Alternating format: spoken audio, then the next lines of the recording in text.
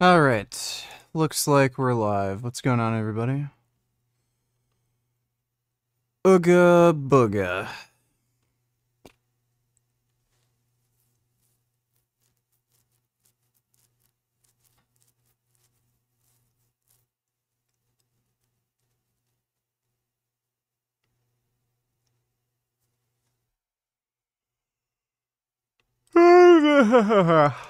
Freedom, I am Dr. Tony Huge, and we are here to crush ignorance and pioneer human evolution. Oh, good. So if you didn't know, I've been putting on my Sherlock Holmes hat and have been doing a ton of research on people within the fitness industry, and very exclusively, I've talked a lot about Tony Huge, Connor Murphy, and the whole gang there. There was allegedly a murder case, allegedly a cover-up, but I think we all know that when someone usually makes a bad decision, it's not just one bad decision. I think very rarely in life that is the case, of course. Everyone deserves second chances, but usually you'll find that if the severity of that bad decision is quite large, they're likely to make further bad decisions.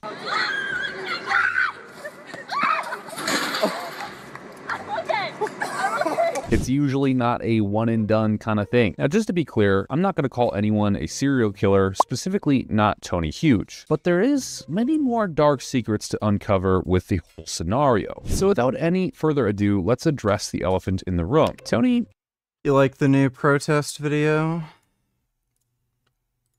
Yeah, that's fun to shoot.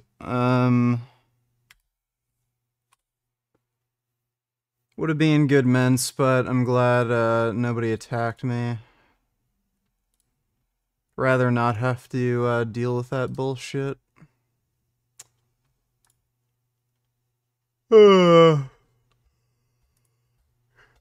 Everyone there was an absolute fucking moron.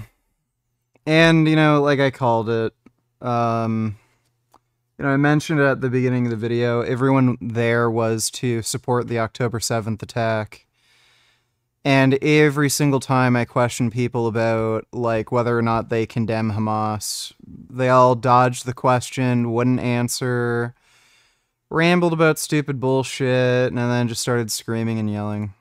Huge calls himself a doctor, even though he's actually a lawyer. You're a doctor, right? And I did a quick Google. So you're not a medical doctor. You're a law doctor. Doctor of law, yeah. Which, Doctor I mean, law. I don't need to call myself doctor, but the problem is, you know, I'm in the area of chemical biohacking, and people come to me when their doctor can't solve their problem. So I'm like a doctor. There's a little bit of a misleading sense to that. While being a lawyer and having a degree in law can technically or maybe apply as a doctorate, I don't think it is one of the things that applies here. Within the field of law, pretty much universally, no one accepts that title as legitimate. Reason being is that obviously that title is generally applied to PhD holders or actual practitioners. That cop I was talking to wasn't taller than me. It's just that each time I was talking to him, I was either leaning against a fence or he was on higher ground. I restarted my road to 405. My strength and power is coming back fast. But it doesn't feel like an accomplishment. It feels very repetitive. There's something inside me that's forcing me to finish this shit, even when I feel like it's pointless.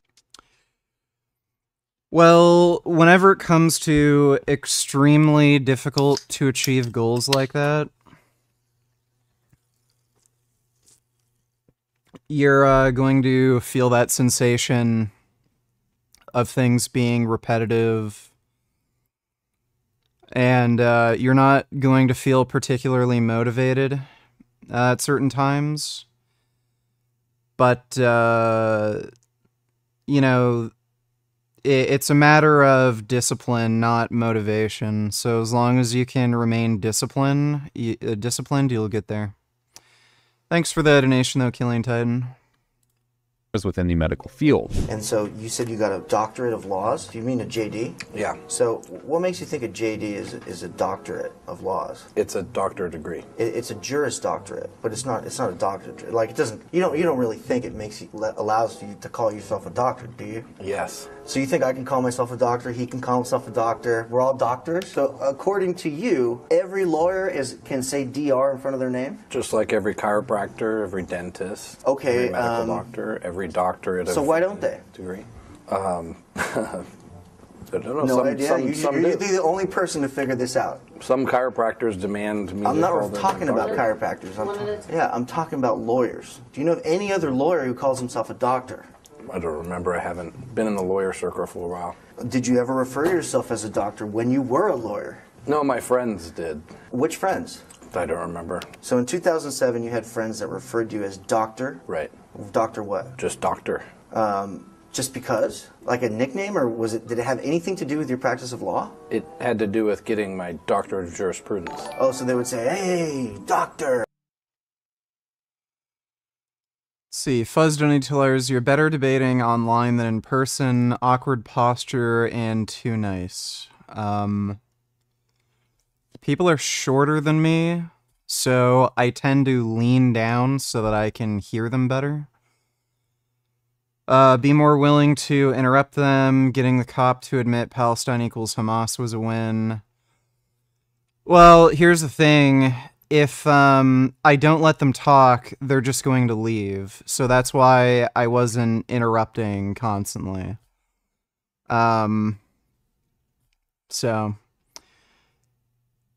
But also, why did that lady say you were shaking? Were you...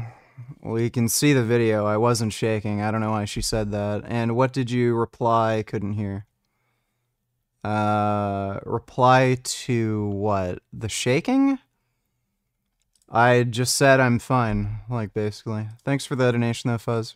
You're a doctor now. Pat on the back, that sort of thing? Yeah. And you didn't stop them? No. Because you believed in your heart of hearts that lawyers are allowed to call them. Would you ban second or third cousin marriages? Yeah, I probably would. Like, if the assumption is they're going to have children, then yeah. Themselves doctors. Is that what you're saying? It's just friends calling each other's names. But you adopted it. Do you have much caffeine? No, not particularly. I have one energy drink in the morning, and I think it's 180 milligrams, and then that's it. Is what I'm saying. Yes. So you didn't stop them. Right. Right. So is there any type of research you did to determine whether or not lawyers can call themselves doctors? In what forum? I mean, you can call yourself whatever you want. Ape donated $2. Looking back at the Cell saga, ever wonder how batshit crazy Cell design was? Like, holy fuck, ends at 2:15. But somewhere amongst the planetary debris, the core of my being still existed. One living cell survived, and that is all I needed for my regeneration. Feel every part of my body growing, crackling with new life and energy. My shapeless mass began to sprout new restored. First, I could hardly believe that I had brought myself back from the brink of a great delight. Yeah, Cell's design was really weird. Some of his intermediate forms especially were really strange. Apparently there was 4 different timelines to DBZ, and the original time was sadistic as fuck. Trunks died by Cell. Thanks for the donation, Ape.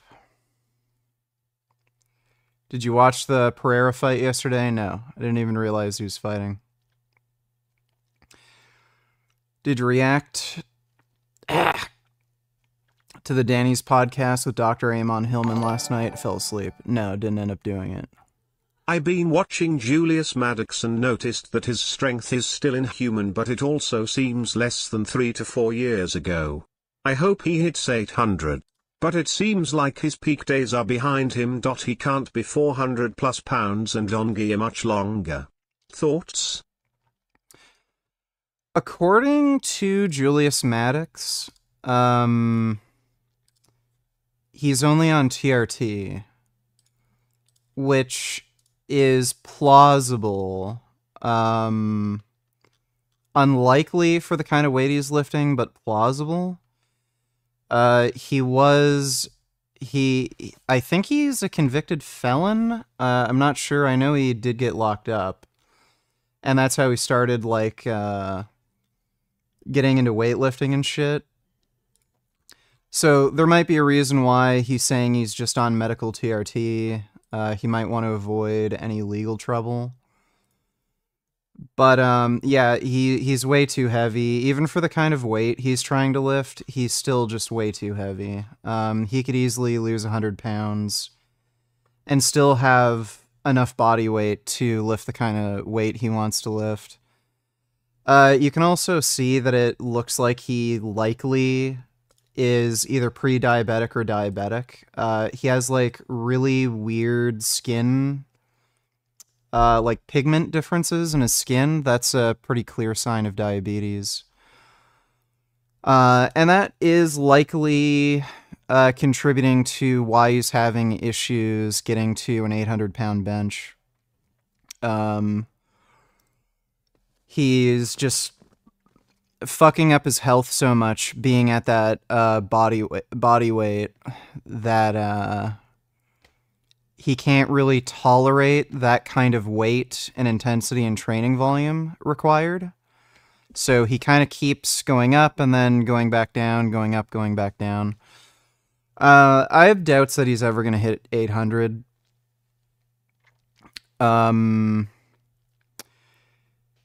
I don't know enough about his training, though. Like, if you look at my training going up to 410, there were big, ebbs and flows, and I needed that because I needed to train with lighter weights for a while in order to build up enough muscle mass to just lift the heavier weights. So, I don't know. He might just be on a really long hypertrophy block where he's just not lifting the super heavy loads.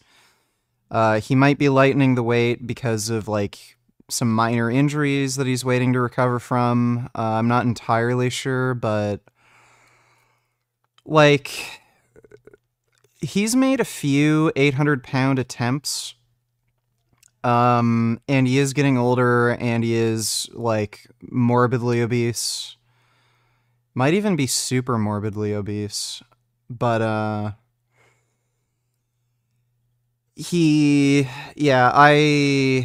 don't have high hopes that he's gonna reach an 800-pound bench. Thanks for the donation, though, Killian Titan. Did you watch these retards yet? There's rap.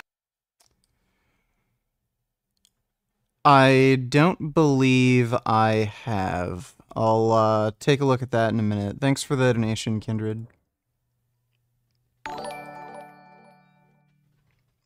I recorded this just now for you. Oh my god. Whoa. Oh my god. That's a nice kitty. Look how frickin' sentient. Oh my god. He is so Why are handsome. you so handsome? Look how handsome. I love you so much. Oh my god. I love you. Yes, kiss him. Even if he doesn't want it, kiss him. Oh my god.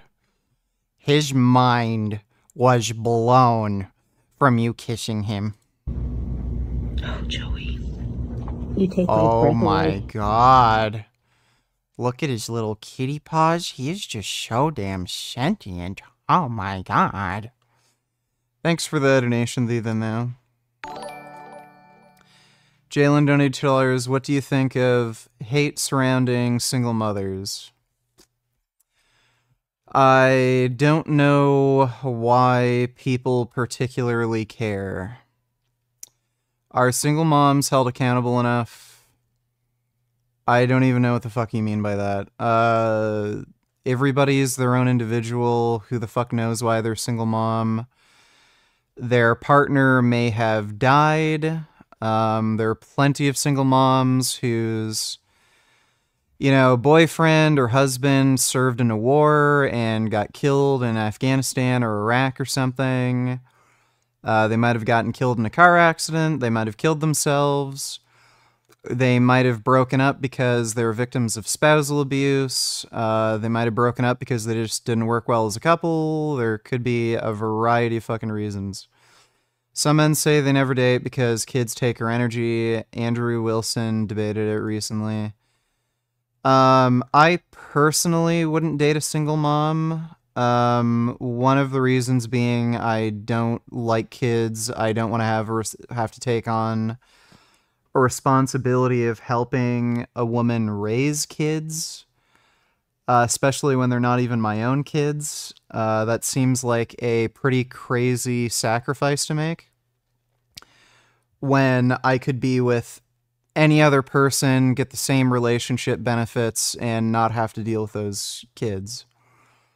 That's the main reason. And on top of that, a lot of single moms also want a partner so that they can take money from them, so that it's easier to raise kids.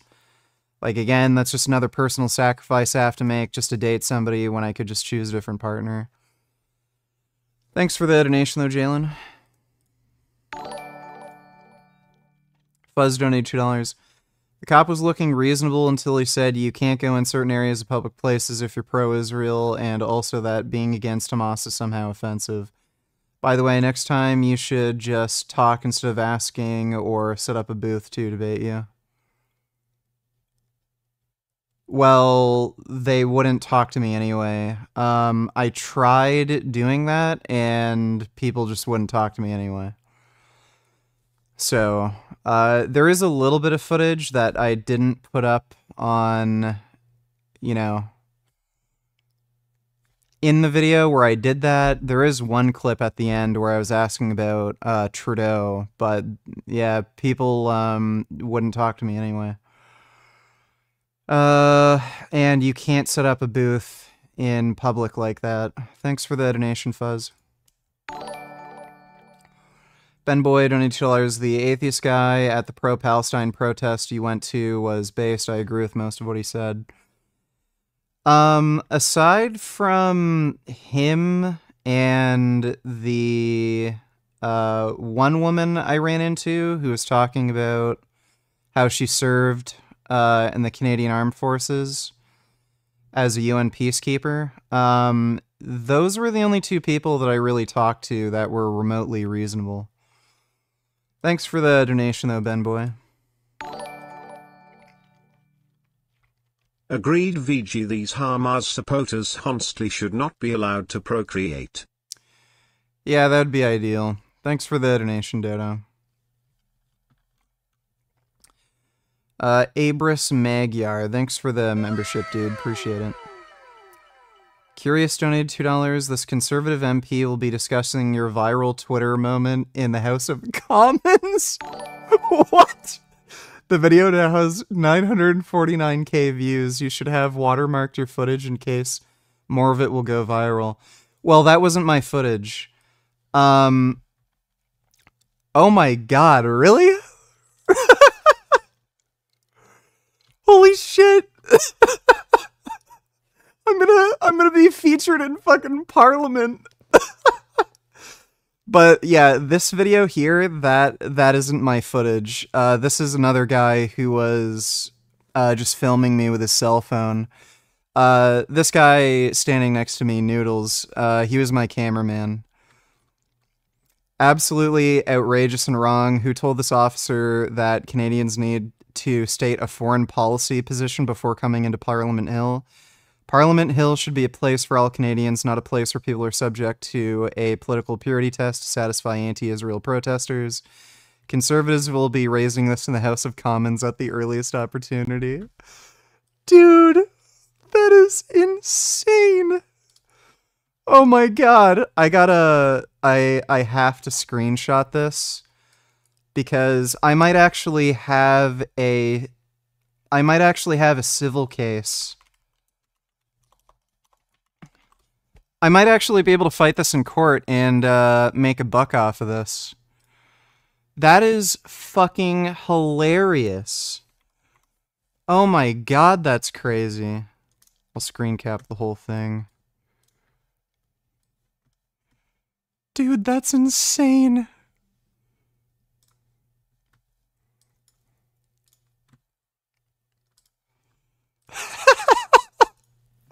That's so funny how I stirred shit up so much just by fucking being there.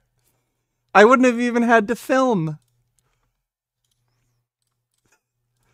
Oh, and they don't even know who I am, too. That's, like, the funniest fucking part.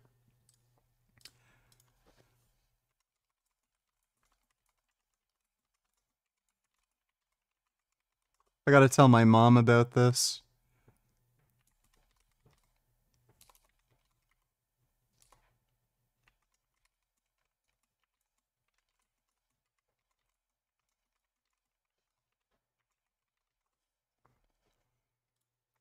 That is so goddamn funny, dude.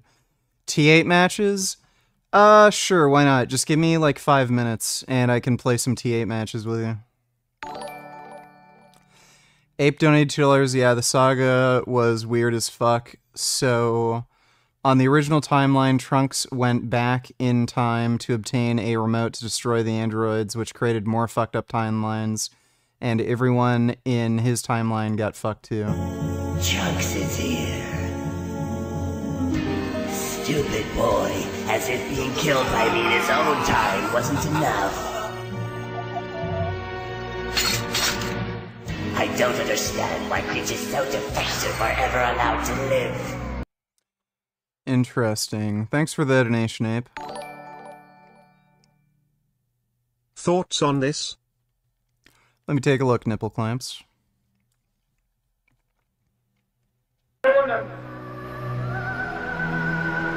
Deutsche Männer und Frauen, das Zeitalter eines überspitzten jüdischen Intellektualismus ist nun zu Ende. Jesus. Holy fuck. They tell you that books were burned, but they never mention which books.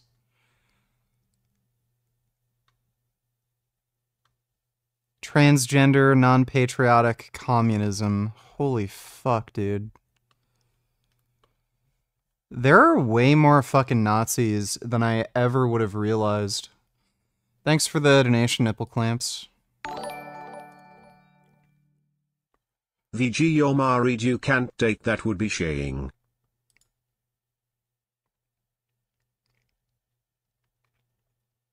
I have no idea what the fuck you're talking about, Dodo. Literally no idea. Thanks for the donation, though, dude.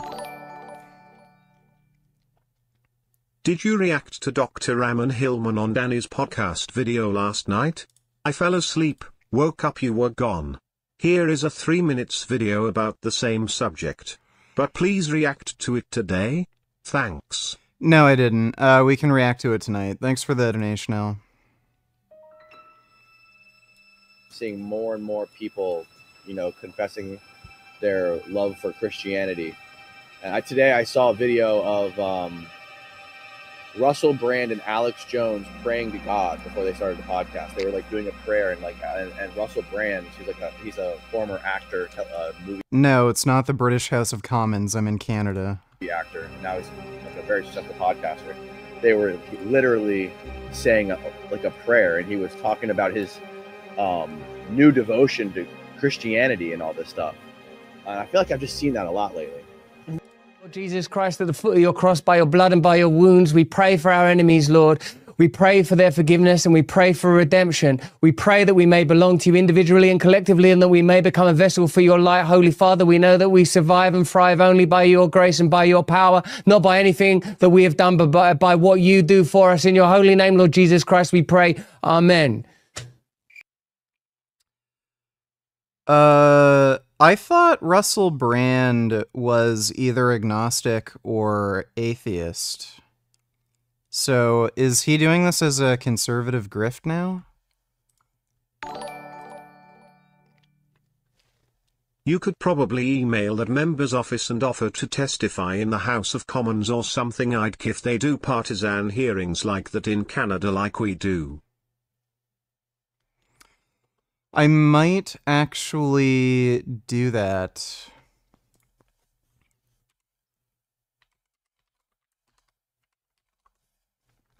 You know what? I think I'll actually message that conservative MP.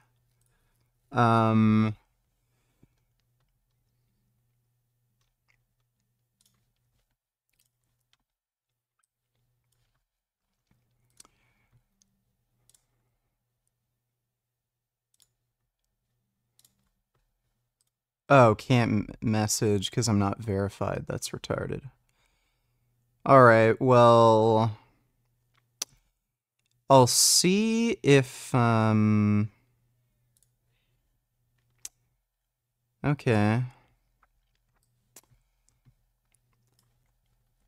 I'll email her. Oh, wait. Sign up to newsletter. Contact.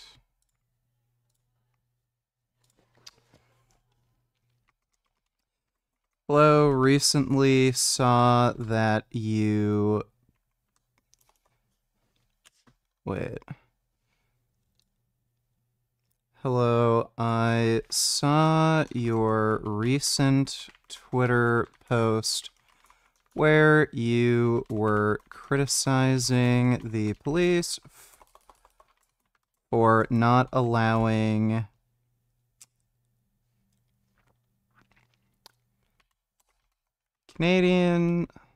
Canadians into Parliament Hill for not supporting certain foreign policy positions. I happen to be the person in that video.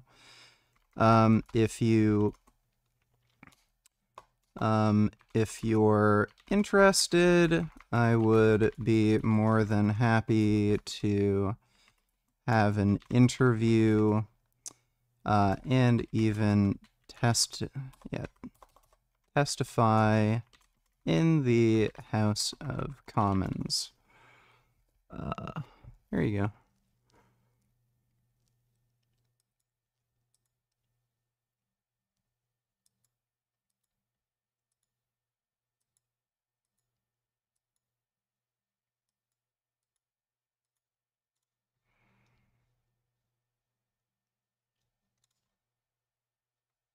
All right, there we go. Emailed her. So we'll see.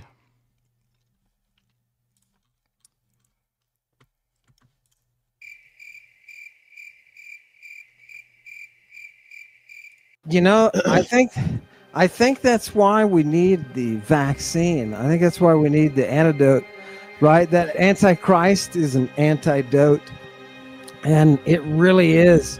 It really is a knowledge. That's how it's represented. I think it's gorgeous. I think in order that you... All right, well, I'll watch that full thing later. Jalen donated $2. Thoughts on semen retention? I mean, it depends on what you mean by semen retention. I'm technically practicing semen retention no matter how much I ejaculate because I have a vasectomy.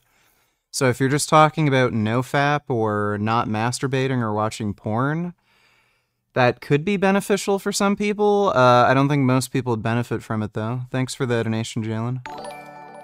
Dylan donated $2. You gotta try Opus out for clipping your videos. I just put in your link and it gave me 20 shorts with subtitles in 10 minutes. It's online free. I think Hamas... You need to post shorts. This is a serious problem for both Jews and Arabs. The October 7th attack, they knew they were going to put their own citizens in harm's way. They knew Israel was going to attack in that fashion. So, and not only that, despite receiving billions of dollars in aid money, Hamas never built any civilian shelters. I think Hamas is a serious... Okay. Opus. You don't want to believe your eyes. You don't want to believe your eyes? Okay. Okay, go ahead. It's okay. All right, well, these people are impossible to debate. What he said about Netanyahu dropping a 2,000-pound bomb in a single person just isn't true. Secondly, his claim that I don't even understand what his epistemic standard was. At one point, he said there's too many civilians getting killed. If you're willing to educate yourself and come back here next week, I'll be more than happy to have a conversation with you. Information so you can set that up. I'll be here. I come to rallies every week. I come to rallies every week. But if your position's gonna be, would you like to debate me? Come on, you know what? I will admit everything that everybody's done, but it's not a genuine debate if your response is they haven't done that. All right, well, thanks, Dylan. I'll take a look into that, and yeah, I should post more shorts. Richard is Somali, donated $2. This is the new Muslim Dragon Ball Z character. يهده الله فلا مضل له ومن يضلل فلا هادي له وأشهد أن لا إله إلا الله وحده لا شريك له وأشهد أن القائد القدوة محمدا عبده ورسوله أقام لنا منار الحق لكن أضعنا مجده السامي فضعنا أضعنا الطريق أضعنا الأثر أضعنا الدروس أضعنا العبر أضعنا الثناء أضعنا الفكر أضعنا شريعة خير البشر رأيت الحقيقة قلب البصر رسمت الحدود لعمق الحجر أنرت الطريق وجد اليقين رفعت الجباه والهمم. I don't know what he's saying, but I think it has something to do with kebabs. Thanks for the donation, Richard is Somali. Nipple Clamps donate $2. This is how I feel about you, Vegan Gains. Thank you for standing up for what's right.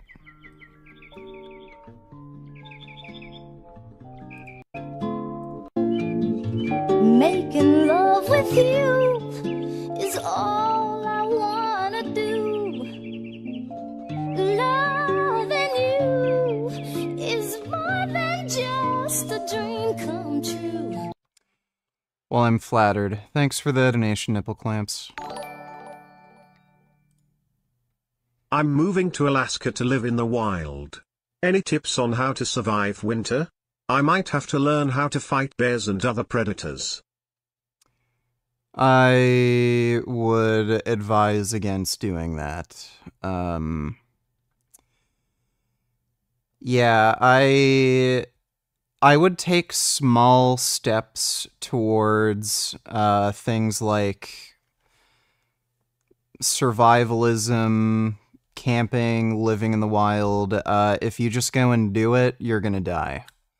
Or you have a very high risk of dying. There's no way to learn that within a few weeks, and these are skills that you're going to have to develop over a long period of time. So if you don't want to die, freeze to death, get ripped apart by a bear, I would say just slowly work towards that. Thanks for the donation though, Ben Boy. Elias donated $2 when trad Catholics say what they think, lol. Pray for the Pope, for bishops, pray the rosary for the Pope, for bishops and for priests, because that's where the problem is. Not with the poor Jews. The Jews are what they are, they're children of Satan, they're all going to hell, or easily most of them are going to hell. A few of them are good. When they're good, they're very, very good, and when they're bad, they're horrid.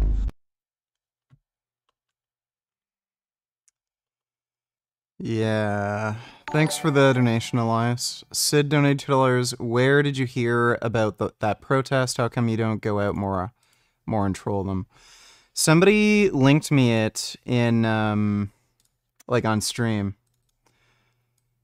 So somebody just mentioned it to me on stream, and then I figured I'd go and film. Thanks for the donation, though, Sid. All right, Casey, if you want to play some T8 matches, let's do it now.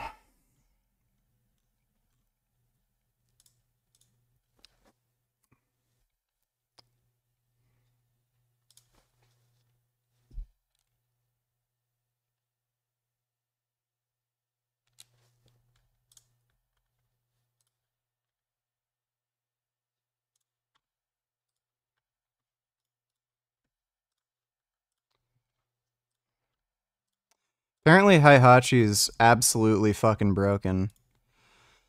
They seem to really want to promote DLC characters by making them just wrecked.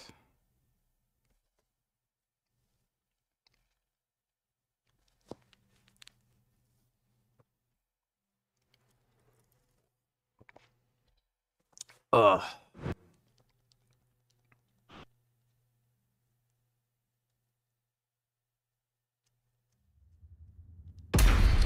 Do you think this could get you on Piers Morgan? Yeah, maybe. It's possible. That'd be funny. Bro, imagine if I could debate Mehdi Hassan on Piers Morgan. That would be just fucking incredible. Where the fuck is Casey? He said he wanted to face me.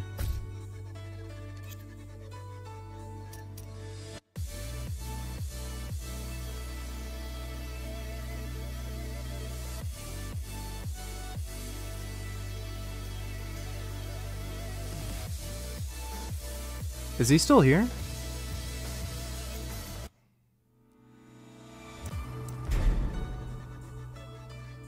Invited, alright, good.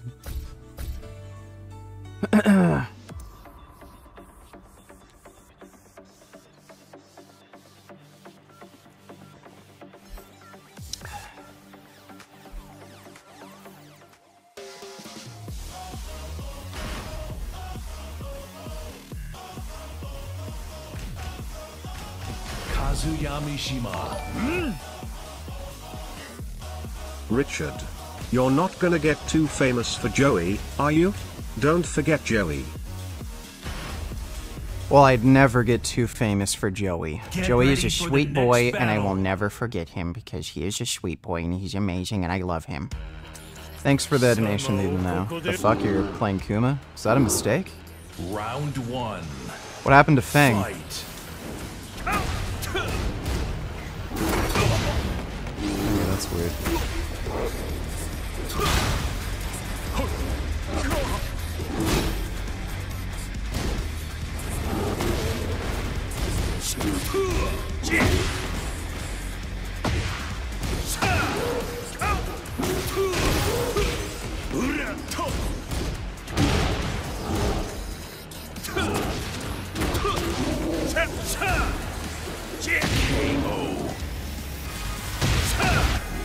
Why are you playing as fucking Kuma?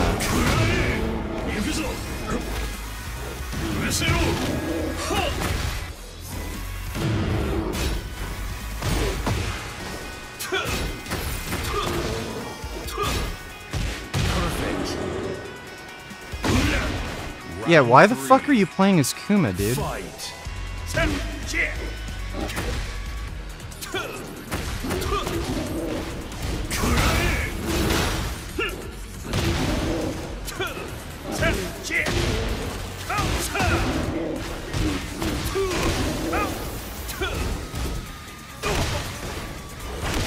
Fuck.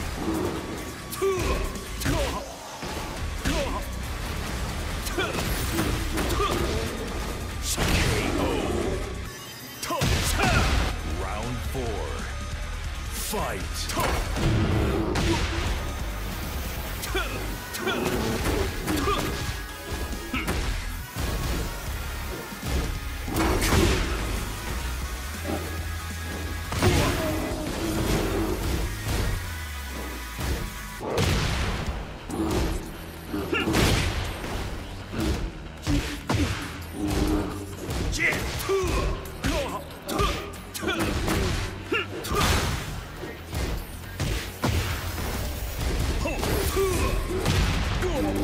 Fuck. Ah, damn it. Round 5. Fight.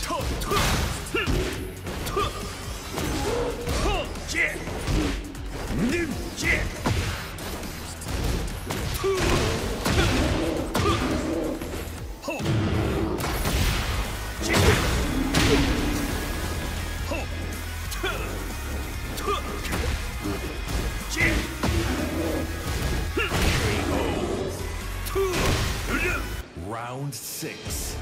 Fight.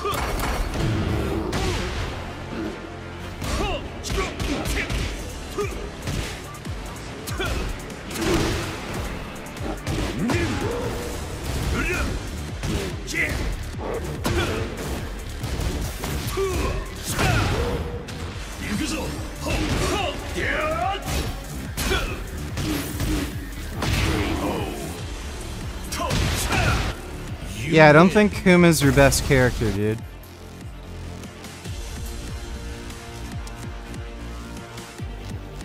Are we...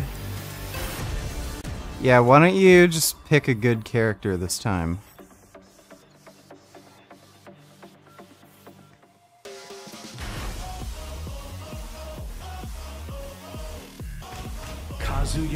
Ah, damn it. Picked the wrong costume.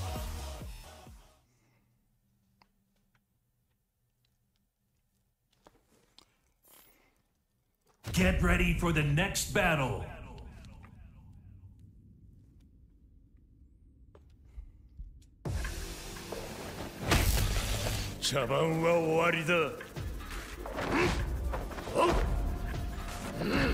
Round 1. Fight. Fuck.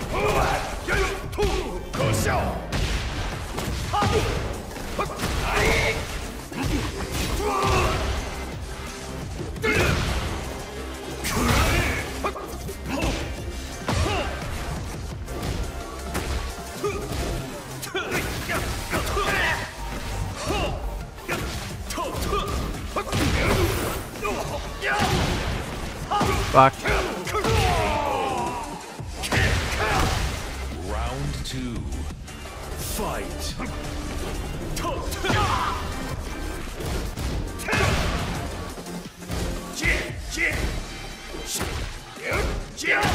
Fuck.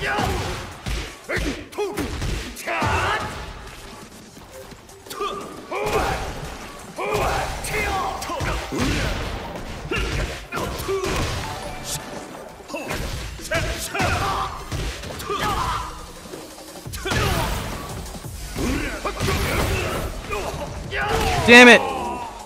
Dodo, Donatillers, I forgot I told you about the Ottawa protest, something.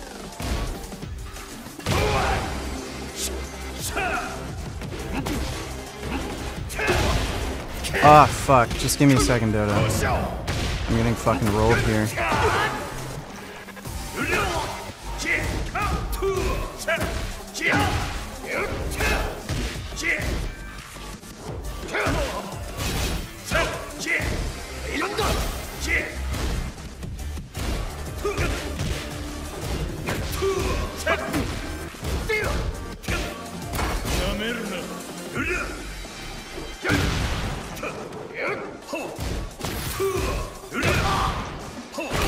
Yes, there we go. Yeah, I'm just gonna have to focus.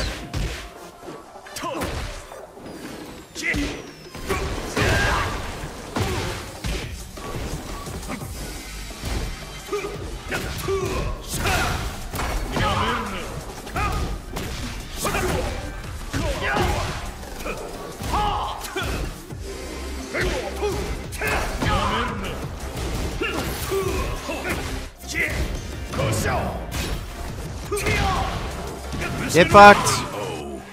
Hell yeah. Round 5. Fight.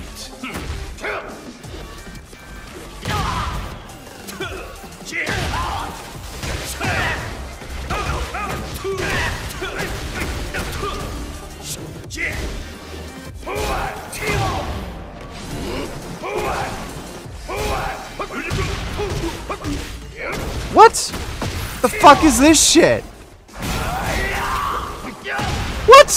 What is that? Dude, fuck you. Round 6. Fight.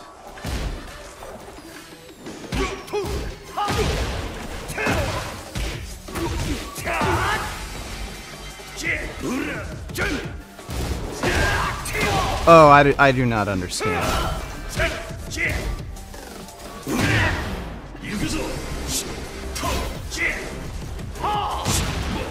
Ah, Jesus Christ. Wow, dude. Fuck me in the ass. Round 7. Fight.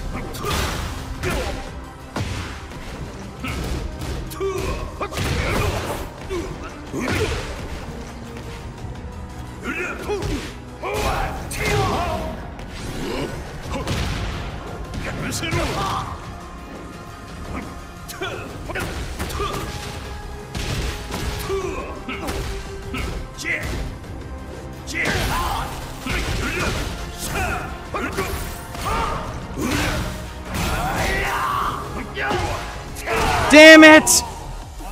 Fuck! Oh, you son of a bitch! Alright, let's redo it.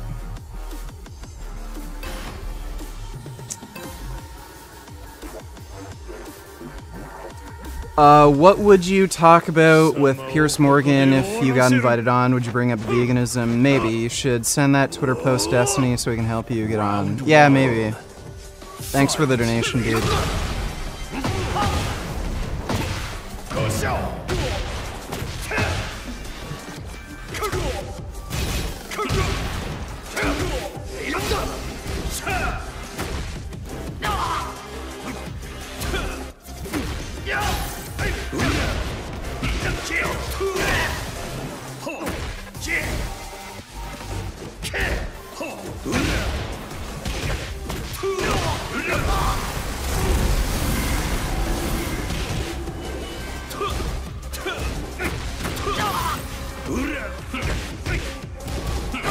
Yes.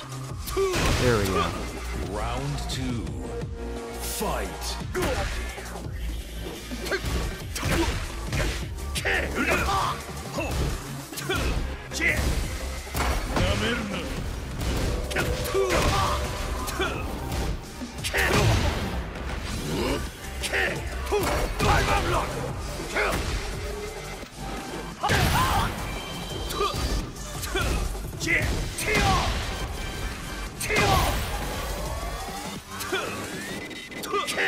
Damn it! Round 3. Fight.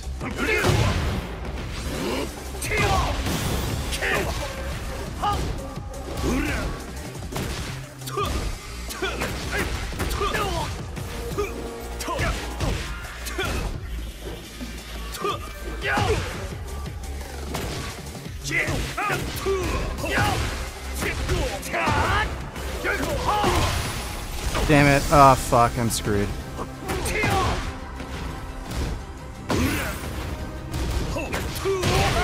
There we go. Alright, not doing too bad. Round 4. Fight.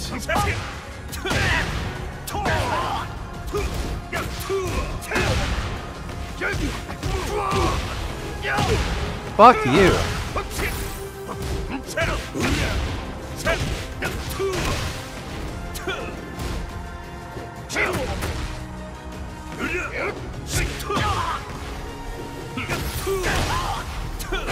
Yes. Haha. Round 5. Fight.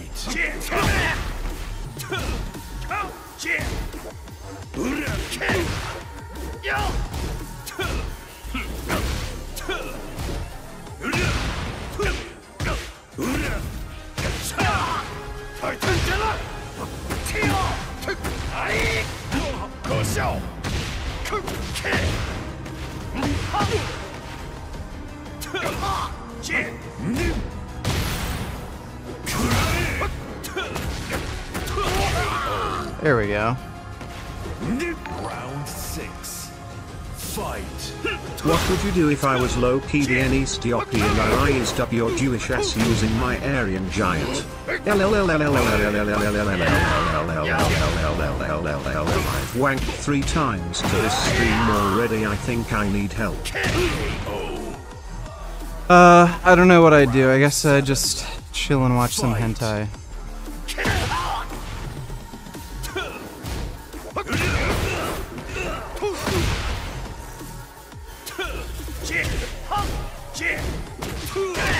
Thanks for the donation though, dude.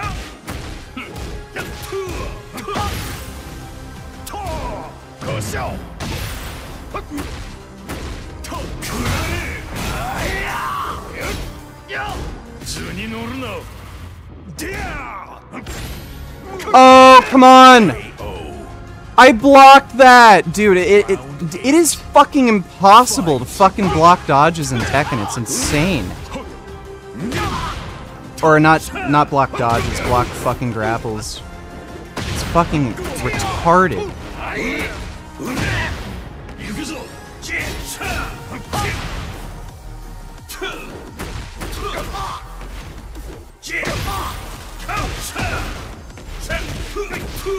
There we go. won a round. Haha. You win.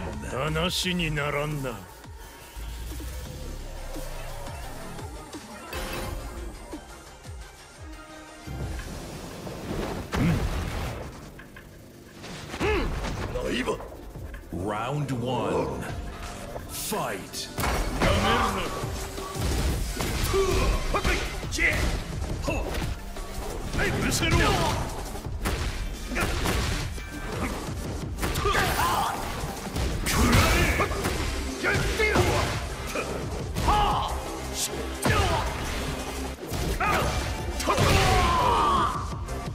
What are your thoughts on Jim Wedler's 5/3/1 routine?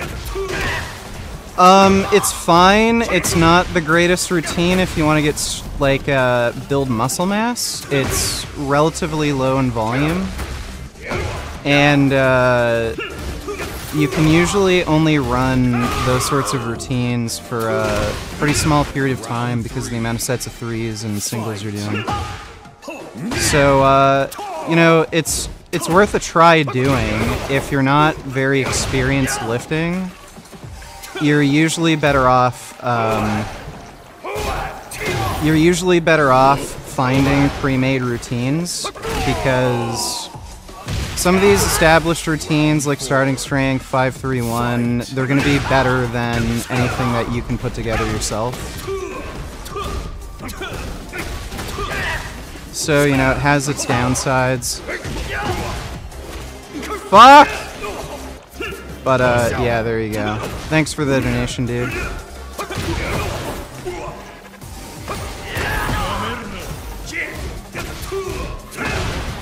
The fuck is this? Fuck you! I hate that move!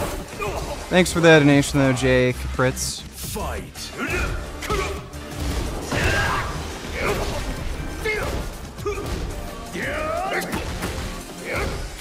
Ah, damn it. I fucking misread that.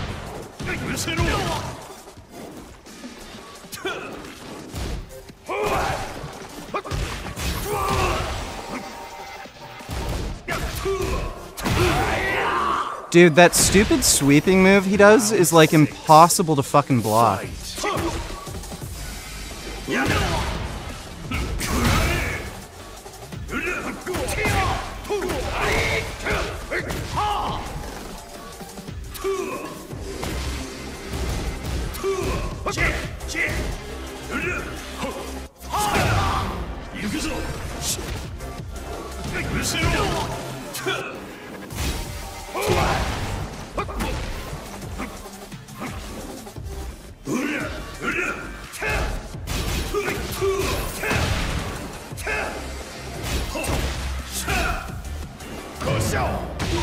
What?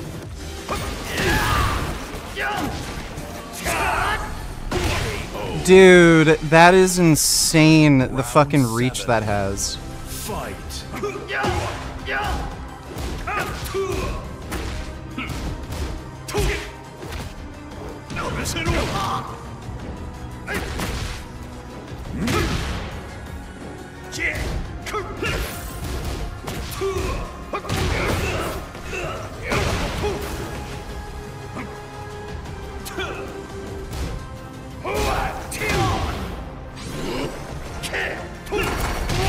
Yes! Haha! Fucking got you there, bitch. Fight.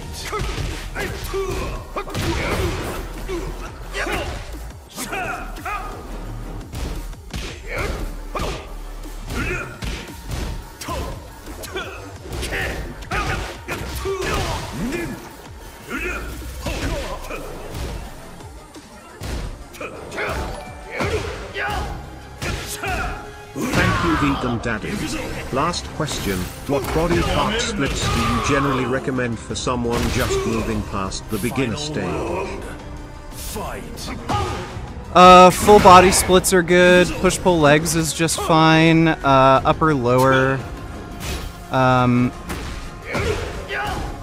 Anything that lets you get in enough requisite volume throughout the week will be just fine. But either some form of full body split or upper lower is usually best for most people. Oh, W. You win. All right, let's play one more. Download Fightcade so we can versus in MVC2. All right, I'll do that eventually. Thanks for the donation, Jake Pritz. Fight.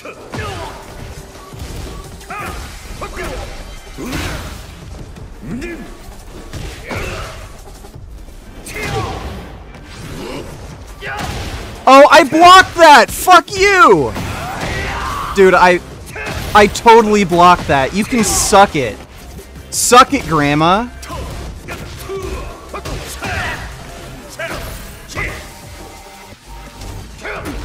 Damn it. Round 2. Fight.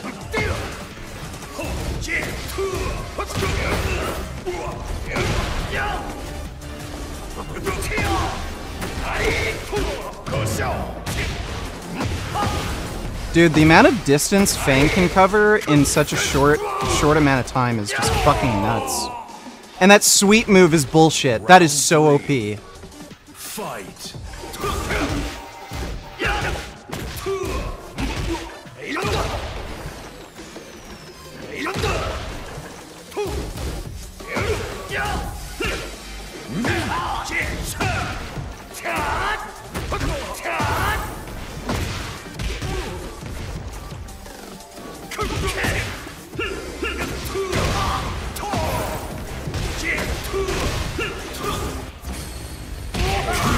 Thank God. Thank fuck, dude. Fight.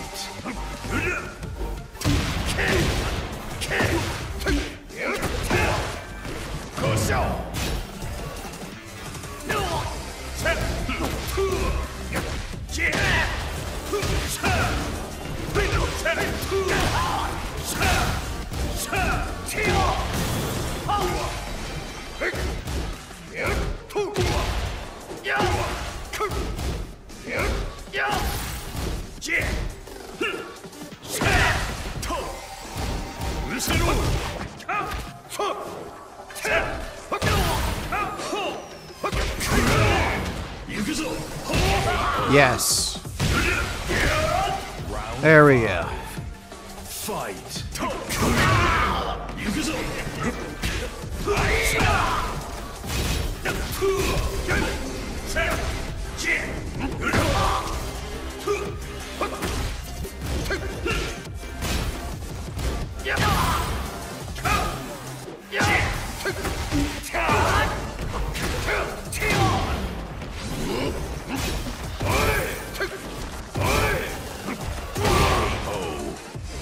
What? You can just keep spamming that?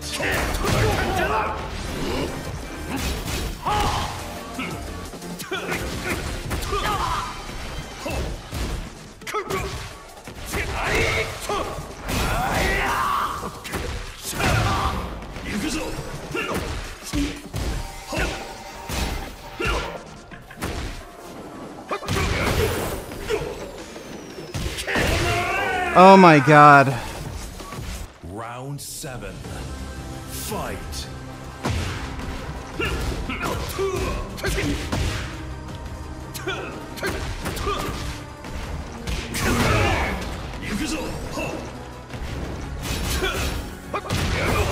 That made no sense. Okay, give me a fucking break.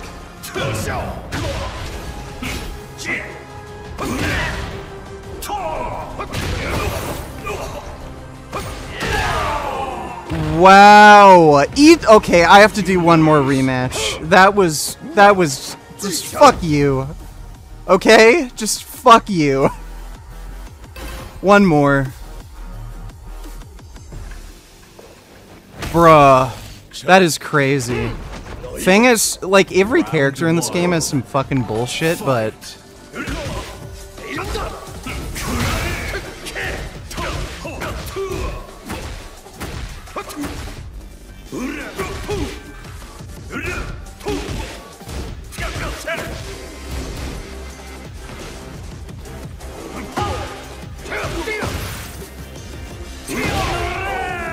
What in the shit?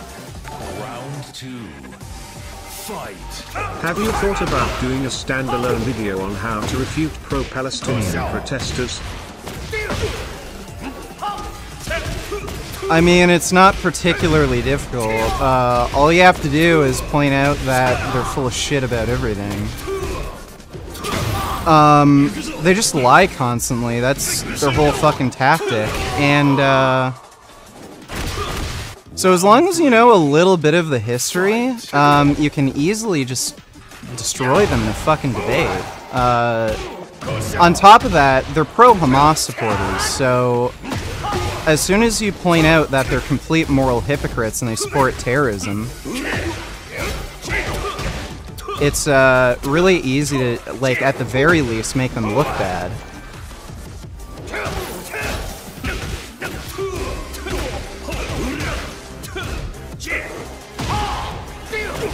Okay, what is this fucking, like, parry move where he can just say nope to your fucking attacks?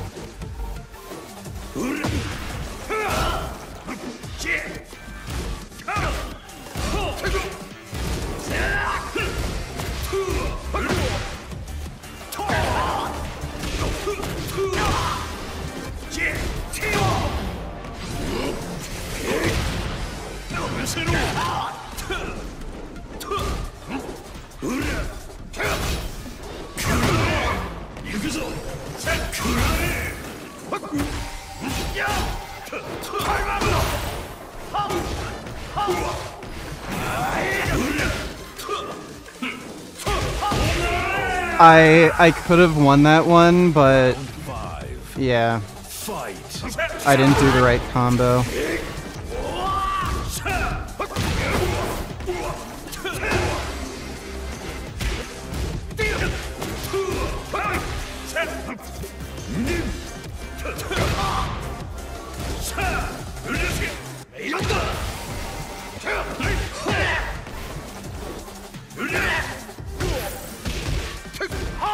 Damn it! Oh man, I'm really fucked here. Oh, look at that donation in a second, dude. Fight.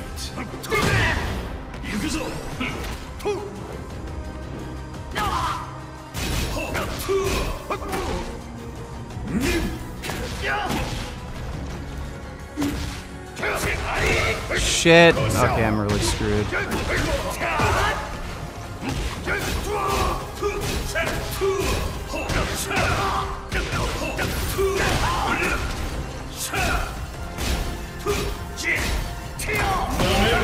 Yes! Round 7. Fight.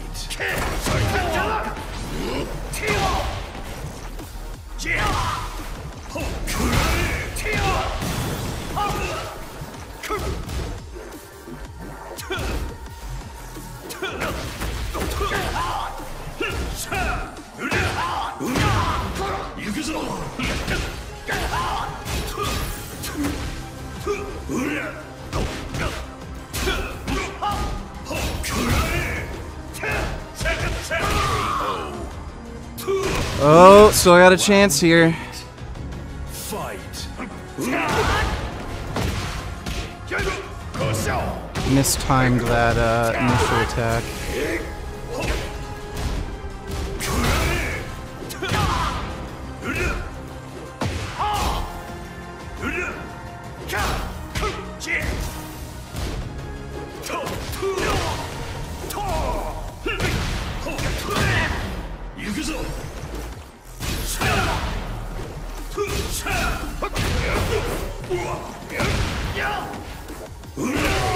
Oh, it's down to this. Final round.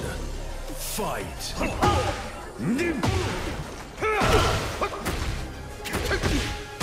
No! Oh my god! Stop playing good!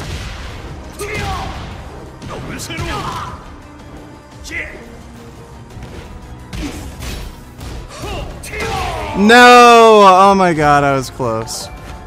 Fuck. People still play this trash game. Yes, people still play this trash game. Thanks for the donation, Trash. Those are some good matches. Thanks, dude.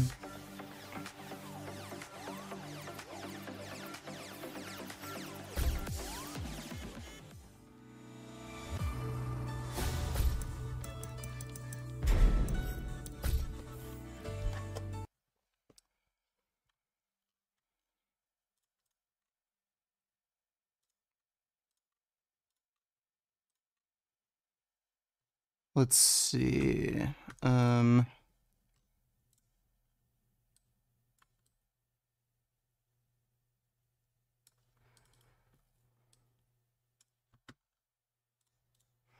Random gal donate $2. I love baby goats. Let me see. Oh my god. Wow. Oh my goodness. You didn't like that? That's a nice baby goat. Okay. Oh. Hey, what'd I tell you? Get away from there. That's a nice goat.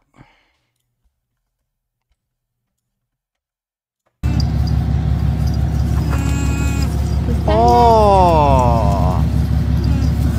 They all want to be picked up and cuddled. Oh. That's nice. Look, the alpaca's there.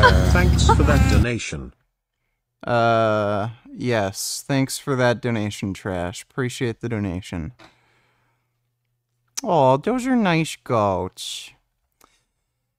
Well, thank you, Random Gal. Those were indeed nice goats. Pretty please smile. I just need you to suffer as much as I did watching this.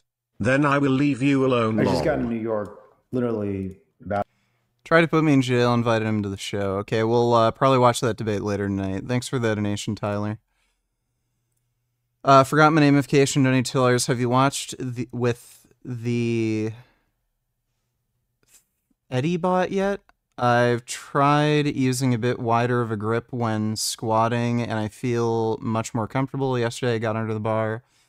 I pretended I was Bane cracking Batman's spine. This Twitch streamer is playing Tekken 8 as Eddie.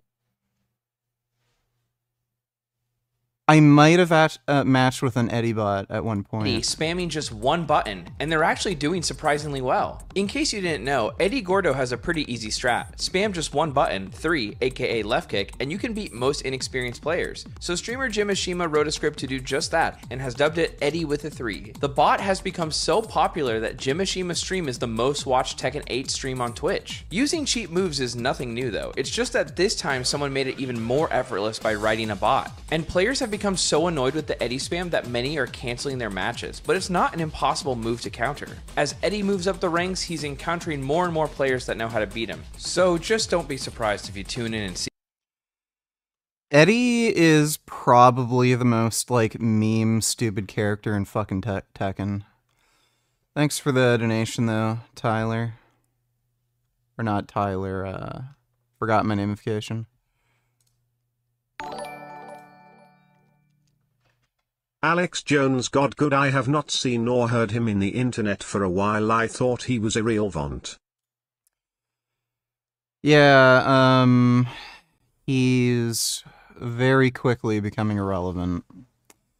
He's selling, you know, that stupid, what do you call InfoWars? So I don't know what he's gonna do. He really needs attention, so he's probably still gonna be around. Thanks for the donation, though, Dodo. Supreme Ruler Richard, we have found and intercepted a threat to your life. An individual from China named Zajin Don. Under Richard Uniformed Code of Military Justice we can imprison him or execute him. What shall we do, Supreme Ruler? Execute him, but do it slowly. Thanks for the donation, Benedict Arnold. Not really. I can't put up a shingle saying I'm a doctor and give people medicine. Is that what you... Of course not. No, and Doctor's a very special thing, right? Doctor's allowed to prescribe medicine. You can't just go around calling yourself a doctor, right? It's a pretty self-inflicted problem, Tony. To me, you just falsely admitted that you're using a professional title to advertise yourself as something. Curious donated $2. The cops regiment / badge number is P1203 if you want to file a complaint. Zoom in and watch from 4 minutes to 4:10. You can clearly see the number. What was on the card he gave you anyway? Estimated casualties is about 40. I actually didn't look at the card. I'm not sure. 4 minutes. It to you. I can't explain it to you in any other way. Here is our media and communications. P1203. Okay. I might just do that.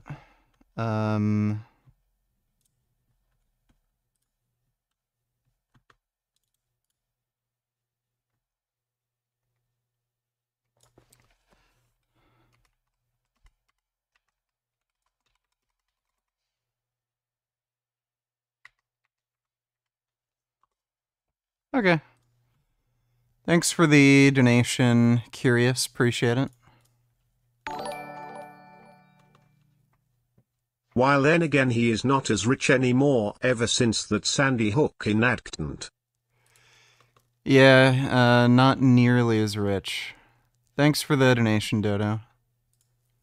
Thing you're not. I mean, you're sure acting like a doctor by claiming that certain SARMs cure diseases and all, but I think everyone knows you're not in the medical practice. And a lot of these compounds are actually cures for diseases. I mean, I use SARMs to cure people for diseases, not just bodybuilding purposes, and for longevity. And the only reason that this guy's able to get away with what he does is because he's a lawyer. He operates in the gray area. Unfortunately, despite being a very close colleague with Leo and Longevity, who actually has a really good reputation, or I should say had, of biohacking. There was legitimate, accurate claims and research being done about the things he was saying. However, I can't simply say the same about Tony Huge. There's so much recycled information that he uses, as well as misinformation at large. For example, he goes around saying things like this. It's like the SARMs are so much better than the classic steroids, and yet people stick to the classic steroids because that's what they're familiar with. They're scared of the new technology. The newer technology of steroids is better and safer and more advanced, has more benefits and less side effects. They just can't connect that in their mind. Instead, everybody's afraid of new chemistry. And look, I get it. There's obviously going to be advancements within medications and the medical system at large, but I don't think SARMs... You have ProPal in the chat. Debate Johannes Lundvall in chat. I haven't even seen his comments. Where is he? Johannes Lundvall. Well, if you want to come debate me and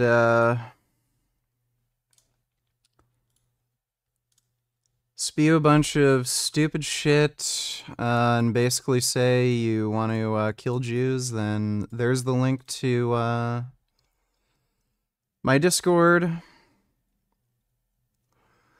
You have no legitimacy, support the violation of international law, the law that keeps the international order in peace. You are an actual joke, dude, so come debate me.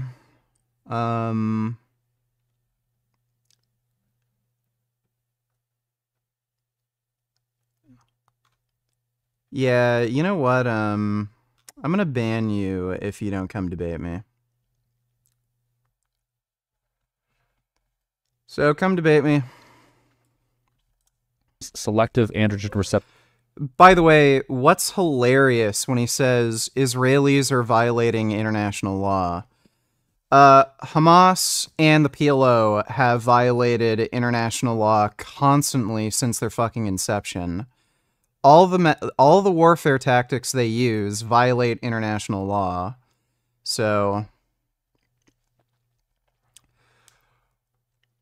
you can debate me another day. I don't have time now. Have time this week, and a proper debate needs a goal and time for preparation. Yeah, so if you're gonna spew bullshit constantly in my fucking chat, and then you're saying you can't debate right now, then don't spew bullshit in the fucking chat constantly.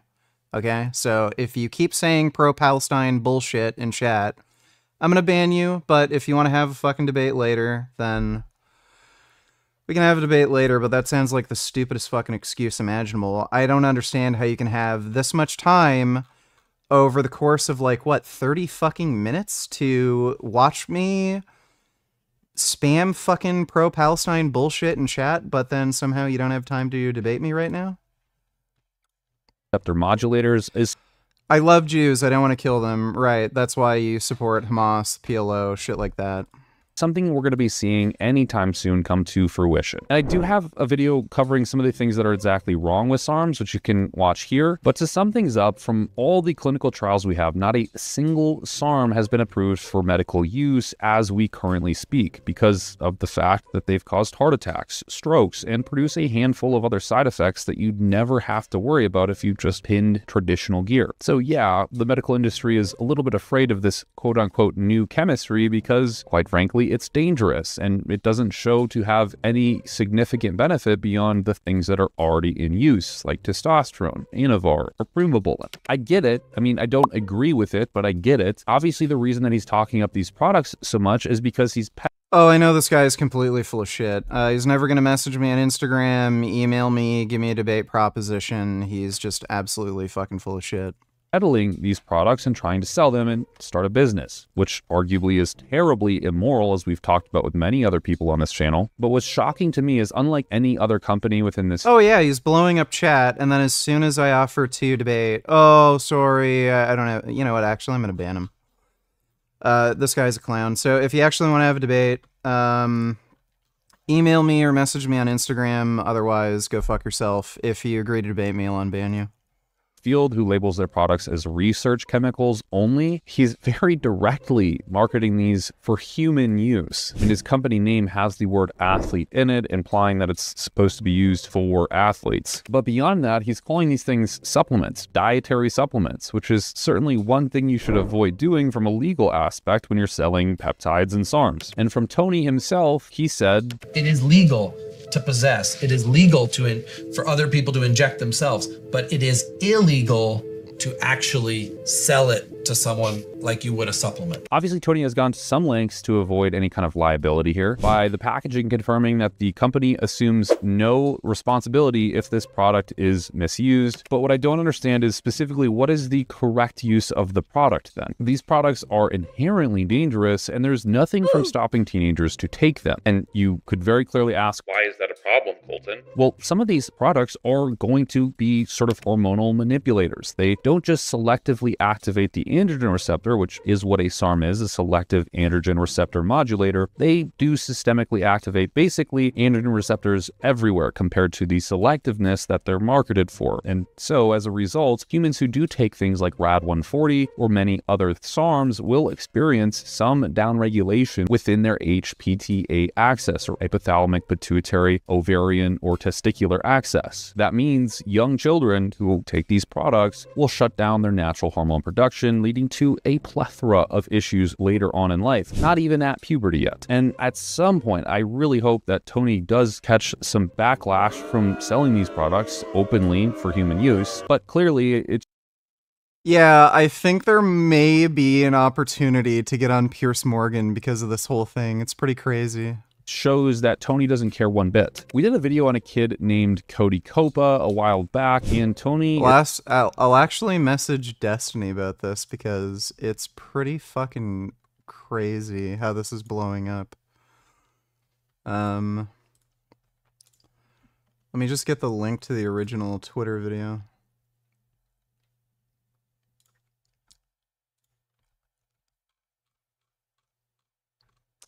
Where is it?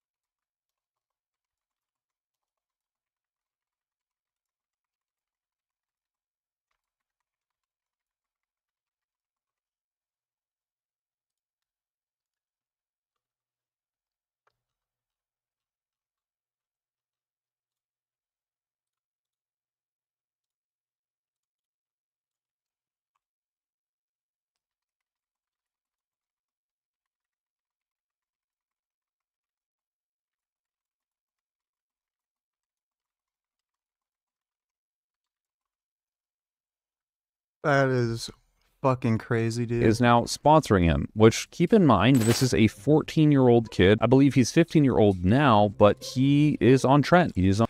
Can you wear your Vegan Gains t-shirt in the interview? I don't think I have a t-shirt, Vegan Gains t-shirt that fits me anymore. I can wear the sweater, though.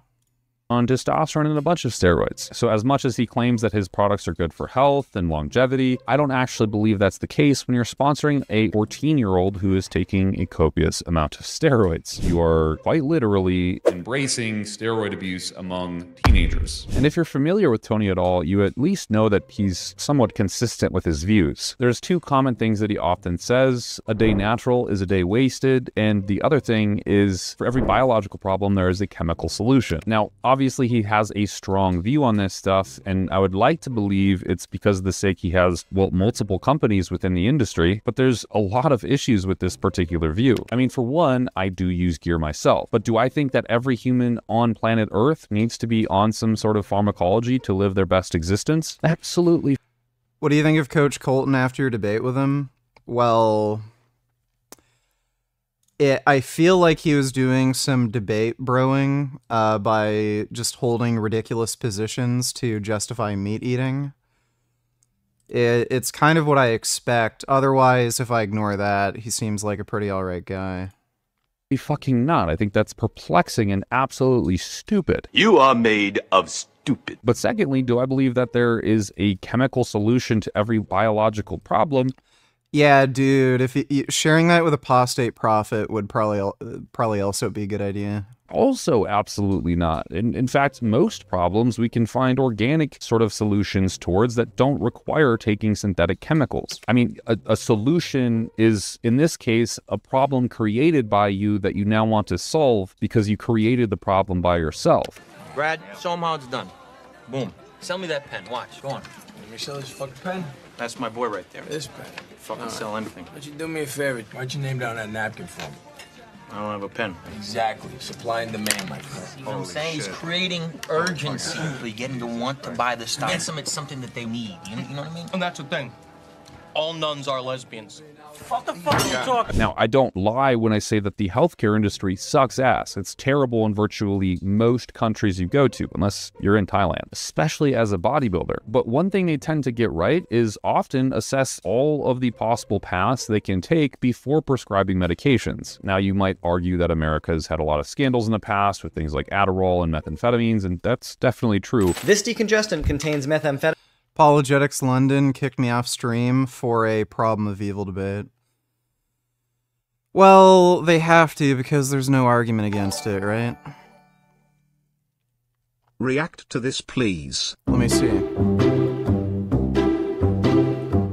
Fortunately, we now have a whistleblower, and I'm going to tell you something, Maria. We're gonna do what we can to bring ABC. Has anyone from that protest vid on X actually picked up it's you? No, not that I can tell. And have them answer some questions, and as well as have this whistleblower and see what's going on as they're trying to tear down the First Amendment. I'm glad you mentioned this because Fox News is reaching out to AB.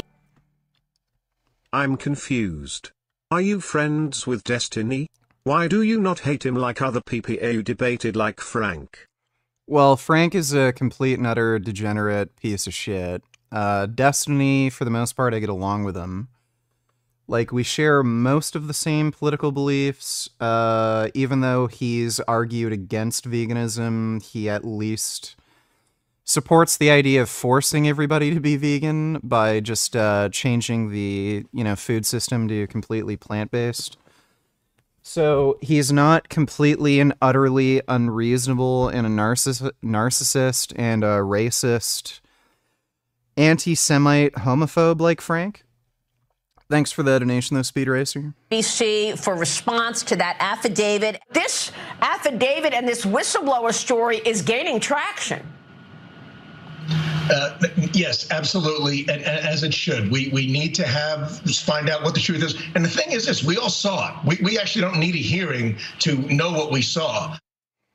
You just heard from Republican Representative Dan Muser speaking to Maria Bartiromo on Fox Business, and they're specifically talking about how they want to investigate a sketchy and unverified affidavit that conveniently alleges that ABC News rigged the presidential debate between Donald Trump and Kamala Harris to give Harris the upper hand.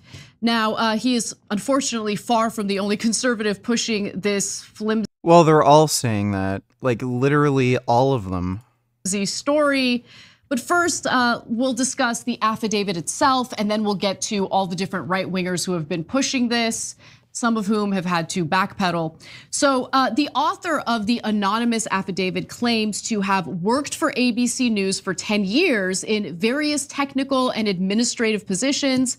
The affidavit is dated September 9th, 2024, which was one day before the debate itself. Now, according to that affidavit, ABC leadership agreed that Trump would be fact-checked while Kamala Harris would not face comparable scrutiny. Gave the Harris campaign, but not the Trump campaign, sample questions in advance, and promised the Harris campaign that she would not be questioned on a number of, provocative topics, I guess, including what Kamala Harris knew about Biden's cognitive decline before it became public and common knowledge.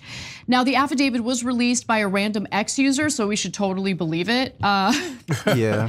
Named Black Insurrectionist, and they have a history of some pretty extreme pro-MAGA comments, including the following. On August, or one August post describes Vice President Kamala Harris and Minnesota Governor Tim Walz, her running mate, as disgusting creatures, and their supporters as the delightful cesspool of humanity we are fighting here today, who may be just plain flat out disgusting pedophiles. Okay, so. That's definitely a reliable source. Yeah, conservatives are completely fucktarded, dude. Like, they're just brain broken. And this drug test will prove it. So I decided to try testing the inhaler itself. And not only did that come back positive for methamphetamine, it also came back positive for another drug, MDMA. In 2002, a British skier tested positive for amphetamines at the Olympic Games, and he was stripped of his medal. Turns out he had just used one of these inhalers, and this is what turned his test positive. The Olympic Committee's rules at the time did not distinguish between the very illegal dextromethamphetamine and the very legal levomethamphetamine, and so they did not give him his medal back. But I think most doctors, if good and progressive, are going to say, hey, let's look at our options here before placing you on a swath of different chemicals. And if you think about it, the vast majority of people are actually unhealthy. I mean, they have a suboptimal lifestyle and routine altogether. With a few tweaks to that situation, whatever it might be, diet, exercise, who knows what, they could fix basically a lot, if not all of their problems without the need for any kind of medications. I mean, just think about glucagon-like 1 peptides. They don't even need to exist, but because people can't stop eating, they exist. So like I said, you're creating your own problems and then making the solution chemistry, but it could just. There is literally no proof whatsoever that liberals are trying to tear down the First Amendment. Also disgusting pedophiles. Look what group of people is taking after all the child sex scandals. Yeah. Conservatives have a far longer list of child sex scandals than liberals or Democrats. Every accusation is an admission with these people. They're the ones that are trying to tear down the First Amendment. They're the ones who have, issues with child sexual exploitation. So yeah, just every accusation's a confession with them. It's just projection.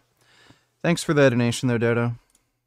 Be a solution that you can generate naturally. Okay, if you use the occasional peptide to fix an injury, that's a little bit of a different thing, or something to enhance cognition before a big test or a long workday, which is something I regularly do, fair enough. But if you're entirely dependent on injecting something and believe that if you don't take that something, or any kind of chemistry, that you are simply lesser than, that is radicalized belief. You are no better than a pothead on the side of the street, or more accurately, a meth head, who can't find a home because he just simply can't stop taking drugs, because every day not on those drugs is a day wasted to him. And that's exactly what Tony is in a way. He's dependent on all of these drugs that he surrounds.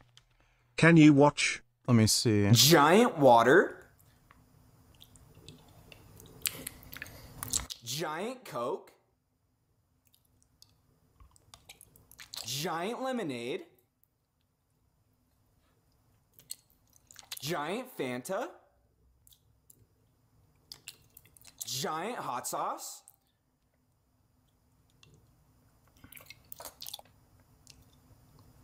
That is gross. Thanks for the donation, Speed Racer. Rounds himself with. And I think it gives him this feel that he has some omnipotent control over just about everything around him. I like to have sex with 3 women per day, every day, different ones, and then rotate. So maybe like I like to have sex with at least 9 girls per week and 3 different ones per day. Curious $20, leave comments on these people's videos. Saying it was you. Let me see. Parliamentary Protection Service clearly violates human rights of Canadians. Are you able to react to this? All good if bad timing. Dude, this is hilarious. It's funny how the clip that was uploaded to Twitter is the one that's going like insanely viral. And no, I'm not able to react to that. Thanks for the donation, Charles.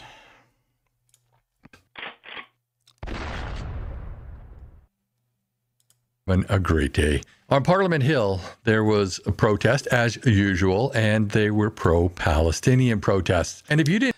Do you take a protein shake and creatine, have a small meal right before your workout? Well, before my workout, I don't have a protein shake.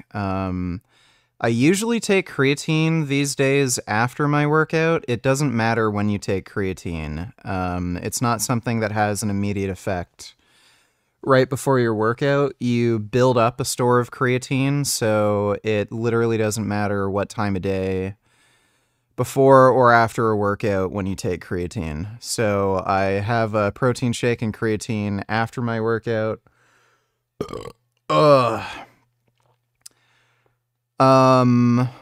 Pre-workout, I'll usually just have like a blueberry smoothie or something like that. Thanks for the donation though, Andy. Didn't agree with that protest, the Parliamentary Protection Service wasn't letting you on the grounds. Let's take a look at this video by Daisy Media. You are not a supporter of Palestine. All right, that was me talking to the cop in the video. I actually have a full video of the protest on my channel with every police interaction I had. Thanks for commenting on this. I definitely agree that I feel like my civil rights were violated. You are not permitted on... Yeah, that was before you admitted being against this cause over here. You never said he was against this cause. Yeah, you did. You said he's not a supporter of Palestine and doesn't recognize Palestine as a state. No, I didn't say that. But do we want to rewind the video and see? Well, there's no audio in there. That was before you changed your story to I don't support Palestine and I don't recognize Palestine as a state. Look, I'm and so, not wearing anything hold on. that's inflammatory. Hold on. And I just hold want on. to do interviews. Hold on. Then at the end, right before I left, I said, you are not to go on this side. Right? No, this is a clear free speech infringement free for Palestine. Well, you declared that you're against it. Guys are this side over here. No, you've just proven to me and said very clearly. Was preventing somebody from entering a public area because that person did not believe, or that constable did not believe that person believed in the Palestinian movement or the Free Palestine. So from like being extremely charitable, I could understand why the cop would want me to not be on the premises, because he felt like me being there with the sweater I was wearing that said "Death to Hamas" might cause an incident where somebody might fight and violence could break out, but I folded my sweater inside out so nobody could see it. So if that was the issue, that I was wearing a sweater that could incite an issue, then his only reason for not allowing me on the premises now is I don't agree with this political movement, which is insane. That sounds like a clear violation of civil rights. Like that's just absolutely fucking crazy. Posted that 4 hours ago, and let's see the other one. Of Palestine, you are not permitted on. Yeah, that was before you admitted being against this cause over here.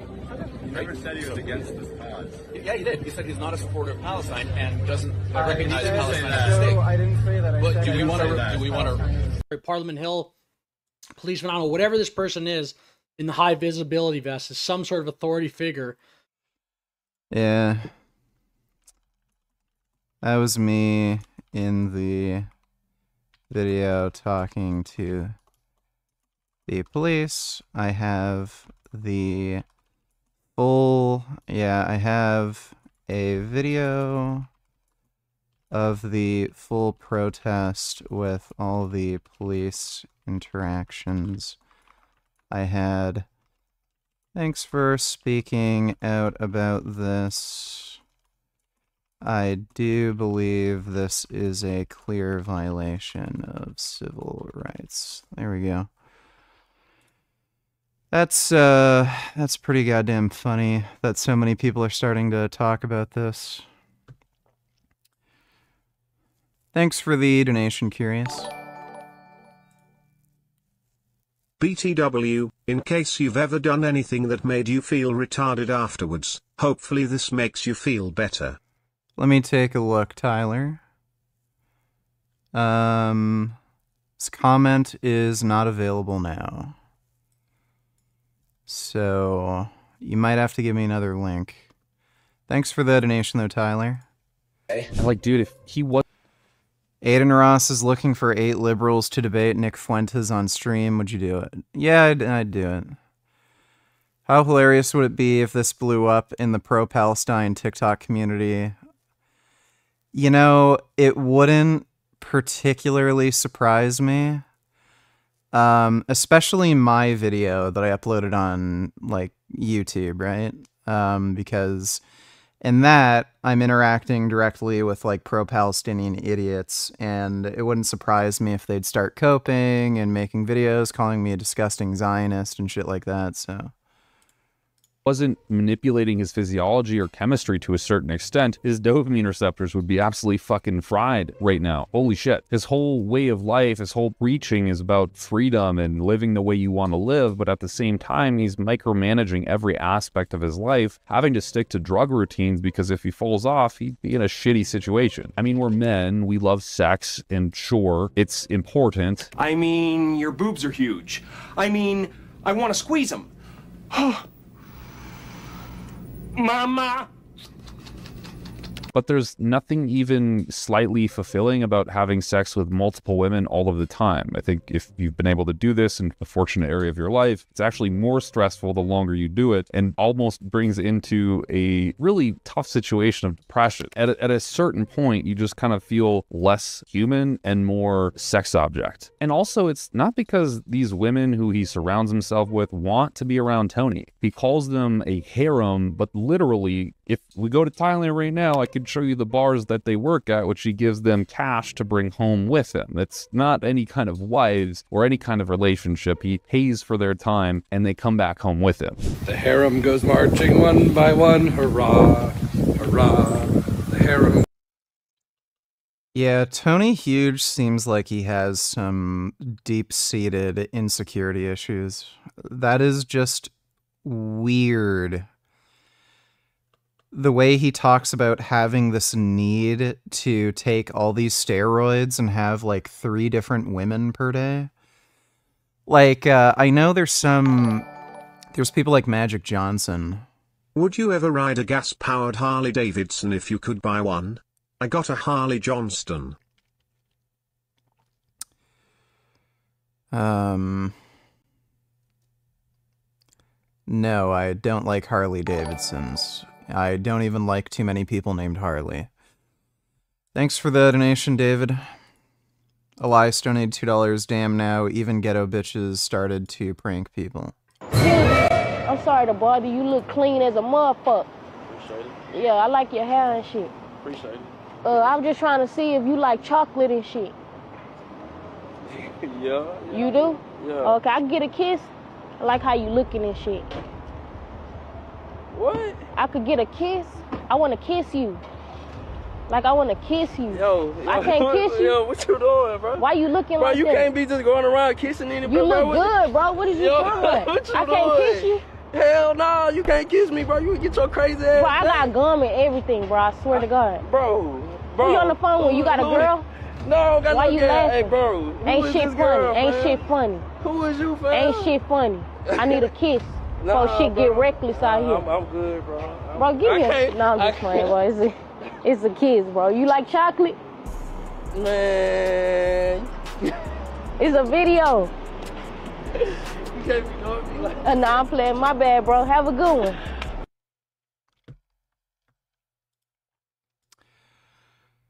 Not sure if that's a product placement, and I'm not sure if that's real. Thanks for the donation, Elias. But yeah, like I was saying, like the way Tony talks about having 3 different women per day, there are dudes like Magic Johnson who just want to fuck everything on the fucking planet. It doesn't sound that way with Tony. It sounds like he's fulfilling like some sort of obligation he has where if he doesn't do it, he's like lesser of a person.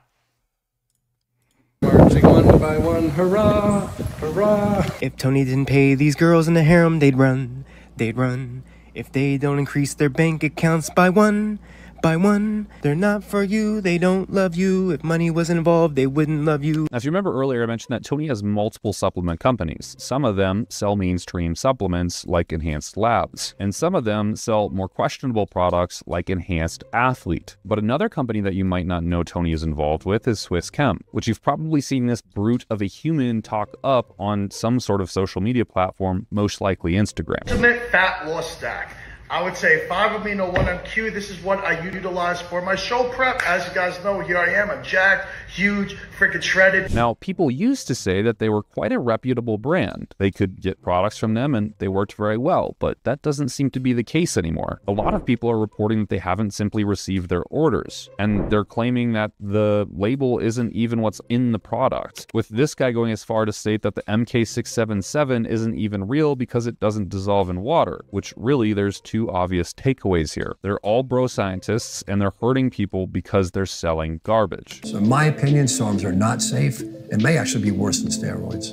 These are all bro scientists and they're hurting people because they're selling garbage. Now, I'm not condoning any kind of peptide or SARM, but having these things in encapsulated formulas is a bit of a red flag for me. Now, SARMs do typically come in powders, but a lot of things you can reconstitute with bacterial static water, and that lyophilized puck that the stuff is going to come in, mostly peptides, is going to then turn into a fluid very easily. But I also think that people don't realize this is a completely unregulated realm of the marketplace. There is quite literally nothing in place stopping them from fulfilling your orders. There's also nothing in place to stop them from selling you fake products. And it doesn't mean anything that they have test reviews on their website because, quite frankly, they were done by a third party they could have paid off, or these could have been a one and done kind of thing. They batched one sample and sent that, and that was their positive sample. Then they said, cool, we got what we need. Let's just start selling the bunk now. And if you're tapped in like me, you've definitely seen this as a recurring theme with a lot. No, I've never communicated with Nick Fuentes before.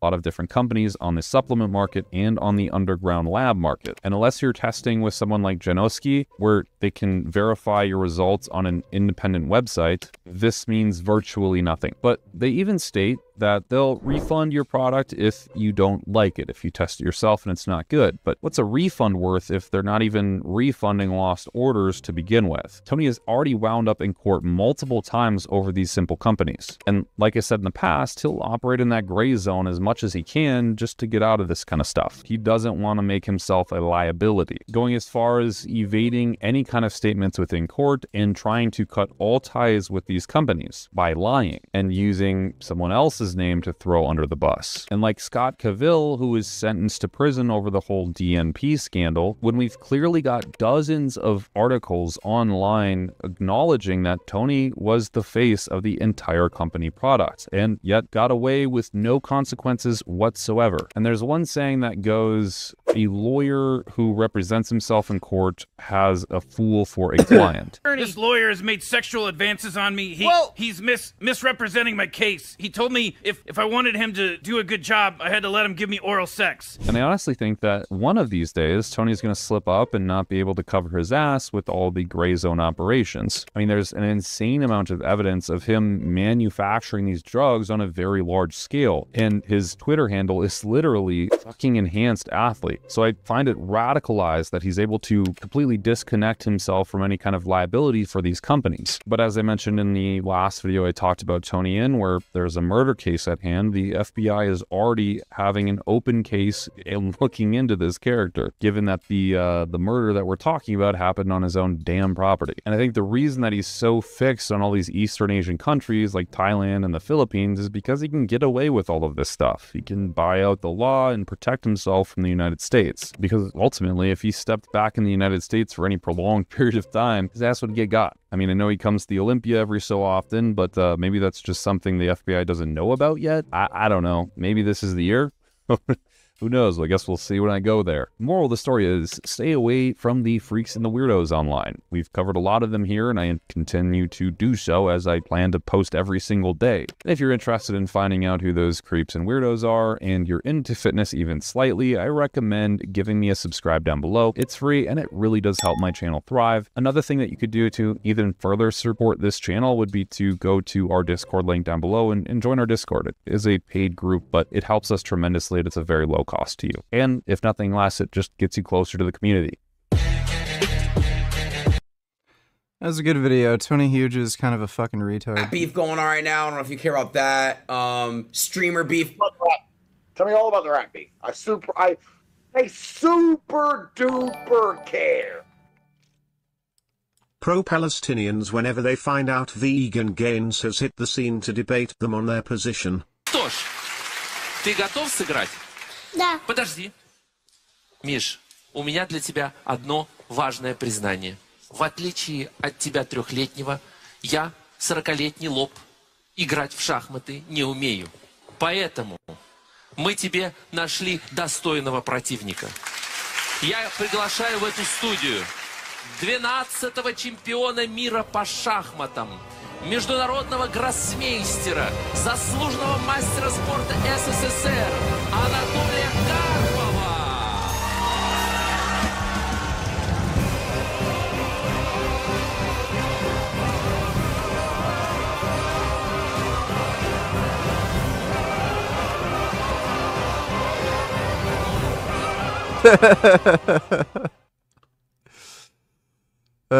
Yeah, basically. Thanks for the donation, Tyler.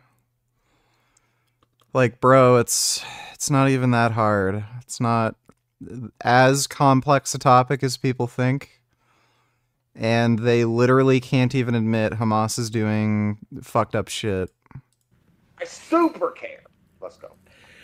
Well, okay. You're not really going to care. I don't really care. Can I just tell you what I've been on?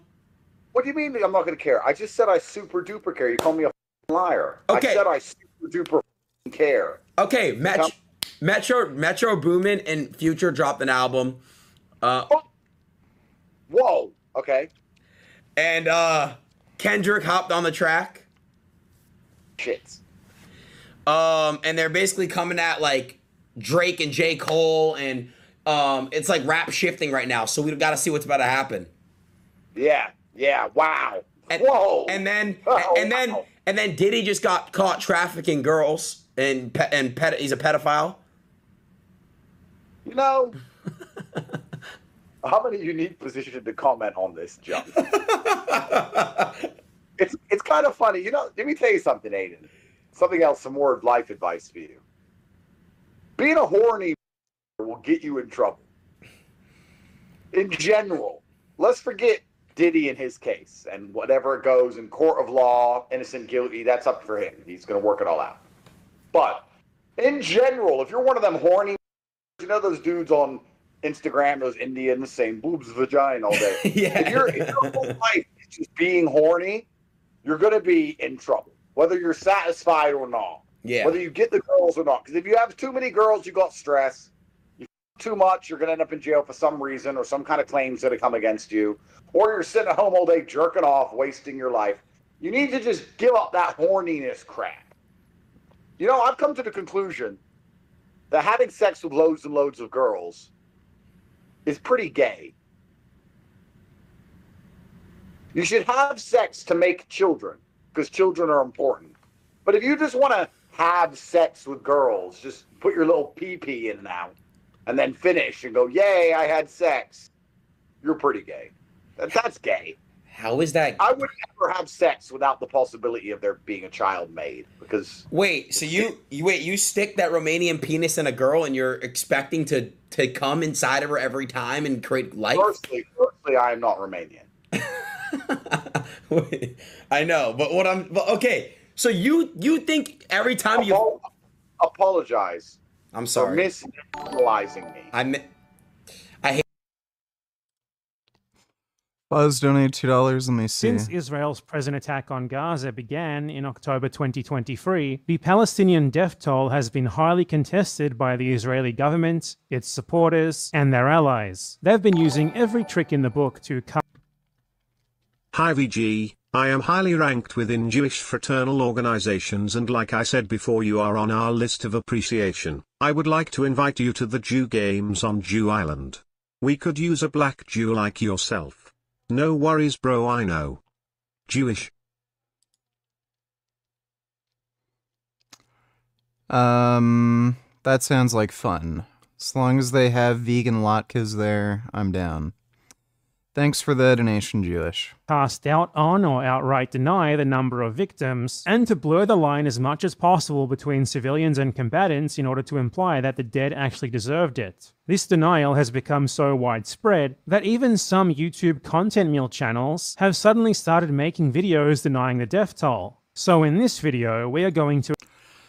I don't think the total death toll is all that controversial or contested. What people are arguing is the proportion of adult male versus child and female deaths. That's what's mostly being contested. Because just recently, the Palestinian Health Authority revised their numbers for the death toll, and they didn't make much of a change to the total death estimate, but they massively altered the proportion of child and female deaths. So that is like that's a clear indication that they're overcounting child and female deaths and downplaying the amount of adult male deaths. And that's clearly to make it look as though Israel is targeting civilians when they're not. Because if you're an adult male, you're more likely to be a member of Hamas. If you're a child or female, much less likely to be a Hamas member.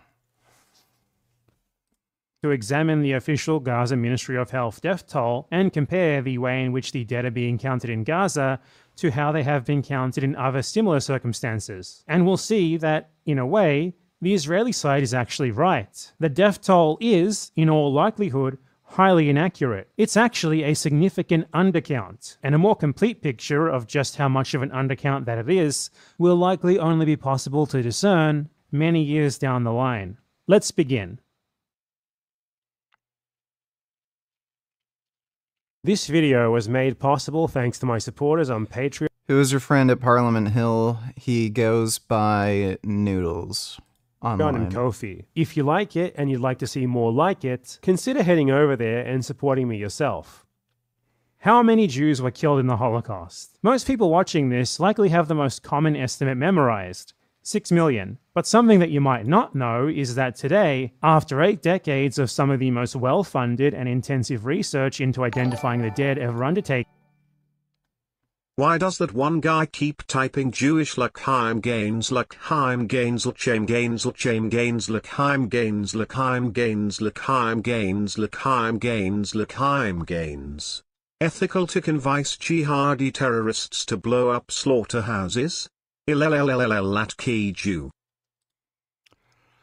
Probably not, because they're not just going to blow up slaughterhouses, and they'd probably do it for reasons that are against our own ethical values. Thanks for the donation, Riley.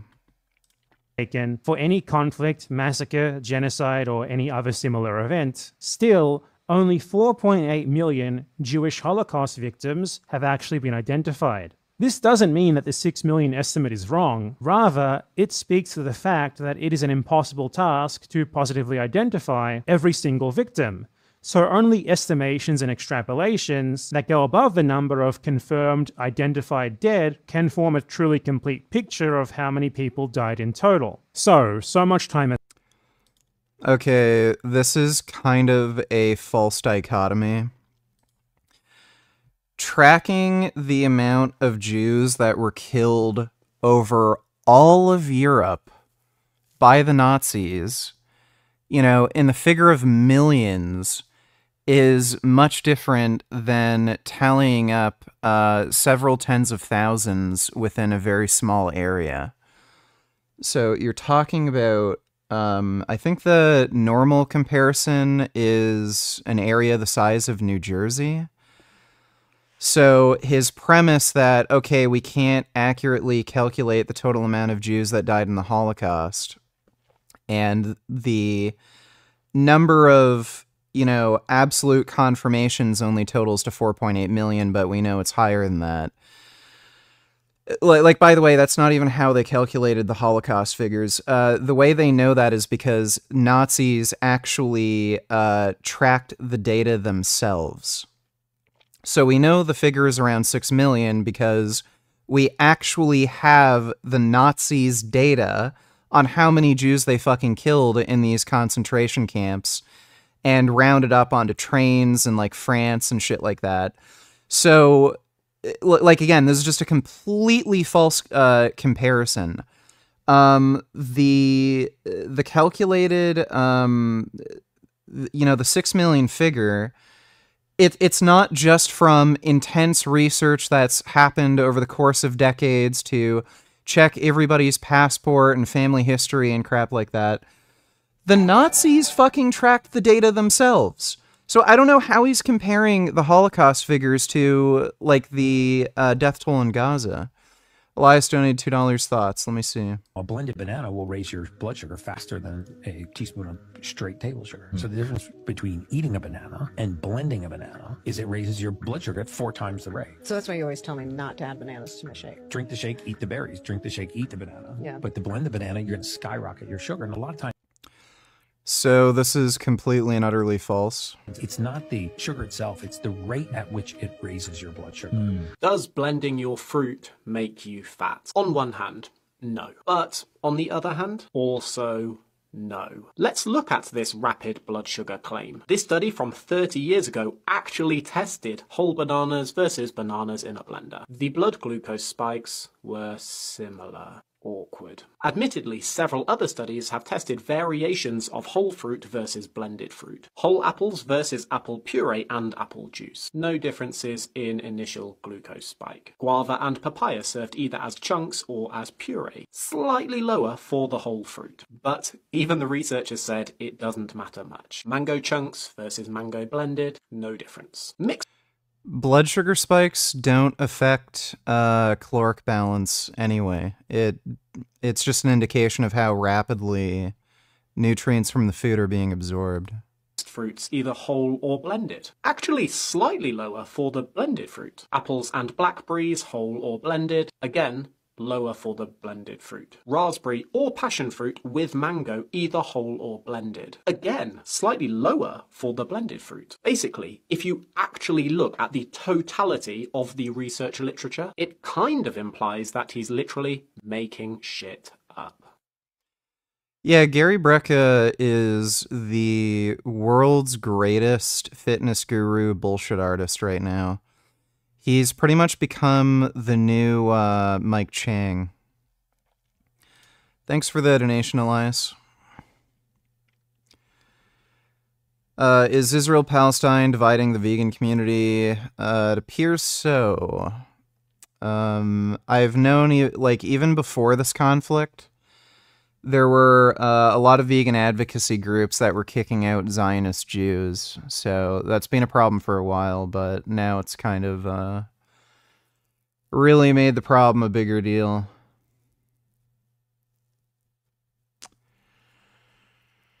Yeah, and it's great how fucking Dana White has promoted Gary Brecka because he's a fucking retard.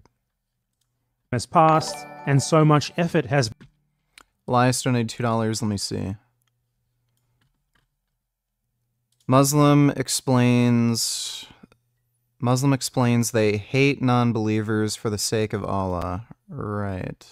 Al-wala wal-bara is to love and to be loyal to the believers, and to hate, alienate, disavow the disbelievers their faith. Hostility and hatred towards them. There is a duty of a Muslim to keep themselves aloof from any kind of loyalty to the disbelievers, for Allah's sake.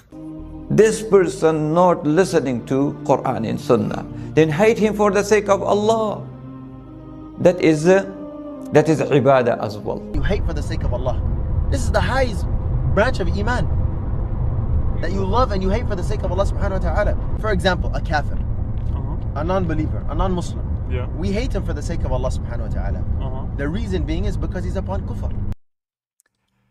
Gee, I wonder why Muslim immigrants have caused so many issues in the UK and other places. Thanks for the donation, Elias. Has been put into putting names to the numbers, yet there's still upward of 1 million victims for whom no known record has been found, and most of them will sadly probably never be named. The Holocaust is not unique in this respect. Oh, this is a 40-minute fucking video. Jesus Christ. We know the total death figure is around 6 million for the Holocaust because the Nazis actually kept track of how many Jews they killed. Comparing the discrepancy between the research figures and the total known figure for Holocaust victims. Yeah, comparing the discrepancy between the research figures and the total known figure for Holocaust victims to death estimates in Gaza is just nonsense. You literally didn't make... Yeah,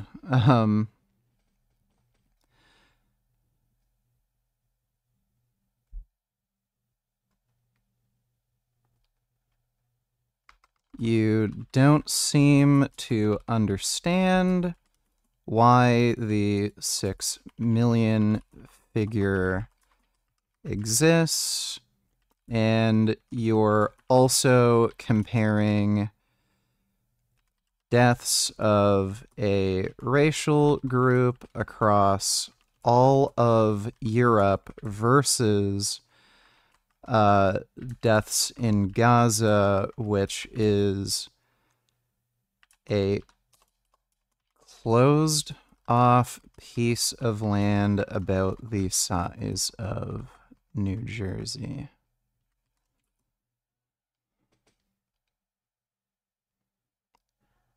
Yeah, whatever.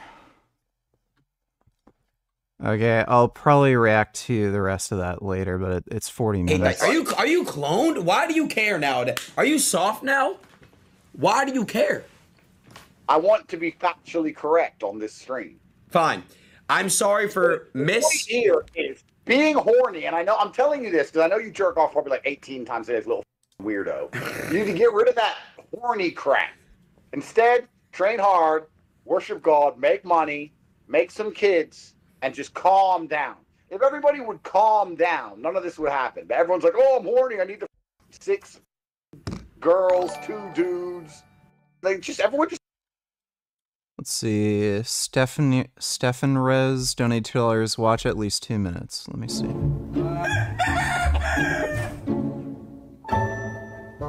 Wow. This is a rare Ayam Cemani chicken.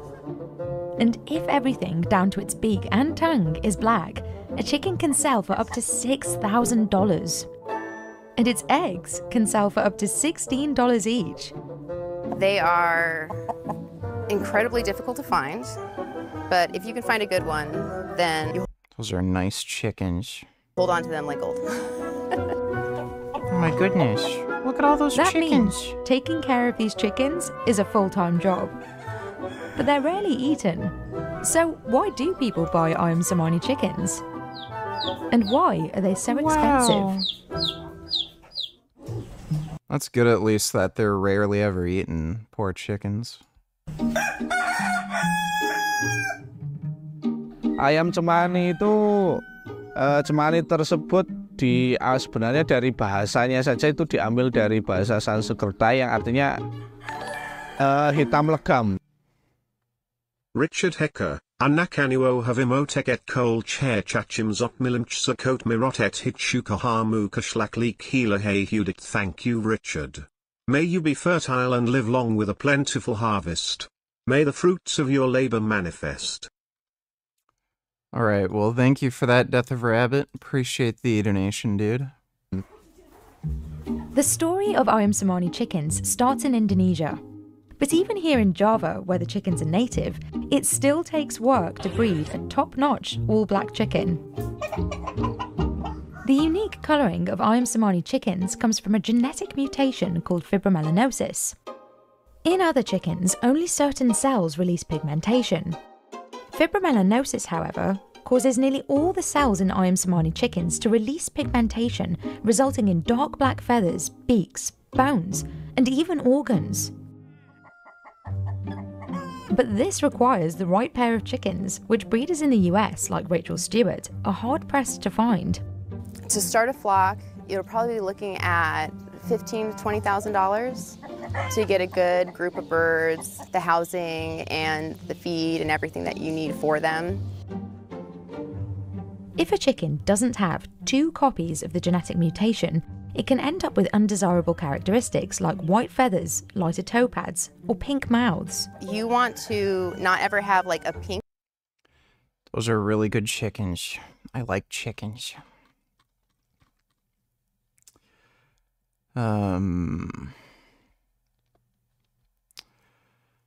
Probably just a bad school, no point. Help guide your research. In addition, you'll have to choose the most appropriate search tools for your research needs. Now, if you have any questions about this, you can actually contact the library. They have a special only focusing on suggestions for you guys. You guys can really pick any top questions to help guide. There's really no point in going to school, is there? I don't know why universities don't just do remote lectures at this point. Like, why would you even need to go? Watch at least 30 seconds. I'll call you tomorrow. I love you. Bye. You're the band with a whore. Shut up. Oh, mommy. You're in LA now, bro. You gotta quit crying to your mommy. You sound like a little bitch. I will break your fucking face. How about I just fuck your mom's face? Yeah, if she's half as cute as you, that's good enough for me. Maybe if she swallows... That wasn't good. Thanks for the donation, Stephaniers. Or Stephan Rez. Chill. Two dudes. As an example of what you're up to. Yes, I practice stoicism. I'm not a guy. Okay, anyways, whatever. I agree. Tell me more about this rap beef. So yeah, that's going. The whole diss shit's going on right now. We're waiting for diss tracks to come in and out. But the Diddy shit is what's big. Let me see. It's fucking hilarious. Watching those proceedings is going to be very funny.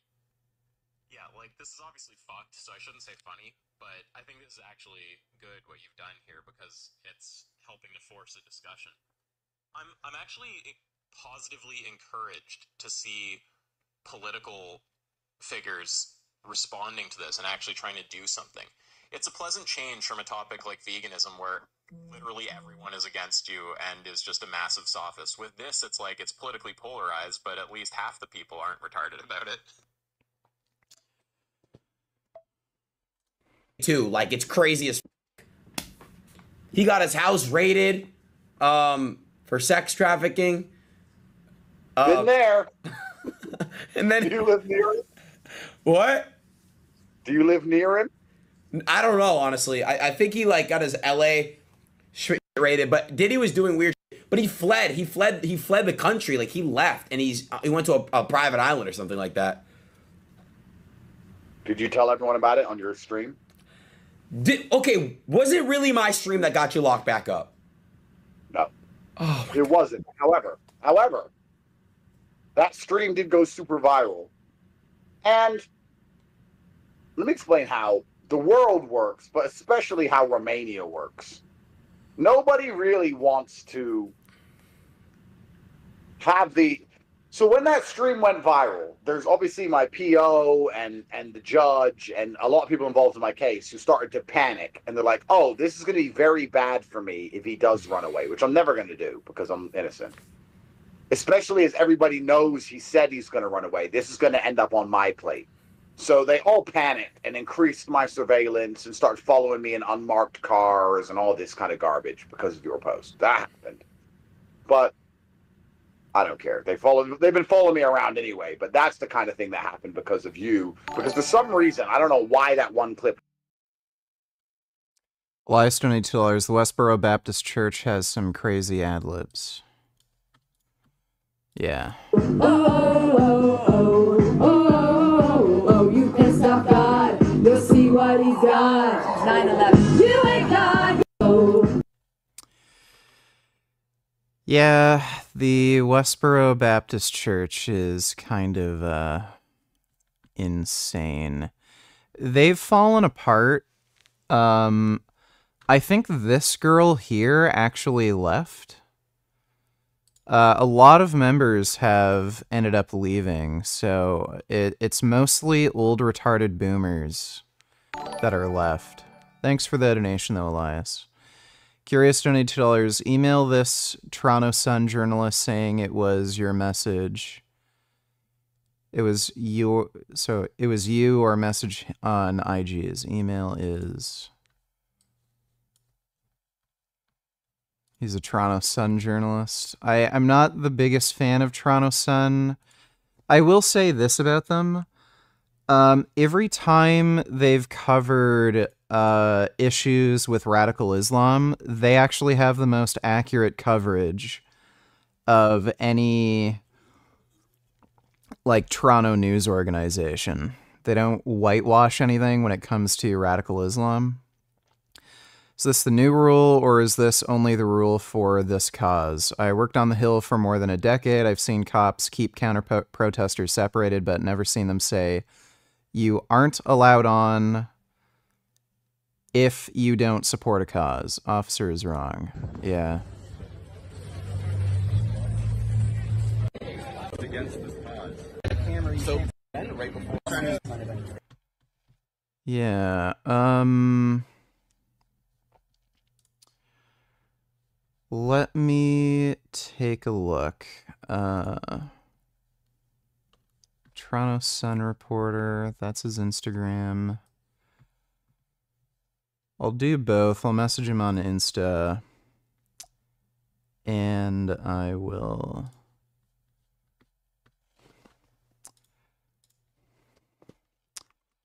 Hey, I saw your post on Twitter about the cop keeping...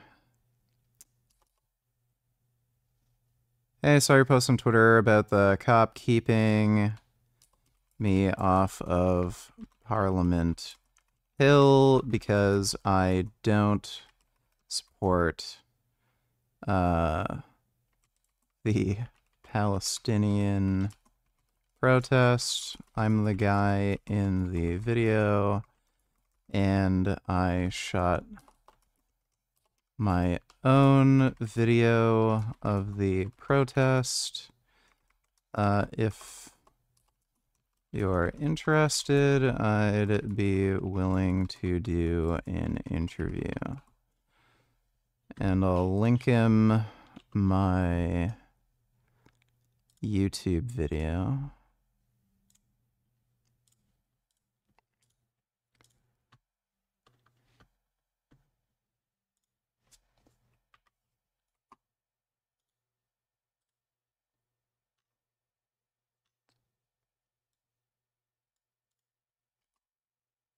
Here we go. And I will also...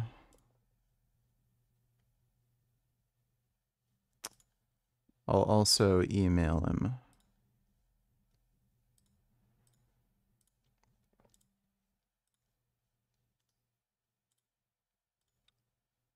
Yeah.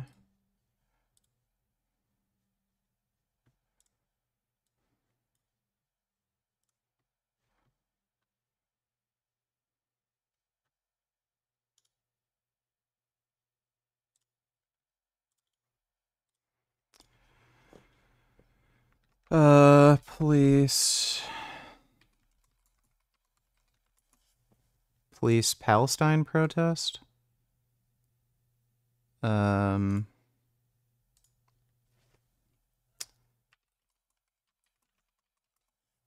Police anti-free speech Palestine protest.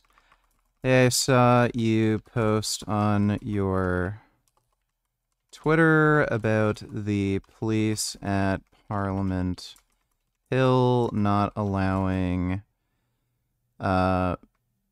people who disagree with the Palestine protest, not allowed.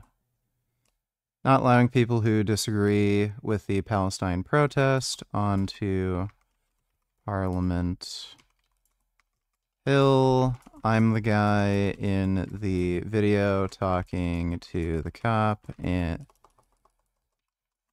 I shot my own video of the protest with all the police interactions I had. If you're interested, I'd be willing to do an interview, and I'll link him the... whoops, I gotta...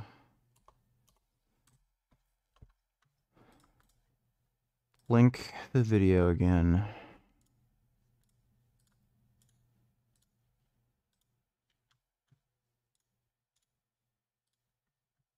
There we are. Okie dokie. Thanks for the donation, Curious. Hi VG. I hope you are great tonight. So, did you know that there are Republican atheists? WTF? Isn't that like chickens for KFC? Yeah, I was aware that there's Republican atheists. At this point, yeah, it is basically like chickens for KFC.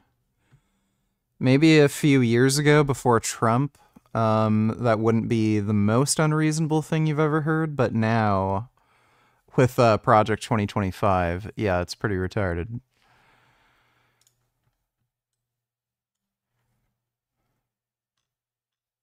Yeah, these people are fucking stupid. Thanks for the donation, Ben. Forgot my namification, donate $2. No surprise, Tate is a retard. Horny couples have been popping out kids left and right since fucking forever. My great-grandparents had 8 daughters. They were definitely banging all the goddamn time. LMAO. Poor married couples have nothing else to do. Yeah, I don't know what the stats are. I don't know if married couples have more children than unmarried couples, but you don't need to be married to have kids. And married people can have a lot of kids, so... Thanks for the donation, dude. Let's see, Elias donated $2. What is this? Oh my god, what the fuck? Why is it not letting me grab the thing? It's fucking stupid. You are mine! You are mine! Let him know I got plans! I don't think you can adopt an 18-year-old. That's a little creepy. Thanks for the donation, Elias. Why is this tab fucked? What the fuck is going on? I can't... It's not letting me fucking scroll.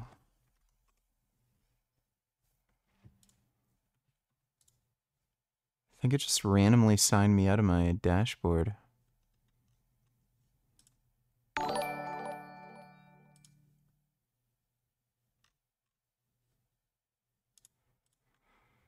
Breathing theory, donate $2 during Israel-Palestine protests. Why do people avoid thoughtful conversations and try to get agitated when they do not agree? I think you meant. Well, they're ideologues and they're stupid and they hate Jews and they're trying to hide it under humanitarian interests. I've said this a million times. There's a reason why the protest was on October 5th. It was supposed to be on October 7th, but October 7th was on a Monday, so they had it on Saturday. They clearly support the October 7th attack. They want to kill Jews. So anytime you poke holes in their stupid story or beliefs, they end up just lashing out. Any suggestions or advice for people who go? I mean, if you're going to do what I did and wear like a Death to Hamas shirt, unless you're a big jack dude, you might want to wear a stab vest or something. There needs to be more appreciation for animals like chicken. They're cute. I agree. Thanks for the donation, Breathing Theory. Peterson donated $2. Let me see. I'm going to start with the Abraham Accord. I don't think veganism is sustainable long term at all. I think it causes muscle loss. Yes, look at all the muscle I'm losing right here. And I don't think that you can add in different supplements to get everything you could be getting from meat. So I'm not. Somehow, after 13 years, I'm still alive, so I'm pretty sure you can get all the nutrition you need from food and or supplements. Not a fan of veganism. I've seen a lot of people who are vegan, and those are people who are open enough to try crazy diets too, because if you go on vegan, it's very restricted. So a vegan diet is not very restrictive, and it's not a crazy diet. Veganism is not a diet, and there are thousands of variety of edible plant foods. If you're on a carnivore diet, you have a very limited amount of food choices. Especially if you don't live in exotic areas and don't hunt. So your average person isn't going to be able to eat things like walrus, whale blubber, cassowaries, or most wild game. So you're pretty much restricted to red meat, steak, pork, chicken, fish, And again, usually when people talk about the carnivore diet, they're talking about eating solely skeletal muscle tissue. They don't even eat organs. So the idea that that isn't any less restrictive than a vegan diet when there's thousands of edible plant foods, including, you know, things like mock meats and mock dairy products, like, what an idiotic, just stupid thing to say. Yeah, a lot of those people will be like, well, it's not working, and they'll hop on this like lion diet, which is also crazy. There's a lot of like crossover from vegans. Initially, like, by the way, what's hilarious, she mentioned that you can't get all the nutrition you need on a vegan diet, even if you supplement.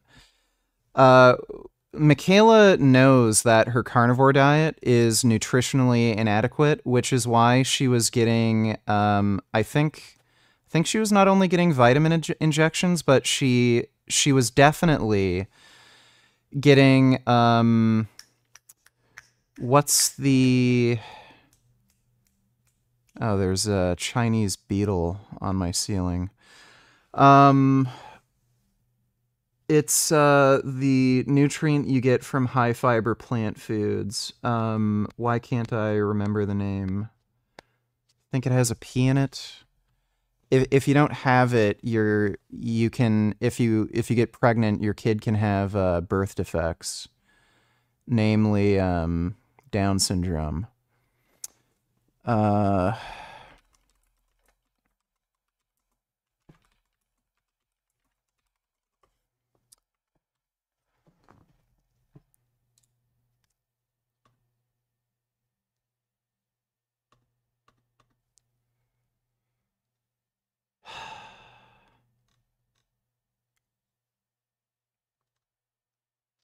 Folate. I don't know why I was thinking about a word with a P. Folate. So animal products are very low in folate. And Mikhaila Peterson was getting folate injections to make sure when she was pregnant and giving birth, she lowered the risk of her kid getting birth defects, including Down syndrome. So while claiming the vegan diet isn't nutritionally adequate, she was getting folate injections, which is a nutrient mostly found in plant foods, so that she would be getting the nutrition she needs so that she could have a healthy pregnancy. The hypocrisy is just, she is the arch hypocrite. people can feel better because they're removing dairy, which is causing a problem for them, and a lot of processed foods. So if you're just eating more whole foods, you're going to feel better. If you go the vegan route where you're just eating processed vegan foods, I think that's like the worst thing you could do. There's research on this. Processed vegan foods, and I think in particular she's talking about like vegan mock meats. They don't seem to be bad for you. They seem to have a neutral health effect, or at the very least be better for you than animal products.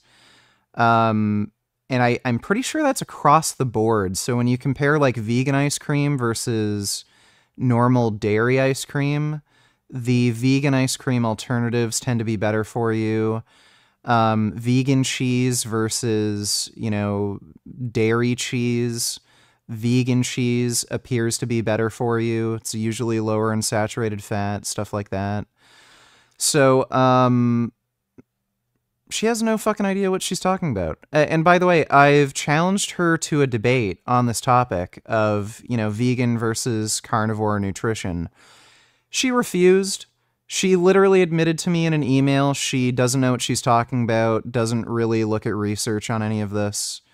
So she's just an ideologue, and she made up her dumb mind that, no, I'm just going to eat this way, and I'm going to lie and make up bullshit to promote the diet. What a fucking idiot.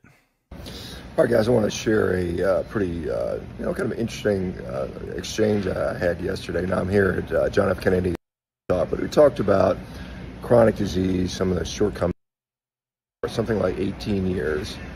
And my diet has been good. And, you know, I've added fiber in there, and I've been on medications, and it's helped me.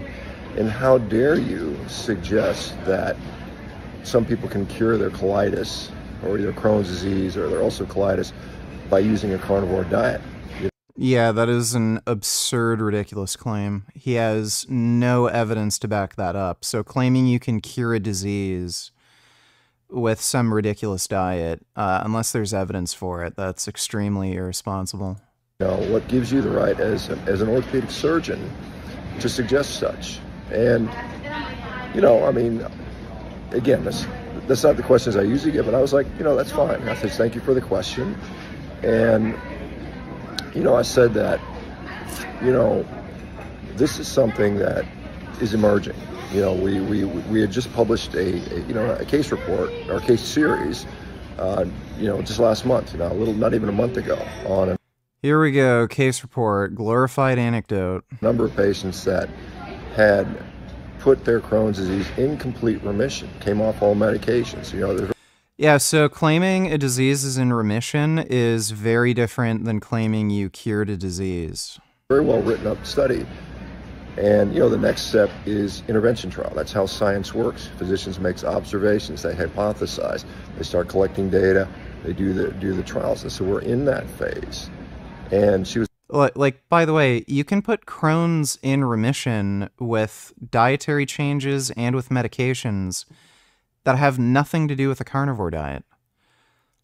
So how is, like, where does he get the idea to claim that you can cure Crohn's disease with a carnivore diet? It was like suggesting, well, how dare you recommend to anyone that they attempt to try this, give them hope. Now that have used a reporter. And so Whatever. He's insanely boring. I can't fucking bother watching that. Islamic Republic, Octopus of Terror, Naftali Bennett. Okay, I'll watch that in a bit. Thanks for the donation, Peterson. Carly Muscle is an idiot. Did you see he got surgery to get his eye color changed to blue? He's risking his eyesight and going blind, etc. He's also a hypocrite because he's the first one to say don't put artificial things in our body, but does that. Well, he's an attention-seeking tard, so he clearly did that just to get attention on social media, and if he's stupid enough to risk going blind for it, well, he's an adult, he can make his own dumb, stupid choices. And yeah, it's pretty hilarious how he's gone on these big tirades about how we shouldn't be putting unnatural things in our body, and then he does that. He doesn't really seem to be a man of values, so thanks for the donation though, Johnny Bravo.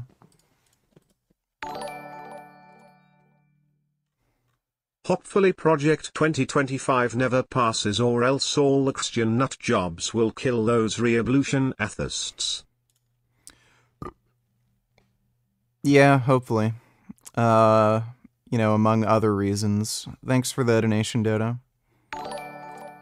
Yeah, there's a fucking Chinese beetle flying around. Grey Knight donated $2. You should reach out to this guy for a debate. He's not a pro-Palestinian, but he seems to be against the U.S. funding Israel. Well, you're a pro-Palestinian if you're against the U.S. funding Israel. $175 billion to date for Ukraine. $310 billion to date for Israel. $4,500 for every man, woman, and child. It's $34,440 for every man, woman, and child in Israel. If you're not a conspiracy...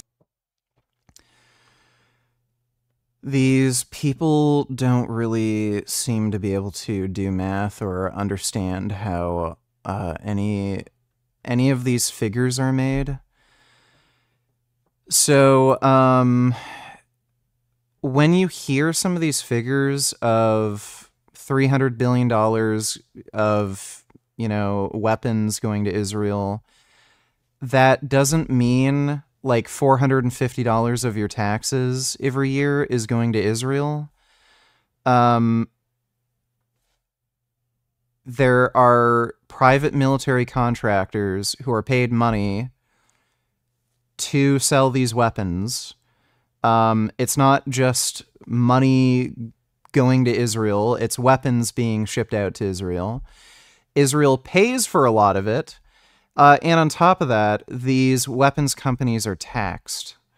So if they make a certain amount of money, they're not tax exempt. If they get like, you know, let's say one company gets paid $300 billion to make like a bajillion bombs, well, they're taxed that $300 billion. So it's not like they're so stupid. They don't even understand. Theorist by now, then you really aren't smart, because name one other country that is sending this amount of money to other countries to help its people while its own people in front of their eyes literally perish. You quite literally just explained exactly what the United States does for Israel while our people perish and our country is falling apart.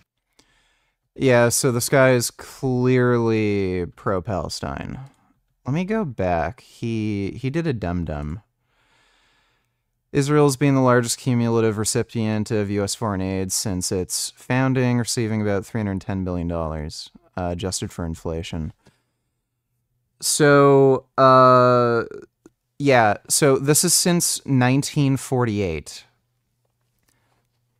So, since 1948, Israel has received, adjusted for inflation, $310 billion in total economic and military assistance. That's over the course of about 80 years. Ukraine has received its funding over the course of only a few years. So if we were to give this as a yearly average, Israel has not received nearly as much aid as a yearly average as Ukraine.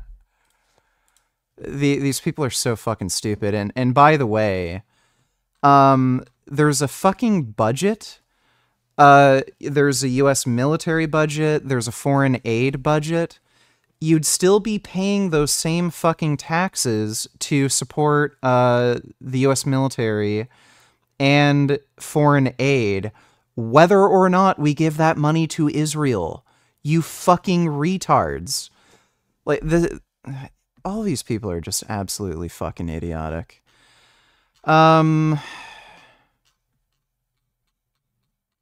What is this? LGBTQ for Trump. I don't even know what the debate proposition should be. Tell me, like, does he have any like retarded opinions that I would have to debate? Like, does he believe there's a genocide going on? If you can send me a clip of him saying the Israel's committing a genocide, I'll debate him on that topic, but like, this guy's a fucking clown. He literally does not understand how, like, the U.S. has a budget and, you know, all that. Thanks for that donation, though, Grey Knight. Also a Chinese beetle. It's an invasive species that is not endemic to North America, so please kill it. Yeah, well, it's on the ceiling. I don't know where it went now, but if I see it, I'll kill it. Thanks for the donation, Dodo. I know Asian beetles are pests. Curious donated $2. YouTuber with 407k subs talks about you in this video. Skip to 1630. Leave a comment in the video saying it was you. Well, we are... I think I've seen this guy before. 1630. It's wild, right? It's so wild that even Jewish conservative female MP Melissa Lantzman chimed in on this kind of now going viral clip of people that were denied. Dude, I never expected this to blow up like this. That is crazy. I'm the guy at Parliament Hill talking to the cop who refused me entry. I made a whole video.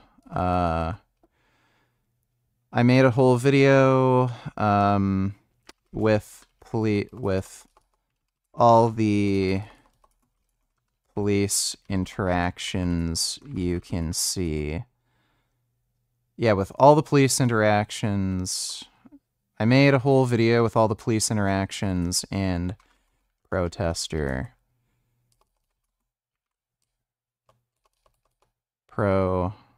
protester interactions on my YouTube channel. Full context, the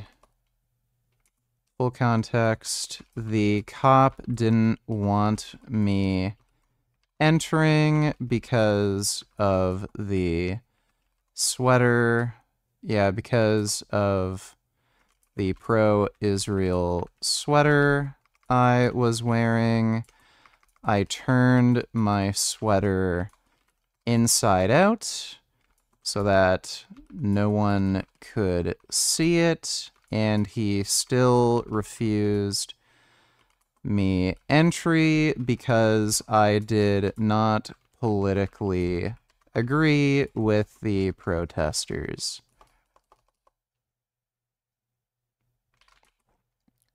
So, is it ER or OR?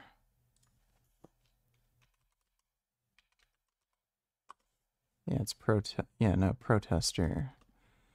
My brain isn't working so well now that I'm like deep into the diet. Pretty sure this is a clear violation of my civil rights. So, thanks for talking about the story and sharing the news. Alright. Well, thanks for finding that. This is not my Canada anymore. No foreign flag should be allowed in protests in Canada. Okay, that's crazy. That's a crazy position. There should not be any Palestine flags waving in Canada and no protests for Palestine in Canada. Okay, these people are kind of unhinged. Like, you should be able to protest this, but you should also be allowed on public property, regardless of your fucking political opinions. Like, that's the issue. They're giving special rights and privileges to people who have certain political opinions, which is absurd. Denied access to Parliament, right, the Hill, for these protests because they didn't recognize Palestine as a state. The officer, the parliamentary officer asked them, do you recognize Palestine as a state? And I guess at some point they had said no. And so they were denied access. What is your daily calorie limit going to be after you cut to 90 pounds? I'm not dieting to 90 pounds. Because it would be deemed too controversial and incite some form of violence. That seems really, really bizarre that that would ever take place. You don't agree with what's going on, so you're denied access. It just seems like it's a bit of a Well, there's no your story. like this. It's so infuriating. It's so dumb. It's so dumb. And like, this is coming from somebody who I hate to say this, but I'm just pro Canada. Like, I just want peace. You know, if you had to ask, if you told me to pick a side, look, man, I'm pro Canada. Share your message. Right, so you go on the other side. Area, you have to show your support for Palestine. No, you've just proven to me and said very clearly you are against Palestine. So I'm not allowed in certain public areas if I have certain political opinions. Right now, today, no. Then that's a contract. I'm so glad he just explicitly stated that. I think there might be grounds for a civil lawsuit here. It's a public area. They're not people, they're beliefs. In order for you to enter this sacred area, which is public space, by the way, there's no like admission. You don't pay $5 to enter. It's public. Even if it's a protest, even if there's fencing, it's still public. It's our Parliament Hill, for crying out loud. In order to enter this admission-free area, you need to surrender your beliefs as a form of admission. Like, that doesn't make any sense. What if he just then said to the police officer, you know what, sir, you're right. I now identify as Palestine being its own state, two-state solution. Go Trudeau, go Palestine. What's the officer going to say? I don't believe you? Oh, man, he should have done that card. He should have done that card and just Uno reversed it. I mean, I don't think that would have really achieved anything, but it would have been an interesting interaction. Well, thanks for the donation, Curious. Dodo donated $2. Did you finish watching the Sam Harris, Jordan Peterson video? You notice Sam Harris likes to say space a lot when he's talking about different things. What's Peterson's go-to word? Did the failure of FDR to be sufficiently anti-communist contribute to how much? I don't know. I can't remember if I finished watching it. I might have just gone to bed because I was feeling so sleepy. But, Jordan Peterson, is dumb, and whenever I see Jordan Peterson or Sam Harris debate, I usually agree far more with Sam Harris. Much land that the Soviet Union was able to accumulate? Oh, well, he died, so we don't know fully, but he was mobilizing the United States to prepare for war while the America Firsters were saying, no, isolationism is the way to go. So he was preparing all of that. And yeah, if you're going to defeat Hitler, if you're an offshore power like Britain and the United States are, as in the Napoleonic Wars, you need a local continental power with a huge army if you're going to deal with that continental problem. Russia has that army. So you're going to cooperate with Russia in the near term to get rid of the really big problem, which is Hitler, who's far more efficient than the Russians are. He's also located near the high-value areas of Europe, the industrialized parts of Europe, whereas Russia is further away. You're going to deal with Hitler first, and then if you're going to have Stalin your ally, of course you're going to say nice things about him. Well, that doesn't make you a communist. That just is managing an alliance. Yep, sensible take. Thanks for the donation, Dodo. Supreme Ruler Richard, that individual who threatens your life is now receiving lethal doses of radiation. Also, we will sending 2,500 F-22s and 10,000 F-35s to Israel. Well, that's good news. May they blow up many terrorists. Thanks for the donation, Benedict Arnold. I think its proposition is that he has a problem funding foreign wars in Israel and Ukraine when the US could use that money. When the... Oh, you mean the US could use that money? Well, it couldn't. There's a budget for the military and a budget for foreign aid. So, no. Graham said it's more important to fund the war in Israel than to fund American families that were affected by the hurricane in South Carolina. I wonder if this $1 million that you're... I don't know why he's bringing this up. There is a national budget for disaster relief, and that hurricane that ripped through North Carolina, they're getting all the aid they need. They're getting disaster relief. Like, this guy literally does not know what he's fucking talking about. You're getting from AIPAC has anything to do with that. And this is what AIPAC is, if you were unaware. Whenever you're questioning why a politician supports something, just follow the money. And when you follow the money... This is also a ridiculous claim. So why, like... What are the chances AIPAC would find somebody who's extremely anti-Israel, doesn't like Israel, and then try to give them money in the hopes that they will now be pro-Israel? They're going to find politicians that are already pro-Israel and then give them money, because now that is a candidate that shares your values, that is now going to be more effective at advocating for your values and is more likely to, you know, be able to get reelected and shit like that. This idea that, oh, the only reason candidates support certain, you know, causes is because they're given money to do so, like, no, that's not really how it works. They'll call you an Lindsey Graham. This guy is a complete fucktard.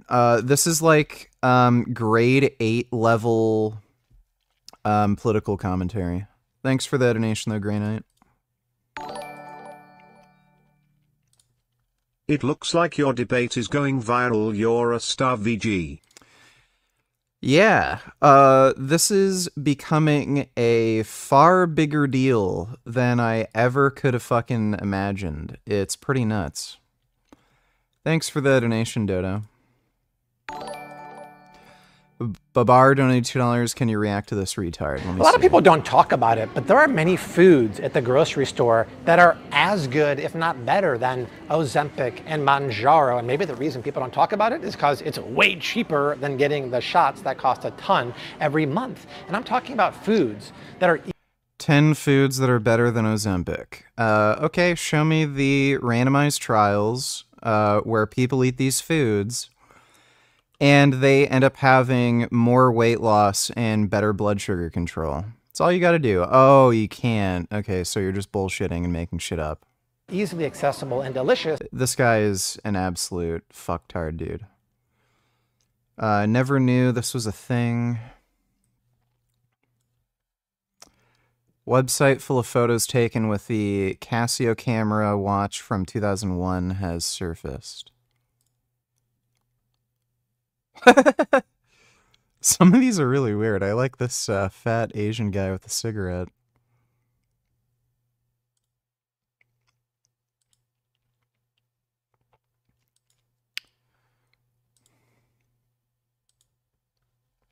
Yeah, that's weird. That's kind of cool. I never heard of that watch. Oh my god. Ow. Ow. Oh my god. That's a good meerkat. Oh my goodness. Oh. Wow. He's having some good munches. Look at that camel munching. Oh my goodness, that's a happy camel. He's got so much to munch. Wow, that's a good camel. Oh my goodness. Thanks for the donation, Babar.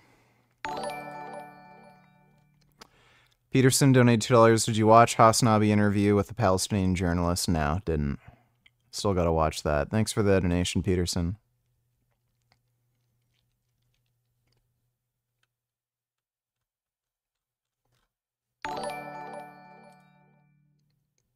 To be fair, Sam Harris is kind of a dum-dum too. Yeah, the moral realism shit is pretty retarded, and him not being vegan is extraordinarily retarded. Thanks for the donation, Dodo.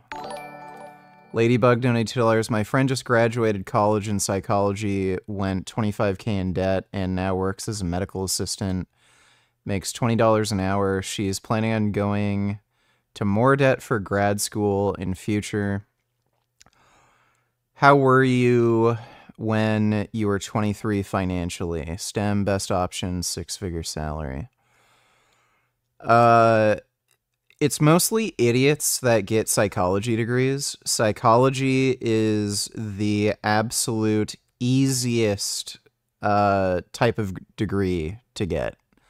Even at a PhD level, it is the easiest shit you can possibly get. My friend, who is in school to become a medical doctor, took a psychology course.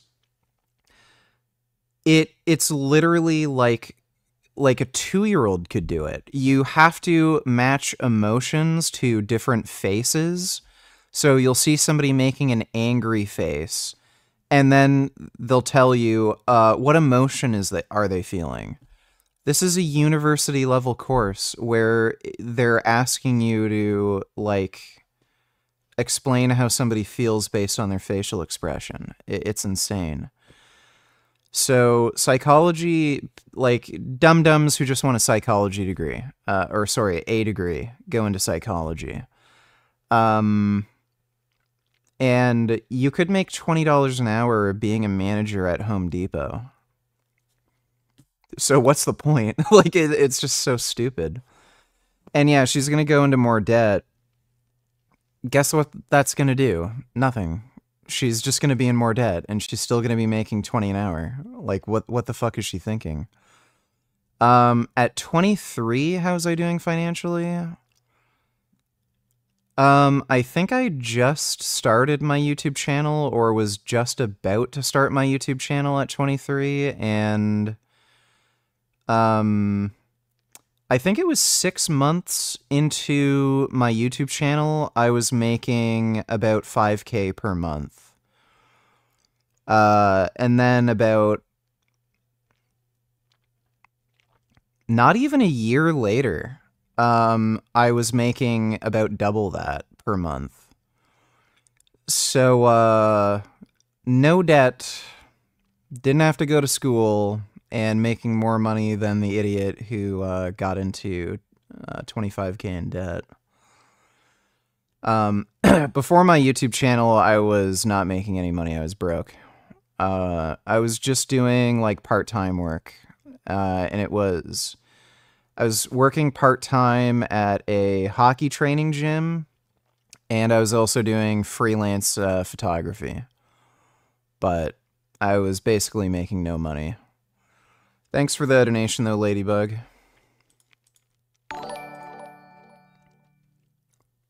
When I tell you to dump a body in the marsh, you dump him in the marsh. Not where some guy from John Hancock goes every Thursday to get a fucking blowjob. Is that a quote from Goodfellas? Thanks for the donation, Speed Racer. Blaha just talked about killing sharks out of boredom. Go to the channel Hello Ruby Jason. Blaha talks about needlessly killing potentially endangered sharks out of boredom. He's never killed a shark. Ever in his life.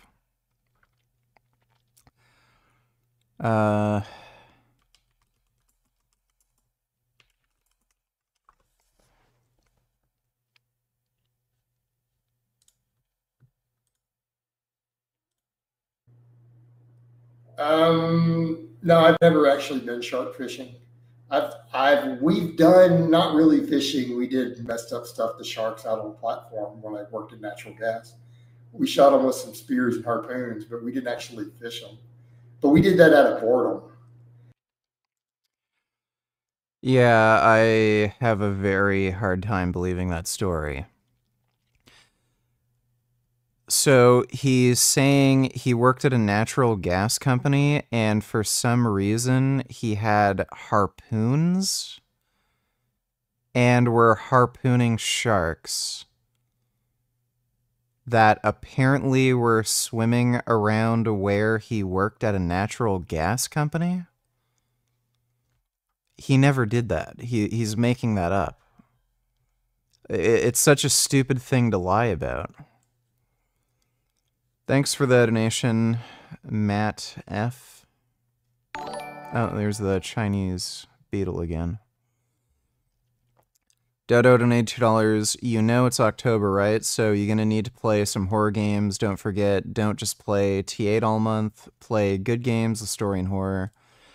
Well, I was going to get the Silent Hill 2 remake. All the money Putin has spent on his crazy military stuff. Imagine what would have happened if he'd spent all that on the Russian road system, because their road system's deplorable. And imagine if he had devoted his attention to trying to have a better legal system so that people could start small businesses, get bigger without having someone then come in on them for protection money. Think where Russia would be now. It would be dramatically better. They have so much energy, so many raw resources. Oh, they have so many talented people. But the Russians don't see it that way. They see it in this continental view, and they're the ones who have to come to terms with what they think. In the meantime, this is why containment's brilliant, is in the meantime, those of us who join the maritime order need to work with each other, and then we contain the problem by saying, you cannot join us on equal footing till you behave yourselves. You get a timeout from the global order, but we would welcome you back in. The problem with Putin is he's done so much damage to Ukraine, there are going to be reparations involved. Yeah, Russia is pretty much completely fucked. The difference between a continental and maritime power. And then all right, thanks for the donation, Dodo. Forgot my namification, donate $2. Are you worried about getting attacked or your location getting leaked if you keep poking the Islam beehive? They're scum enough to try. Well, here's the thing. I think they know, because, like, that Prophet Muhammad video I made years ago went viral. Big channels like Paul Joseph Watson retweeted it on Twitter. I think it ended up getting close to 1 million views. There were a number of big Muslim channels like Muhammad Ajab and Ali Dawa who actually commented on it. They didn't leave a comment on the video, but they talked about the video I made. So they didn't try anything then. I don't see myself coming out in support of Israel. I don't see that triggering them enough to hunt me down, kill me. So if they didn't do it then, I don't see them doing it now. And I think one of the reasons why they didn't go out and do anything is one, there's probably not enough radical Muslims in Canada for them to, group up and, coordinate some sort of attack. If I lived in the UK, that might be a different story. Ali Dawa actually tried to lure me out to the UK and offered to pay for my hotel, which is code for I'm going to know where you are at all times and I'm going to have my terrorist buddies kill you. And two, I think these people also realize I'd kill them. They might be prepared enough to bring guns or something, but they know that, I can handle that. Like, I'm prepared for that eventuality. So I have no problems wiping somebody from the gene pool if they try to kill me. And they know that. So I don't know if there's enough radical Muslims here who are willing to take that kind of risk for somebody like me, where they know there's a very good chance that I'd fucking wipe them from the gene pool. And even if they don't, even if they are successful, they're absolutely going to get arrested or shot and killed by police. Is it worth it to take out somebody like me? They might think I'm too much of a small fry. They might go after like a big journalist or something. But me on my little YouTube channel, they might, it might not be worth the risk for them. But at the end of the day, nothing matters. We're all going to die anyway. And if we're all going to die anyway, what's the point of being scared? We have to live the life we want to live. And living the life I want to live means criticizing bad ideas. So I'm willing to take the risk. Thanks for the donation. Forgot my namification. Why was your hand shaking when interviewing that Palestine woman? Did you get nervous cause you were attracted to her big Palestine nose? Would you run for Prime Minister of Canada and kick out Trudeau and make Ryan Reynolds your vice president? I wasn't shaking. My arm was a little tired because I kept having to hold up my arm to put it to people's, mouth, but I wasn't shaking. I don't think I'd bother running for Prime Minister because, given my background, I don't think I'd have a successful political career. Also, a bullshit thing that a lot of people don't know about Canada. In order to be Prime Minister, you have to be bilingual. You have to be able to speak French. There ain't no fucking way I'm going to waste my time learning some dumbass gay-ass language in order to become Prime Minister.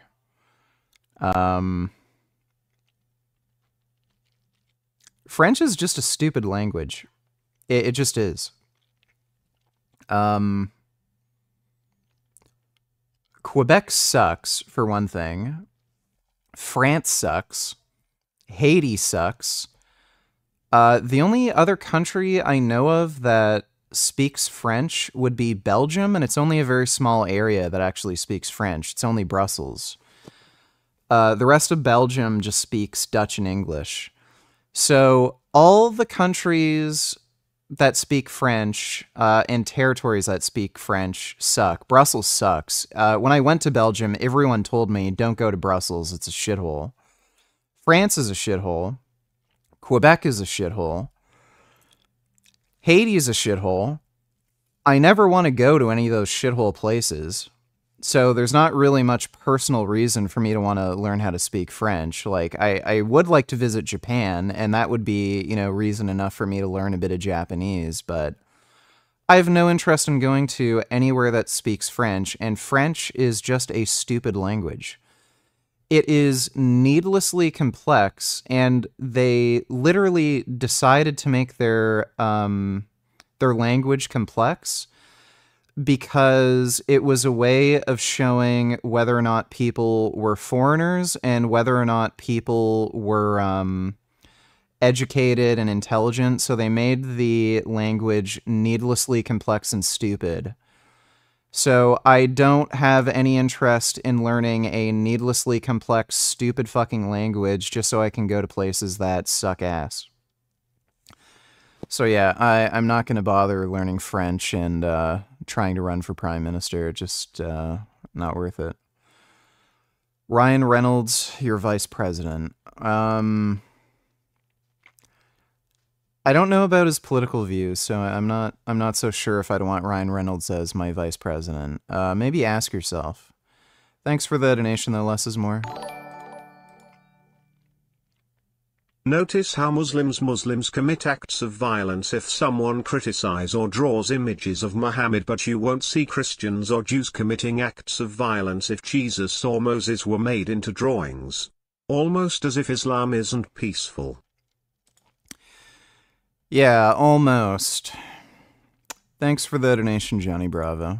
That's one of my big career takeaways. It's a fundamentally different way of looking at the world. So Putin honestly looks at the world that if I control territory, that's what makes me secure. Maritime powers, they start with Britain, which is, hey, I'm secure if I can maximize money from commerce, because then I can buy navy and buy allies with armies and stuff. They want to run transactions by law, etc. That this is an international order that's win-win. You join it, you get security, you have input on how it evolves because it's a work in progress. Whereas this continental thing is negative sum. And you can see it in Ukraine. So Putin wants more territory. Okay, he's got a zone, right? He took the eastern Ukraine and he took Crimea in 2014. But it's negative sum because he destroys whatever businesses have been being run in Donbass, and he absolutely kills most of the tourist industry. And then you can look right today, it's so negative sum in Ukraine. He is destroying wealth at a really rapid clip. It's really a stupid way to run to. And if you go up to Taiwan, so if PRC tries to take Taiwan, it's a continental view, more territory, somehow we think it's going to improve our security. No, they'll level it. And they'll hurt themselves. Whereas if they just ignore the Taiwan thing and say, oh, they're so annoying, let them run their own place, who wants them anyway, and then trade with them, they'll both make money. And so when I look at this, that's my biggest career takeaway, is that if we go through international law and international institutions, and this is not a hedge, political scientists love to talk about, America, the hegemon, right? No other country in the world wants an American hegemon. There may be some people in the United States who thinks that looks great, but no one's going to buy into a world order in which the United States is the hegemon and pushes everyone else around. I get it, we're big and we're influential. Other people are influential too. But this maritime order, where, yeah, we're an important part of it, but have many other people in it, it's a win-win. And you can look, it's with Biden right now, he's doing all of these meetings with Europeans of managing of what's going to go on in Ukraine, et cetera. And it's based on agreement of all these different countries chipping in, big and small, and and who's prosperous and who's not, may I ask? The maritime. Yeah, they are. Yeah. And who are the ones who have massively increased their standards of living since the Cold War? It was really the third world. Except now we got Wagner, or whatever's left of it, and also China's now got these private military things running roughshod over Africa, which all that's going to do is tank African growth rates, which for a while that are high in soluble fiber, high in healthy fats, high in polyphenols.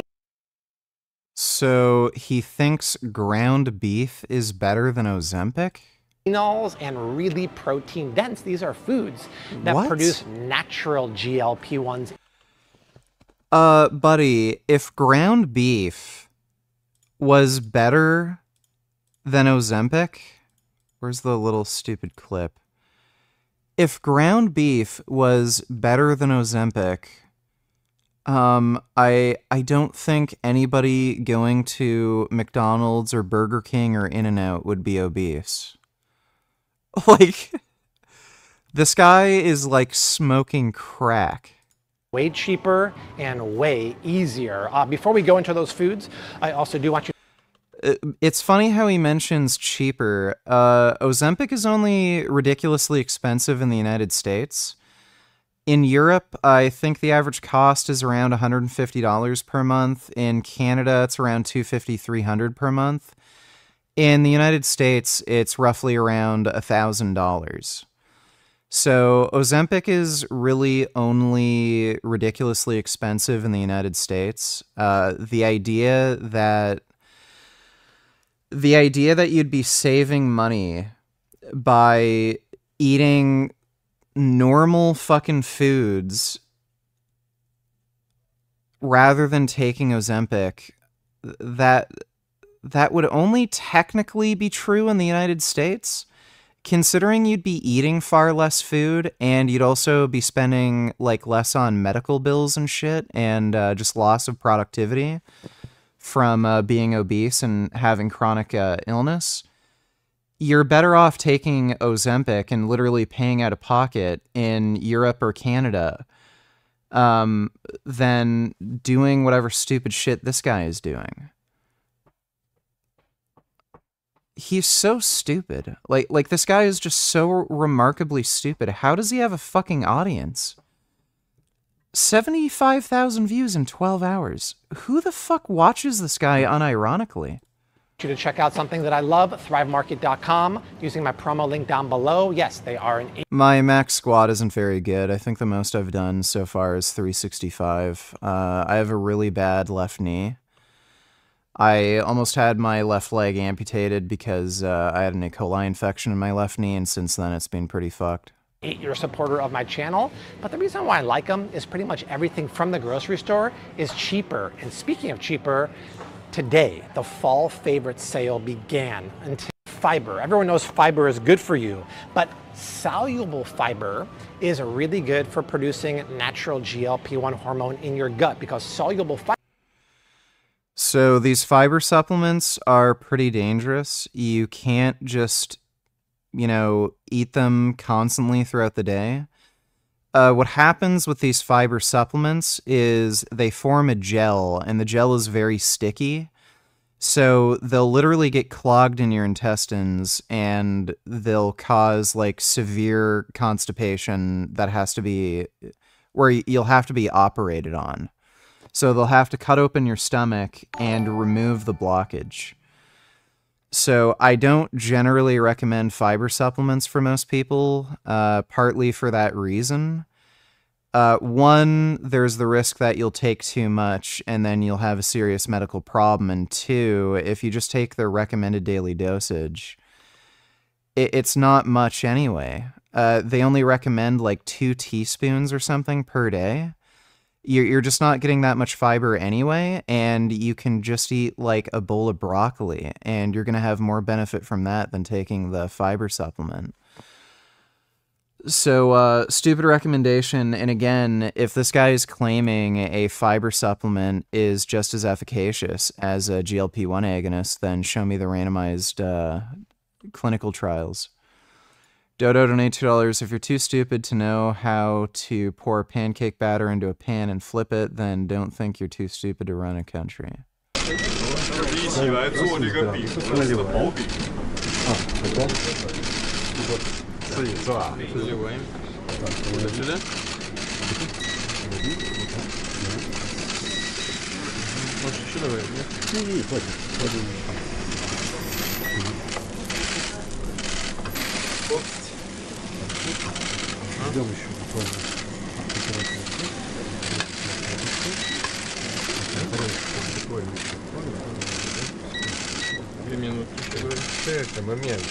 Это из какой муки? Это наша пшеничная мука.俄罗斯的这个麦，小麦。Снимаем. Those look like some pretty fucked up pancakes. So, at least we know Xi can make a better pancake than Putin.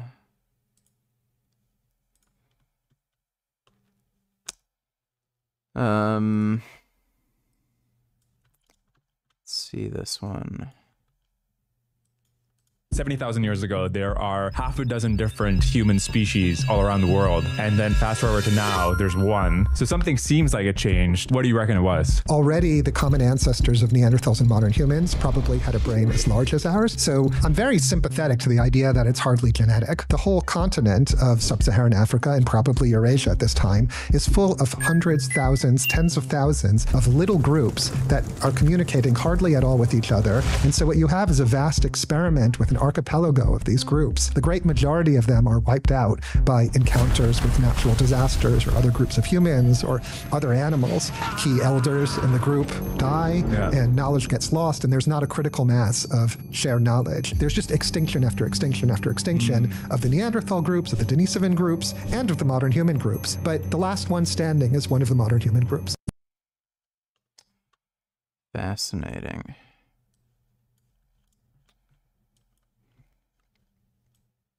Private enterprise, they're not leading the frontier. I remember seeing the headlines when Elon Musk took cargo to the space station. New frontier opens up in space. What's the future? What role will NASA have? Excuse me? They took cargo to the space station, which NASA had been doing for 20 years. But now you offload it. The same way the post office does not have their own jets. You rent space in the belly of Delta Airlines. Let the commercial carrier do it. They'll do it for cheaper and reliably and efficiently. Well, Elon Musk cannot produce rockets cheaper and more efficiently. His rocket technology is fucking terrible. Pick it up on the other side. This is a long tradition in this country. Private enterprise. Well, thanks for the donation, Dodo. Fiber isn't absorbed into your body, and when it gets to your colon, it actually produces short chain fatty acids, which helps produce or secrete the GLP-1 hormone. Well, the easiest way to get soluble fiber is psyllium husk. If you put this into water and stir it, it turns into a sludge, which is why it also helps you bowel movements really well. Yeah, that's the dangerous aspect to it. It's a sticky sludge that gets stuck in your colon.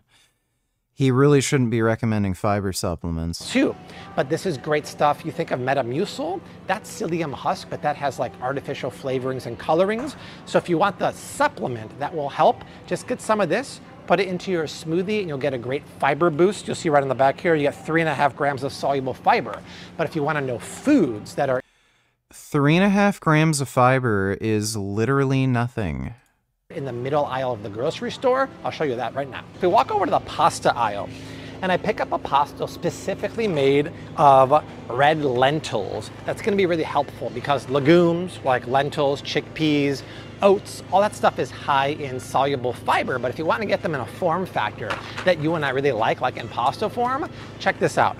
So red lentil pasta is good. It's not as effective for reducing appetite as GLP-1 agonists, though. One serving of this, because the primary ingredient is red lentil flour, has 5 grams of fiber, and bonus points, it has 23 grams of protein. Now, this one seems to be having quinoa too. I prefer brands that only have like lentils or chickpeas because you're gonna have more fiber content. They don't seem to have it here, but you get the gist. When you combine the protein and the fiber, you get a double benefit. And in a minute, I'll talk about healthy fats helping with natural GLP-1 production. What happens when you combine good fat, being a satiety-rich food. And it's not, look, this cracker has 0 grams, but if you know how to look for crackers and find ones that are high in fiber, you can actually find a GLP-1 inducing one like this. This is Mary's Gone cracker. So, by the way, any food will cause GLP-1 secretion. It doesn't have to have fiber. And there's a reason why 1 serving of crackers has 3 grams of fiber. So, bro, 12 crackers, 140 calories. Like, dude, you know how easy it is to eat an entire box of fucking crackers? And this guy is saying this is just as good as taking a GLP-1 agonist. Look at the ingredients. It's not made with wheat flour or enriched satiety increasing. Yeah, here's some of the stupidest shit. Oh, just eat meat. It's just as good as a GLP-1 agonist. Right. Okay, so just go to In-N-Out Burger. You'll lose weight like crazy if you just go to In-N-Out Burger. Like this guy's an absolute fucking clown. I've seen enough. That's just some of the stupidest shit I've ever seen in my life. It went mega viral, but it did. I'm sorry. Yeah, that was up. I'll tell you what though. How would you like to, once you're considered free, because all these girls are finally like taking back what they're saying about you. So once you finally, is Ozempic bad for you? Whether or not something is bad for you is whether or not it has a greater likelihood of good outcomes or bad outcomes. If you're overweight or obese, and if you're diabetic or pre-diabetic, taking Ozempic has been proven to increase your odds of living. So people who have weight issues or are diabetic, pre-diabetic, they live longer if they take Ozempic. Now, if you're a normal weight individual, you don't have diabetes, is Ozempic bad for you? That sort of situation where you're just taking it because you want to look like a supermodel or something, that's a case where you might be able to argue that it's bad for you because there are potential side effects with the medication. And if you're a normal weight individual, having your appetite completely crushed has its own issues. So if you don't need to lose weight and you start taking a weight loss drug that makes you have no appetite, well, you might end up not getting enough nutrition. You might end up with a nutrient deficiency. You might end up with an unhealthy relationship with food. You might become underweight and basically become anorexic. And there are small, but, you know, there are risks with the medications, even though they're pretty, like, the likelihood of you suffering from complications is pretty low. So if you're not actually going to get a benefit from the drug, but you take it anyway, then yeah, it might be bad for you. But for the people who would benefit from the drug, it's good for you. get freed, how about I take you out to some dinner? On me. Wrathbone is reacting to your video right now. Let me see. Who the hell is Wrathbone? Oh, this idiot.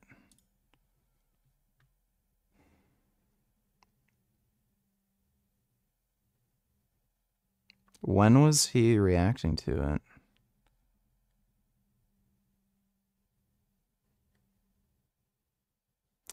Vegan Gains looks like he has been attacked by many bees. What the fuck does that even mean? So we're not gonna watch him.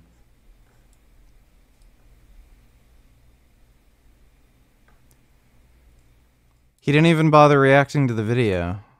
He's so terrified of me, he won't even react to it. What girls? What girls? I thought I saw something like... Oh, no.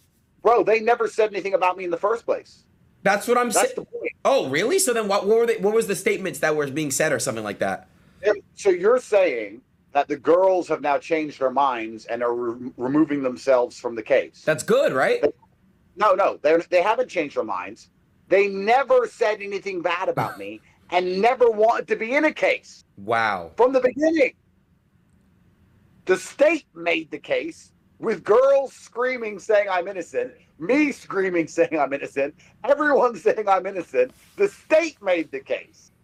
And only now, after 2 years, does the judge give them the chance to leave the case. Yeah, so Andrew Tate is still lying about his trial. I'm sure that's going to help him in court. That's so wrong. Bro, it's amazing. I'm going to the Philippines for a year to be unemployed. That sounds like fun. Matrix attack. It's a Matrix attack. And they're doing it to me because I was massively influential and they were scared of the influence I had. Well, so they tried to you literally are part of the reason why this new generation clip farming is a thing, right? Like clippers and clip farming. You probably don't know what that means, but you are probably one of the biggest to do it. So they banned you on TikTok. They basically banned you everywhere except for X now, which is amazing. Shout out to Elon. By the way, do you know Elon? But I've been instrumental in the breaking of the matrix. If you actually time my cancellation, if you time me getting deleted on Instagram, that's exactly when people's consciousness started. Bad news, Aiden Ross left being Jewish to join Islam because Sneeko brainwashed him. Well, Aiden Ross is stupid enough to do that. To awaken and understand that we're being lied to on every single level. If I had to martyr my social media accounts to awaken the next generation to the satanic rituals which they're living under, then it's completely worth it. So I actually have been massive for damaging the matrix. Me alone, as one man, along with others, of course. I've been monumental for this movement. Yeah, I agree. Yeah, Andrew Tate is horrifically delusional. No, it is. Wait, what do you think about the whole Ryan Garcia? What's been going on with Ryan? I love Ryan, and I hope the best for him in all realms. He donated $2. Is he correct? Let me see. Cheat code for fat loss. All right, I'm going to give you guys and gals some very, very simple tips for. I love how Blaha films at that exact angle so you can see his wrinkly fucking crotch. Fat loss, and I'm saying this as someone who has previously lost over 100 pounds when younger. Garland Farm said you ignored his email. I didn't see any email from him. Got sick, got depressed while. Might have emailed me. Let me see. Might have shown up in my spam filter.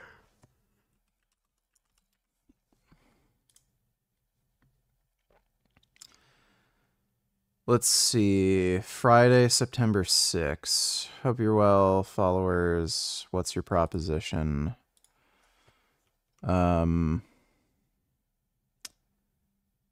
Considering doing a live stream with me discussing how fucking stupid the zero carb cult is. If we're debating veganism, the proposition would be animal rights are a logical extension of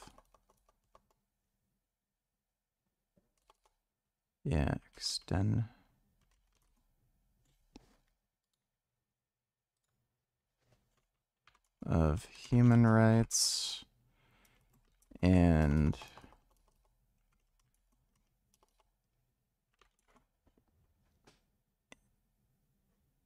for debating veganism, the proposition would be animal rights are a logical extension of human rights, and thus you need to provide a symmetry breaker between humans and animals that would justify killing animals and not humans. And sure, I could do a live stream with you about low carb bullshit. There we go, messaged him back. Fuzz donated $2. Since that MP will bring it up in the House of Commons, can you please change the title of the vid to How the Cops Violated Canadian Free Speech Laws? Will also get way more views. Well, it's basically what the title suggests already. And I don't see how that would get it more views. It's it's already, if not explicitly, implicitly mentioned in the title. But thanks for the donation, Fuzz.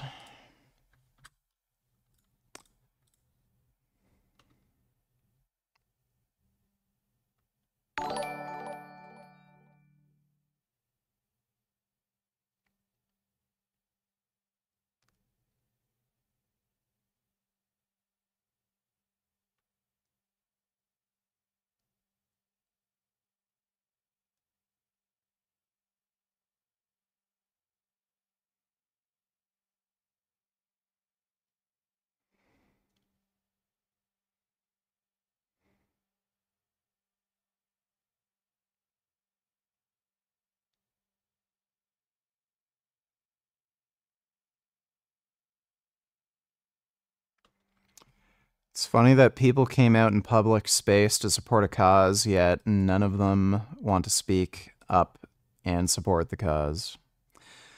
Well, that's the trick. They don't want to support the cause. They just want to hate Jews.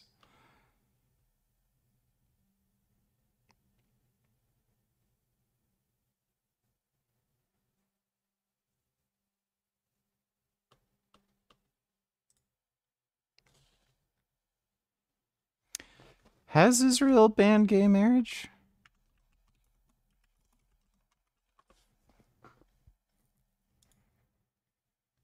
Lesbian, gay, bisexual are considered the most developed in the Middle East. Same sexual activity was legalized in 1988. Formal law against sodomy had not been enforced since a court decision. Israel became the first country in Asia to recognize unregistered cohabitation between same-sex couples.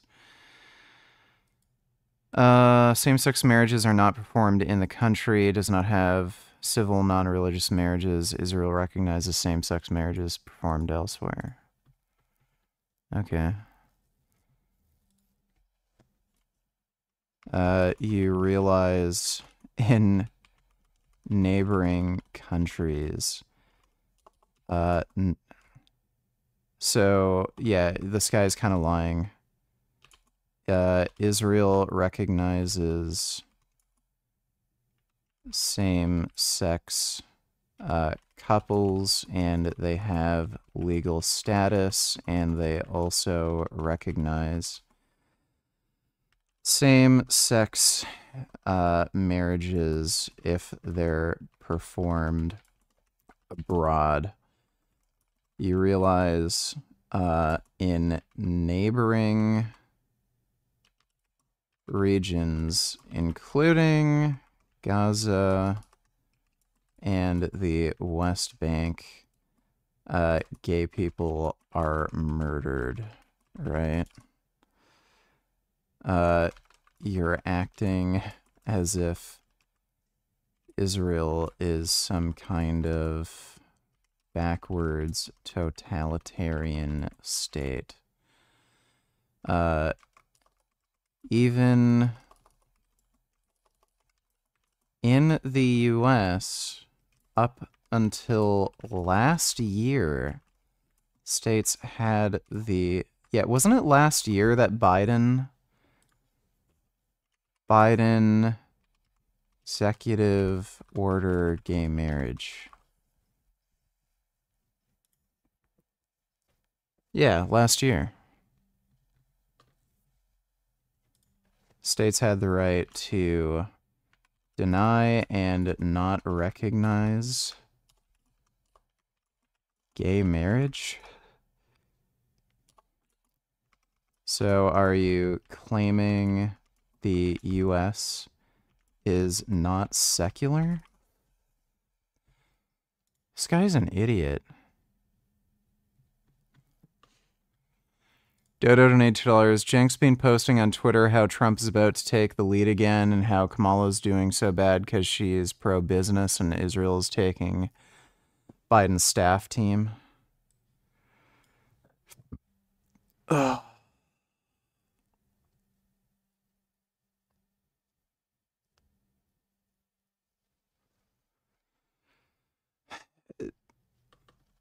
No one takes Jenks seriously. Like, you can even see in their comment section, almost every time they post a video, everyone just laughs at them. Jenks' political takes are just absolutely retarded. Thanks for the donation, Dodo. While I was sick, spent a year in bed straight, gained a bunch of weight, and had to lose like 80 to 100 pounds again a second time in my early 30s. But again, I'm 47 at this point. I have 25 years. Yeah, Israel also has huge gay pride parades every year. Of experience in the fitness game, many, many years of coaching. And there's some tips I have for people that they take for granted. And what I'm going to say is realistically, if you just simply eat clean, losing fat is much easier. And people say, well, how do we define clean? I define clean as minimally processed foods, nearly minimizing refined sugars, keeping saturated fat really low. You know, really doesn't mean it has to be 0, keeping it low, and just don't add extra fats, processed fats to your diet, okay? I would agree with Jason Blaha here. That does make weight loss a lot easier. So if you do those things, you're in a good place, number 1. Number 2, you focus on eating more protein and more fiber in general, okay? This will make weight loss so much easier. My God, this is almost a cheat code, and it's just scary that people don't get it. Everyone wants. So yeah, lowering your fat intake and having a higher proportion of your calories coming from protein and high fiber carbohydrate does help. Bend over, donate $2, another product of natural selection. Let me see. Arizona man sets himself on fire in the name of Free Palestine. Well, that was dumb. You know, it's great how the tards are finally offing themselves. We don't even need eugenics anymore. They're just doing it on their own. Thanks for the donation, Ben. To do a fad diet, or the people want to get obsessed with the flexible dieting and figuring out how to work treats in. For most people, that is actually going to derail your efforts. Okay? We need to be clear on that, right? We need to be clear on that. The majority of people are not wired for flexible dieting and all that. You can have cheat meals, but you're trying to work stuff in every day. If you're not a very high output athlete, not a good idea. I feel like that should be its own video. We'll look at that later. All right, but let's talk about those for a minute. Yeah, I'd agree with Blaha here. He says some things which are controversial and outlandish, but in the world today, it's really not so far-fetched. My only concern is I think he should focus on his upcoming fight because he's got a difficult one, and he's no walkover. I said the same exact thing, and people were saying that I work for them. I literally said the same thing you just said. Yeah, but you can't be trusted, though. I'm sorry. I'm Top G. I don't sell my soul. I don't end up on lean. I'm not some dickhead in Miami jerking off. I'm not like you. I'm built different. You, when you say it is kind of like, All right. Words. And they're very striking to me because I saw a number of, the first thing they indicate is that there are profound divisions within the Arab world with regard to Israel and how Israel should be treated and dealt with. And the Abraham Accords formalized an agreement with a number of Arab states that Israel should be regarded as a valuable trading partner. Now, the reason for that, as far as I'm concerned, is threefold. The previous approach wasn't working. Israel's proved itself to be an economic powerhouse. It's like a second Silicon Valley in many ways. There are extreme economic advantages to partnering with Israel, trading with Israel, and learning from the Israeli experience. And then $2 $2. You forgot the other link in my Blaha donation. Oh, my bad. New Nabi Asley video. Prophet Muhammad was born in Mecca into Thanks for the donation to the Quraysh tribe, who were predominantly polytheists.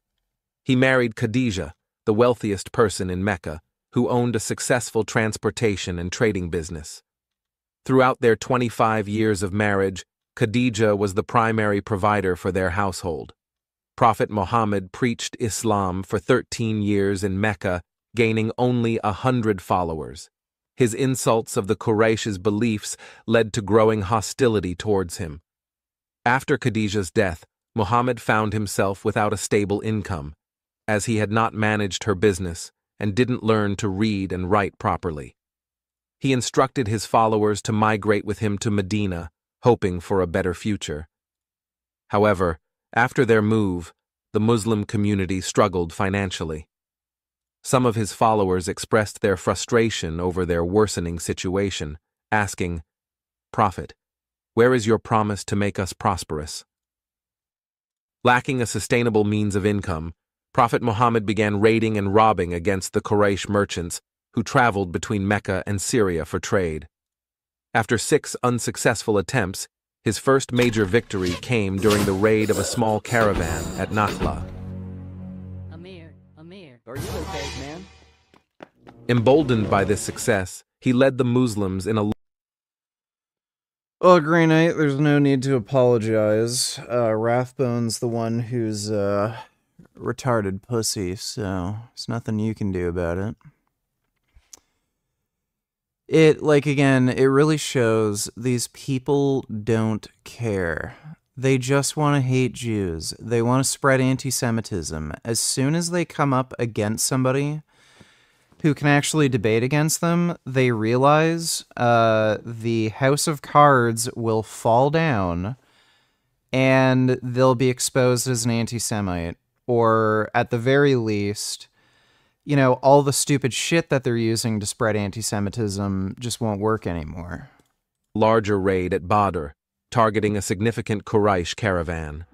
Promising war booty, he quickly recruited over 200 new followers. At the Badr robbery, 300 hungry Muslim robbers defeated 1,000 Quraysh merchants. While this victory is often celebrated by Muslims today, a key factor was the Quraysh's reluctance to kill their own relatives, sons, cousins, and uncles, who had converted to Islam and were now fighting against them. Prophet Muhammad incited family members turning against one another for his own benefit. Sons killing fathers, Uncle A killing Uncle B, nephews killing uncles. This is what happened in Badr robbery. Prophet Muhammad openly declared that his livelihood would come from these raids. In Sahih Bukhari, Book of Jihad, Hadith 88, it is narrated by Ibn Umar that the Prophet said, "My livelihood is under the shade of my spear, and he who disobeys my orders will be humiliated by paying jizya." The footnote explains that "under the shade of my spear" refers to income derived from war booty. Robbing non-believers became a major source of income for the Prophet Muhammad. During his 10 years in Medina, he instigated more than 80 raids against non-Muslims in Arabia. He did not stop until he died. Prophet Muhammad is a warlord who committed numerous crimes, and he justified them all in the name of his God, Allah. Yep. He was a piece of shit, and people still worship and idolize him to this day. Humanity is a bunch of chimps. I gotta go take a piss. I'll be right back, and we'll react to some more shit.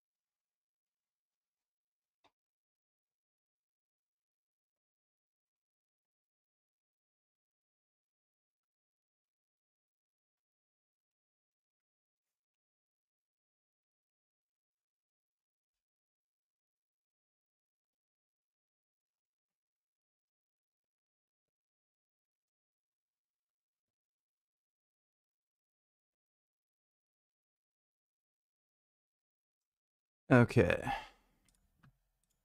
And Israel is also a formidable military powerhouse. And so the combination of those three things was sufficient, along with some alteration in the stance on the more forward-looking Arab side, to make agreements of peace with Israel a reality. And we saw that happen in the Abraham Accords. Now, my sense is the Abraham Accords are viewed with something you might describe as extreme skepticism and horror even by the Iranians, most fundamentally. Dodo donated $2. You got to bring this up if you ever manage to debate Mehdi Hassan. Well, yeah. He is a fucking Osama bin Laden supporter. It's just outrageous.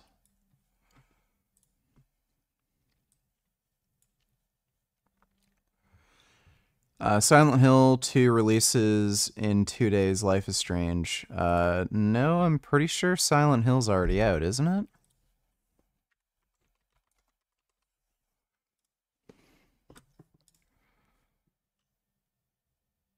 Oh, no. October 8th. Okay, 2 days. There's already some early release reviews. Everybody was saying, except for one guy. Oh, he was getting... Okay. So the one bad review is a guy who couldn't get the game to run. All the pre-release... all the people who got the pre-release copies are saying it's good, so I'll probably get it. And yeah, Life is Strange 2. What are they calling it? Double Exposure? I'm definitely going to play that. Thanks for the donation, Dodo. Alan Wake 2's Lake House DLC explained.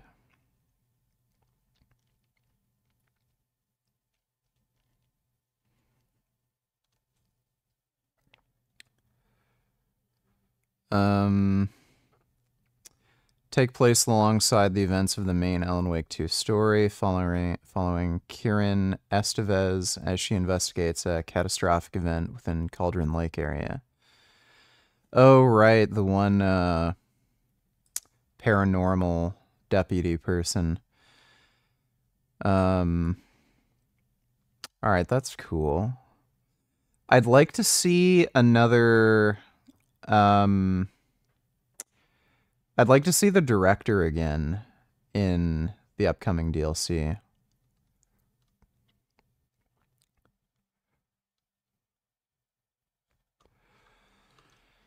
Thanks for the donation, though, Dodo. Fundamentally, because they don't want to see that. They're sworn enemies of the United States. They're sworn enemies of Israel. They're sworn enemies of many of the Arab states that signed the Abraham. Rathbone said the vegan diet has given you brain rot and small testicles. Right, that's why I'm twice his size, and I can bend him like a pretzel, and he's too scared to debate me. Fucking loser.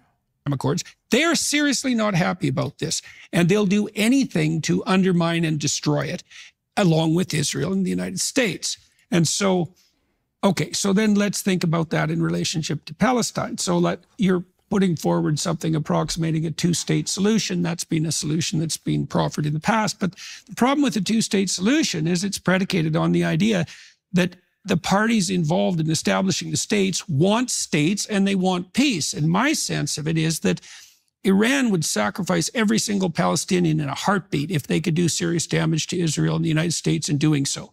And Iran continually funds the agitators in let's say Hamas and Hezbollah, for example, to do nothing but cause Israel and the United States problems, and they don't give a damn in any way, shape, or form about the Palestinians. That's exactly and so I don't understand at all, first of all, how the Israelis can negotiate with the Palestinians with the Iranians lurking behind them, doing nothing but to causing trouble and funding at every possible opportunity, every way of breaking down any possibility of peace, because what do they care whether the Palestinians make peace with the Israelis? That's just annoying to them from a foreign policy perspective. So I don't see any victory.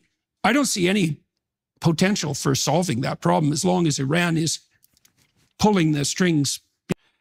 Yeah, this is one of Jordan Peterson's few base takes. He's actually got a very sensible position on Israel-Palestine. Behind the scenes, it's in their best interest, given their stated foreign policy objectives, to keep the Palestinians and the Israelis at each other's throats for as long as possible. And if that does in the Palestinian people, oh well, you know, collateral damage in the bigger game. So, and then, okay, so I want to add it now, so uninformed people in the West might be thinking that by standing with the poor oppressed Palestinians, they're, what would you say, they're showing their solidarity with the oppressed people of the world. Right.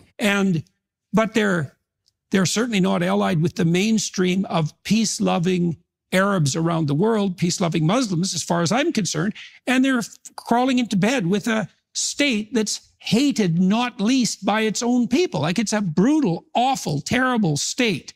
And it wants to destroy the United States and Israel. And so all the protesters on American campuses who are hypothetically supporting the poor, oppressed, victimized Palestinians, and I know there's plenty of complex things to say about that, are really acting as proxy agents for Iran.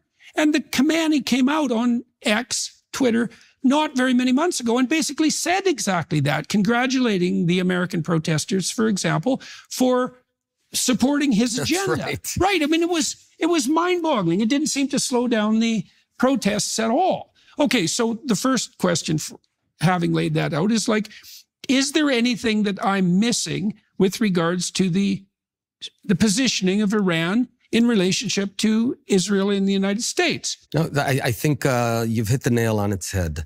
About a decade ago, I came up with a strategy against Iran, and I called it the octopus, terror octopus, or octopus strategy. The first thing was to understand what's going on, and then you can build a strategy. What's going on in the Middle East is about 70% of the problems in the entire Middle East stem from the Islamic Republic of Iran. I would view it's a very radical regime, by the way, also incompetent and corrupt, a bit similar to the Soviet Union of the 80s. But what it does, it exports its ideology and terror with its arms all across the Middle East. Every country it touches, it ultimately destroys. It's like the anti-Midas touch. Look at Lebanon, look at Syria, look at Iraq. It's like Yemen. So in all these places, it builds a local proxy, sometimes based on Shiites that live there, but not always. For example, Hamas is a Sunni organization. It empowers them, it funds them, it provides them weapons, it trains them, and ultimately it also commands them to generate terror. Not only against Israel generally, but also against Israel. Now, And I'll say straight at this point, we need to topple the Iranian regime. That's what we need to do. And it will fall. The mistake that Israel has made for the past 30 years, and I was a soldier, I was fighting Hezbollah, which is essentially the fingertip of one of its tentacles. The mistake was that we have expended and exhausted ourselves fighting those fingertips of the octopus. And instead of directing our energy to topple the goddamn head of the octopus. And what I did as prime minister, I gradually I wanted to not have wars on our borders because that's playing to their strategy, and redirected our efforts to the head of the octopus. Israel has done a lot of work throughout the years on the nuclear dimension, but my point was it's not only about nuclear. Let's topple the regime. Now, how do you do it? I'm not talking about all-out war. I look at the Cold War as a very good, case analogy. And ultimately, the Soviet Union fell without war. America never bombed. You know what I did when I became prime minister? I the first month of on my job, I dedicated to deep study of Iran, its society, its economy, and what America did in the 80s to accelerate the toppling of the Soviet Union. It turns out America did a lot. Reagan's America empowered oppositions in Eastern Europe. Why can't we do that? It strengthened the enemies of the Soviet Union in Afghanistan, Mujahideen, etc. Later, it had unintended consequences. But my point is that we need America and Israel and the West to apply tremendous diplomatic, economic pressures and covert, overt, cyber, lots of stuff to accelerate the demise of Iran. This regime will fall because it's much weaker than we think. So to continue the what sort of support do you think the Iranian government has in Iran itself? I mean, my sense very is little. It's despised by its people. I'm saying this as a fact. It has all the plagues of this sort of regime. The children of the leaders are all corrupt, driving in their cars, Lamborghinis, whatever, while the people in many areas of Iran don't even have good tap water. Right. And it could be a very rich country. It is. And it was doing quite well in the 70s on that huge, regard. yeah. And so I believe that this regime will topple, will fall either, but it could be in 50 years or it could be in 5 years.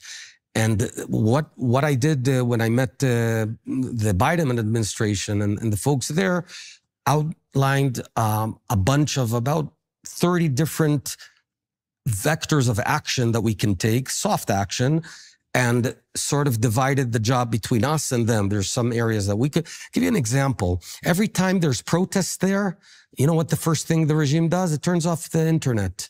So you can't communicate. Why don't we ensure that the internet's on with technologies like Starlink, etc. There's lots of stuff, easy stuff, cheap stuff that we can do to accelerate the toppling. All we need to do is help the Iranian people, which are a great people. And unfortunately, my successor discontinued this policy, but I think it's time to go. And so what do you see happening in the West, in the United States, with the rest of the Western countries, with regard to their stance contra Iran? And I'd like to hear about what you think is being done that's actually effective, and also what you think is being done that isn't effective or counterproductive. Well, by and large, they're not doing enough. And everything...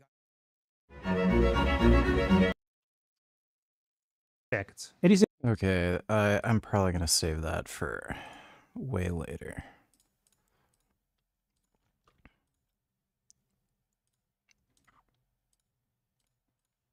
Man, photojournalist Motaz Azaiza is in the building. He's touring the country right now, fundraising for UNRWA, and it is a great honor to have you here. I'm very... Oh yes, UNRWA, the terrorist aid organization that has Hamas members in it that have helped conduct the October 7th attack and helps funnel money to Hamas.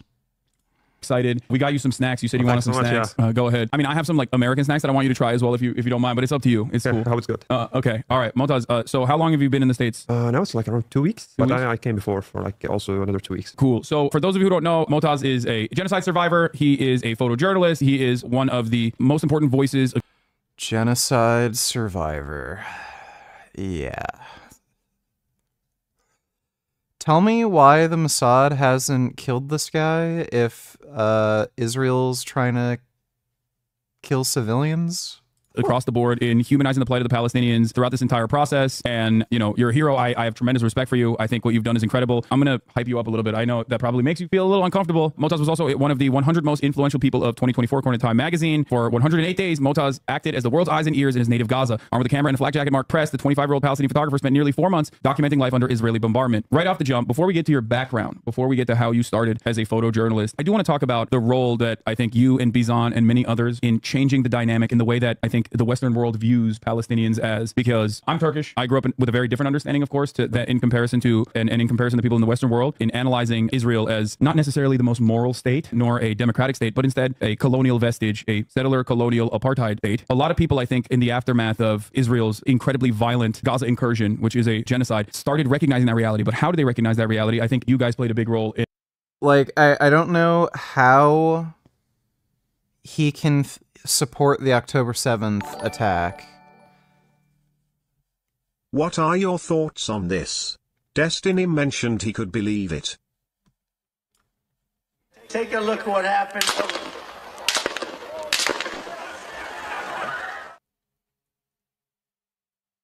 When I heard a loud whizzing sound,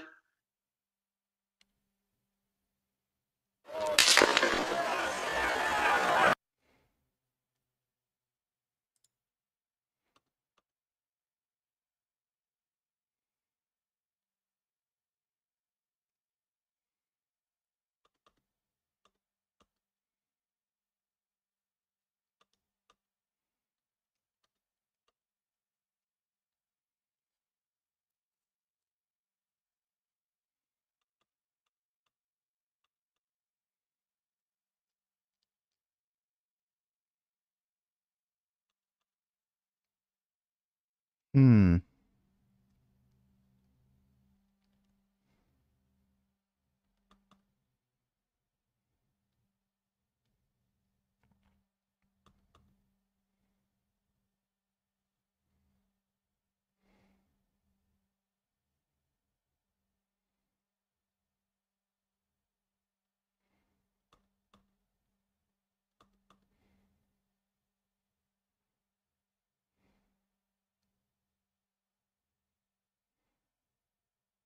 take a look what happened.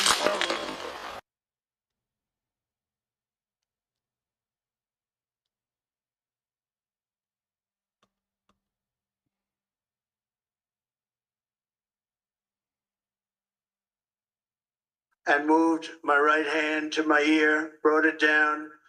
My hand was covered with blood, just absolutely blood all over the place.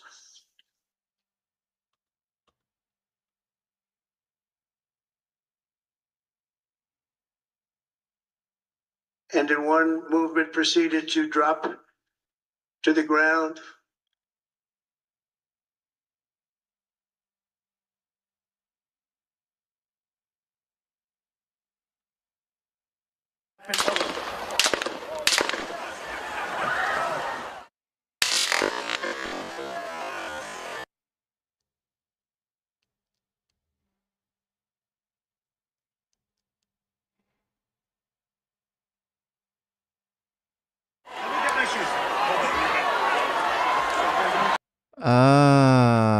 So that's what might have caused the blood.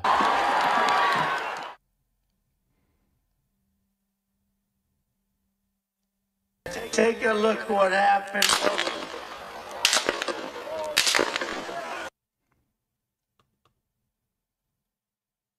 Take a look what happened.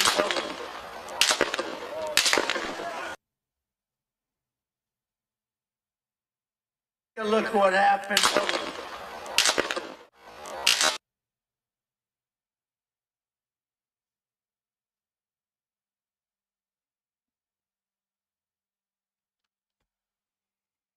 In order to see the chart, I started to, like this, turn to my right.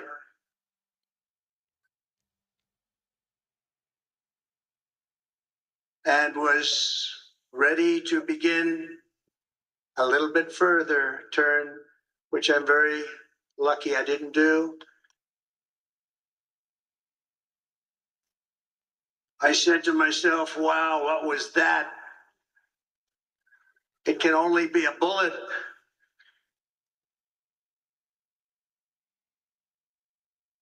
When I heard a loud whizzing sound and felt something hit me really, really hard.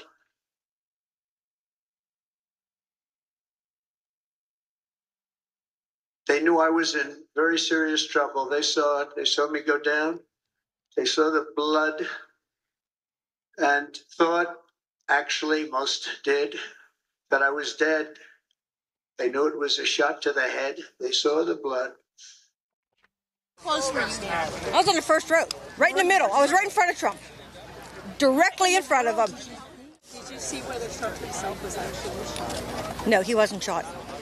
To me,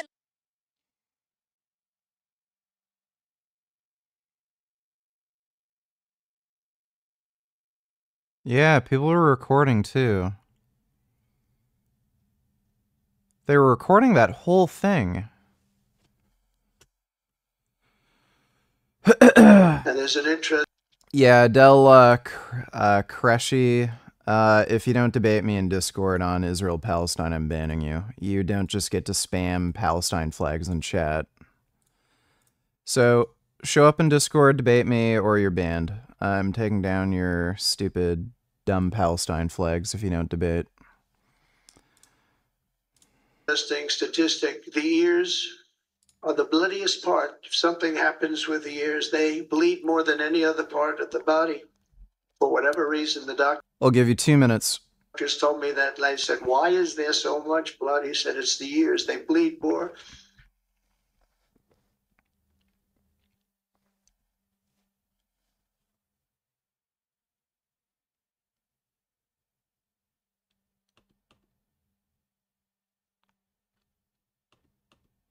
So many people have asked me, what happened? Tell us what happened, please. And therefore, I will tell you exactly. What if hypothetically Hamas only attacked military targets during October 7th? What would you think about the military operation in this hypothetical scenario? I would say since Hamas had a legitimate military objective, I wouldn't accuse them of committing any war crimes, but I still wouldn't support the attack for obvious reasons. Were you the idiot in chat that posted the Palestine flags? Richard? Yeah, are you the idiot in chat who posted the Palestine flags? No, that wasn't me, but do you think you should just, like, be able to bomb Lebanon because there's, like, a few Hezbollah members? What do you mean a few? The majority of Lebanon isn't Hezbollah, would you agree? The majority of any population isn't going to be military. So you're okay with just bombing the whole of Lebanon? Israel isn't bombing the whole of Lebanon. They're striking military targets. Oh, so have any civilians been killed? Can you name one war where no civilians were ever killed? Oh, so you're answering a question with a question? Got you. I'm not answering a question with a question. But wait, don't you think black people in America are discriminated upon? Don't you think that? Aren't you like super liberal when it comes to black people in America? Yeah, Why can't you just, so like, plug- that has nothing to do with Lebanon. So you're accusing Israel of targeting civilians. If they're targeting civilians, why are they attacking military objectives? They are. Okay, then with your logic, I can say Lebanon's targeting military objectives. I could say Israel's hiding behind human shields because the Mossad headquarters is in Israeli civilians, so they're hiding behind civilians. They're using civilians as human shields. They have the Mossad headquarters in Tel Aviv. You realize the CIA headquarters is around civilians? Well, The you're the one that FBI uses headquarters our is around civilians. I don't know how that means. Then why can't you plug in that logic with Hamas in Lebanon? Why can't you plug in that logic, you dumb fuck? You realize Hamas has received billions of dollars in aid money and they haven't built a single civilian bomb shelter. Of aid money, you realize that, right? But sorry, what? Okay, you keep saying Israel uses, Hamas uses human shields. Lebanon uses human shields because there's civilians upon the area. But what about Tel Aviv? Are they not using their population as human shields? No, there's bomb shelters. Yeah, you're fucking retarded. So in Tel Aviv, there's bomb shelters, and they also have the world's most advanced anti-air defense system. So how is Israel using human shields?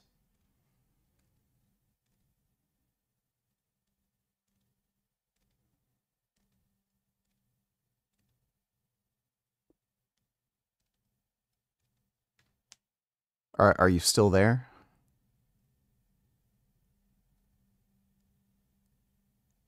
Hello?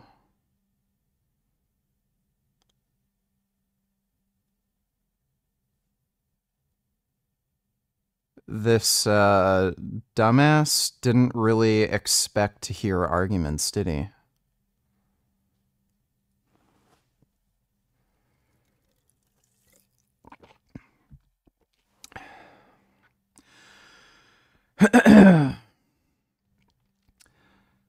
I don't know if he's just cowered away and forgot to click out of Discord or what. For some reason it's not showing my mic. Are you there? Hello?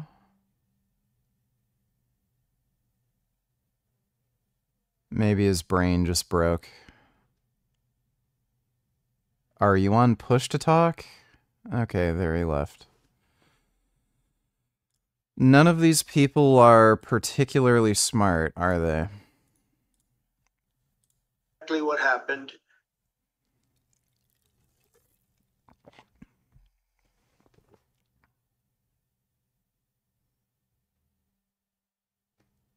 There's some question about whether or not it's a bullet or shrapnel that that hit his ear. So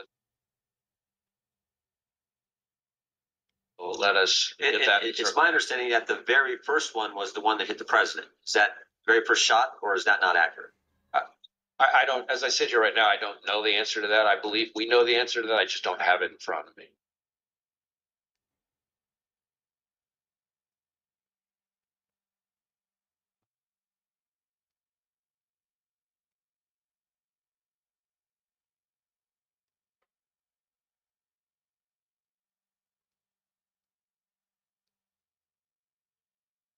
And you'll never hear it from me a second time because it's actually too painful to tell.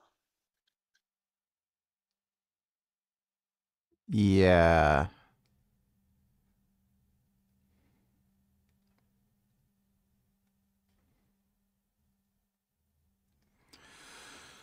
The FBI won't release the report till after the election, of course. Yeah, that sounds highly plausible. In all likelihood, Trump wasn't shot. Thanks for the donation, Ali G.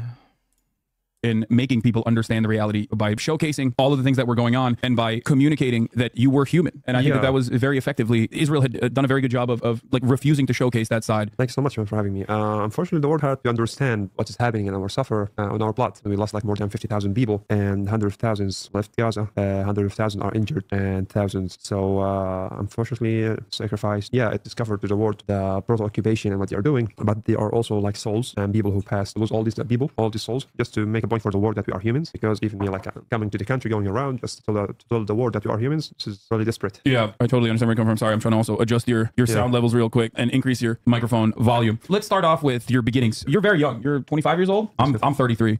So old. Yeah, I'm an old man. Damn it. Okay, you're tall as hell. Do you ball? No? You don't play basketball? I used to play, but I'm like so huge, so I didn't find my shoe size in Gaza. Oh, really? Yeah. How big are your shoes? 15. You're a size 15? Yeah, so Damn, I'm 13.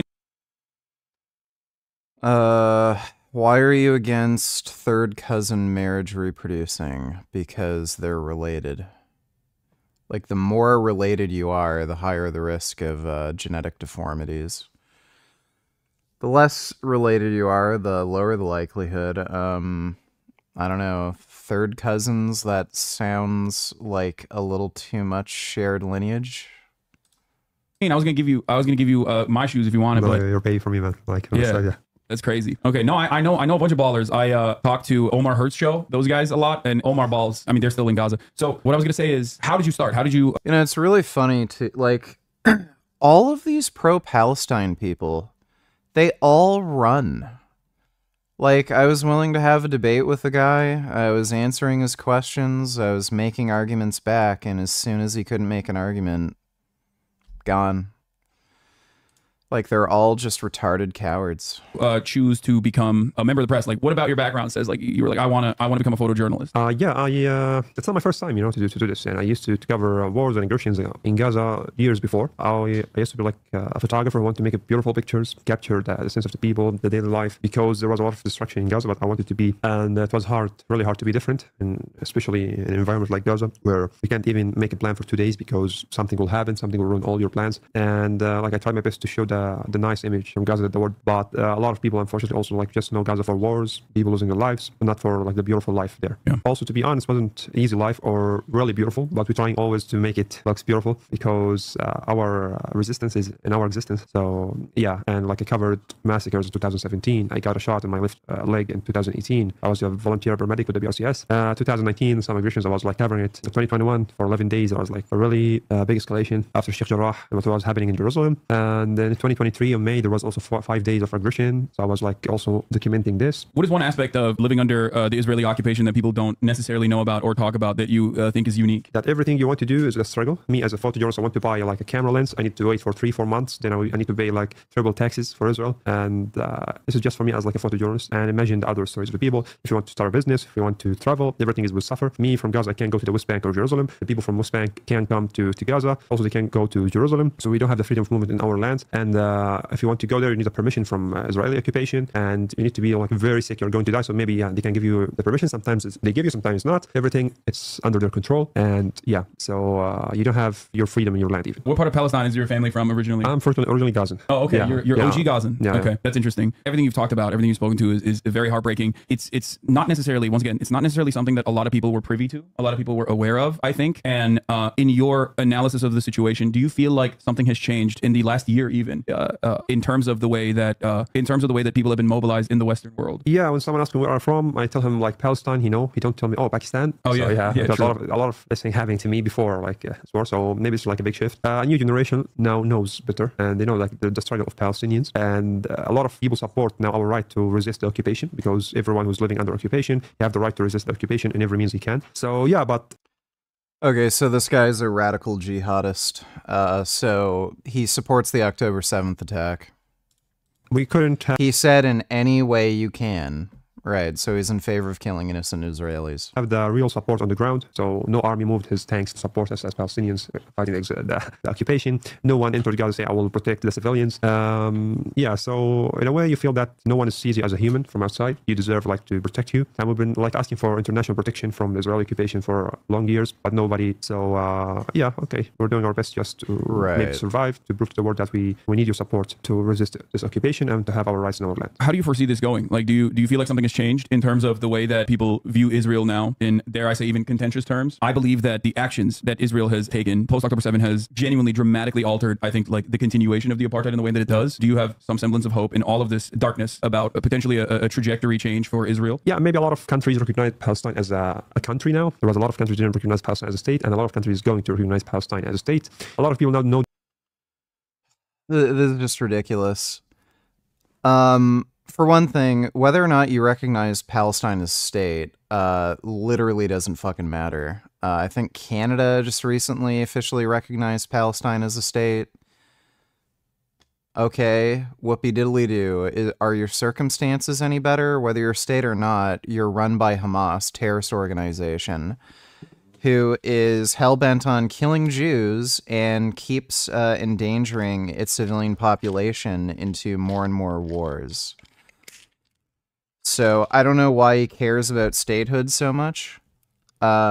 Secondly, I don't know why you would want to be granted statehood when your government is completely and utterly non-functional and they're just terrorists. So, oh, thank God, Canada recognized terrorist state. Okay, great. Bravo. I guess you can stop killing innocent Israeli citizens now that Canada officially recognizes Palestine as a state. Oh, no, wait, you're not going to do that. You want to still kill Jews.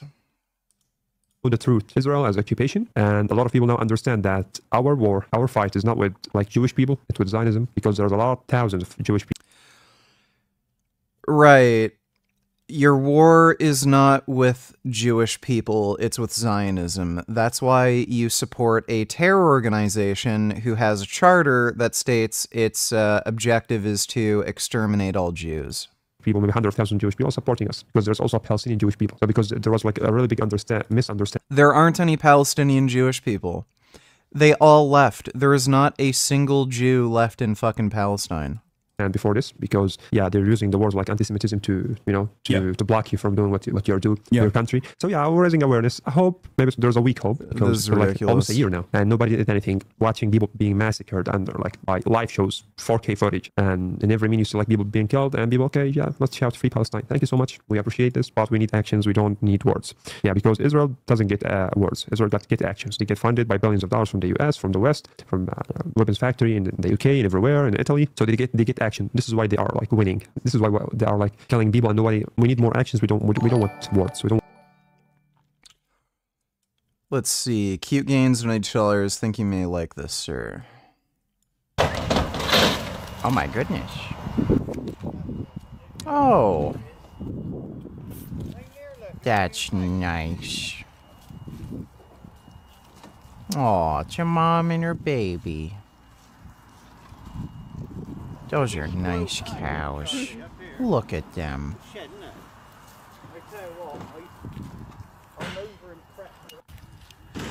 They're looking around.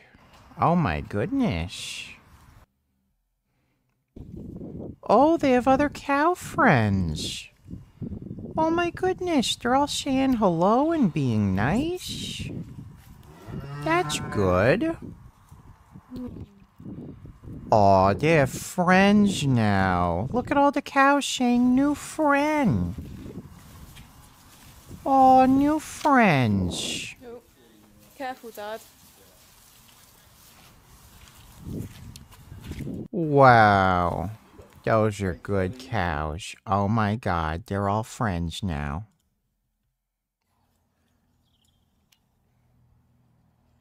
Wow. That's good. Oh, they're friends. Oh, look, they're eating hay because they're friends.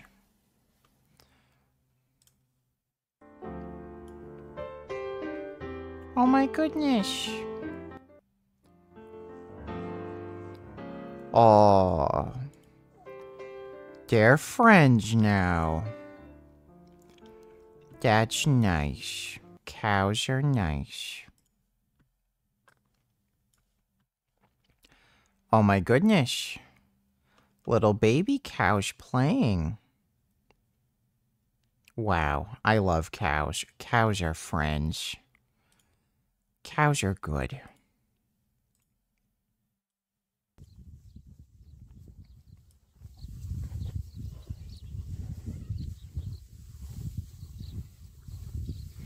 Those are some good cows having a good munch on hay. Wow.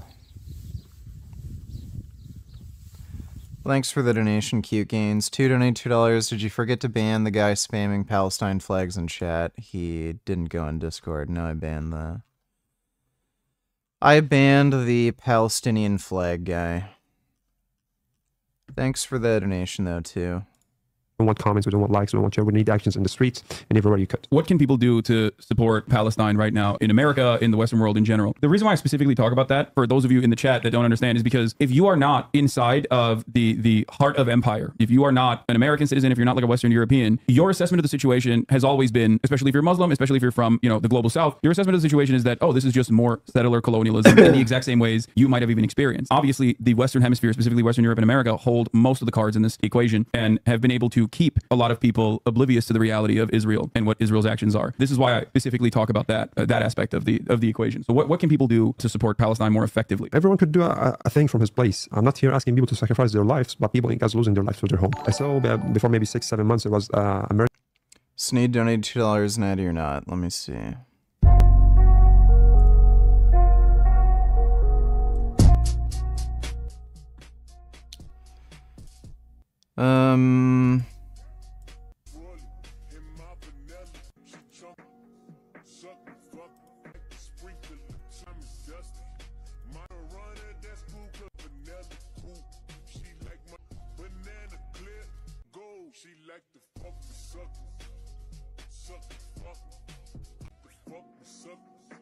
Not entirely sure. I don't know if this girl's gotten a BBL. She might have. It's hard to tell. There's not really enough footage.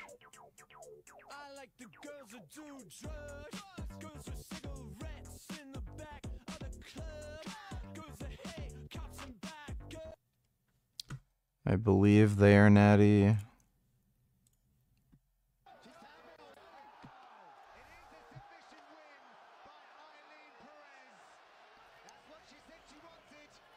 Yeah, I remember that. Everybody was freaking out about the twerking thing.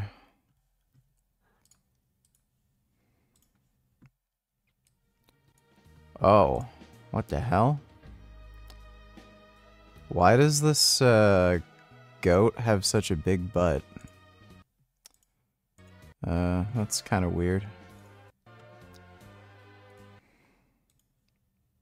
Now, this may be an unpopular opinion, but I completely disagree that you have to do the most with your workouts in order to see results. Now, what you really need is the vibration plate. Super low impact, but it has benefits like lymphatic drainage, which means better blood circulation, reducing inflammation, overall muscle relaxation with multiple modes and intensities. In as little as 20 minutes a day with your favorite show on, you can start unbigging your back. I found this one that's currently half off retail price with a max weight of 450.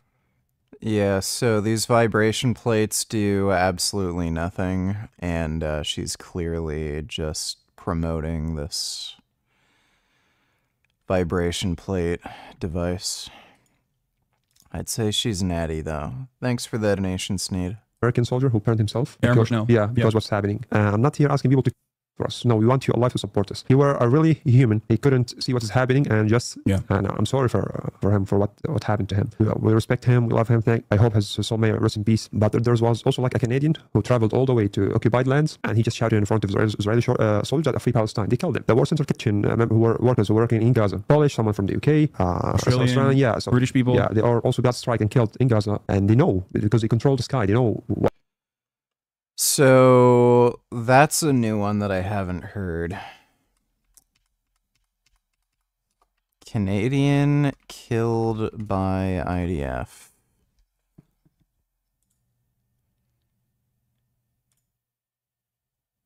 Quebecer killed in Gaza says Israeli strike was targeting killing aid workers. Okay, that was the aid worker thing. Canadian man killed in southern Israel has ties to artery? What is that? The fuck is that?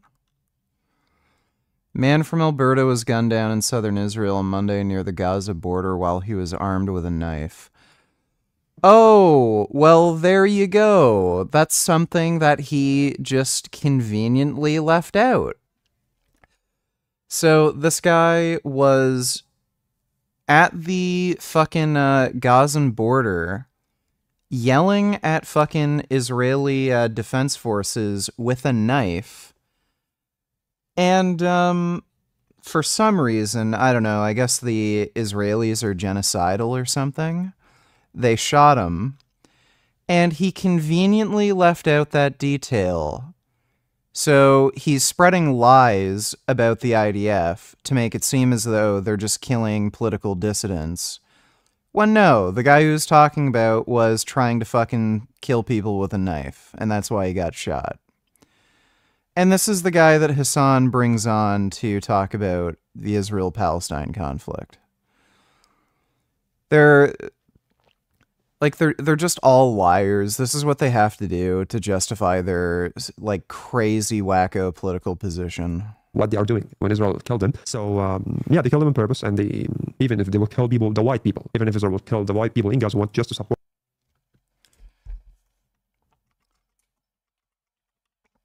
The Canadian man who was shot by the IDF was brandishing a knife while yelling at Israeli defense forces near the border.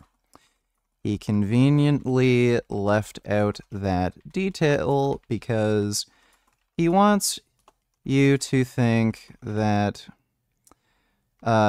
Israel is genocidal when they're not.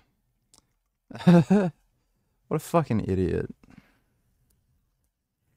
For the humans of Gaza, nothing will change because the injustice power is so evil and so big. So people should understand, like, controlling them around the world. Also about the boycott, it's not about like the drinks or the food. It's about the money you are like. I don't like get mad from the people. Just saw your pro-Palestine protest. You had a lot of fools to handle. You had the upper hand all the way. Well, yeah, pretty much everyone just screamed, yelled, refused to answer questions, and just told me to fuck off as soon as I gave them the slightest bit of pushback. So yeah, they're all idiots. I knew it would go that way. People who, because sometimes you don't buy something, we are not like boycotting the brand, no, but it's about the brand, how the money, where it's gonna end. So people should now understand, look, just like Google it. BDS. Yeah, just look what's happening around you.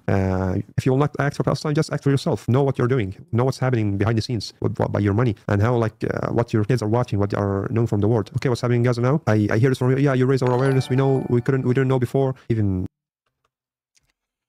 Cactopus donated $2. I miss the skits. Please do more.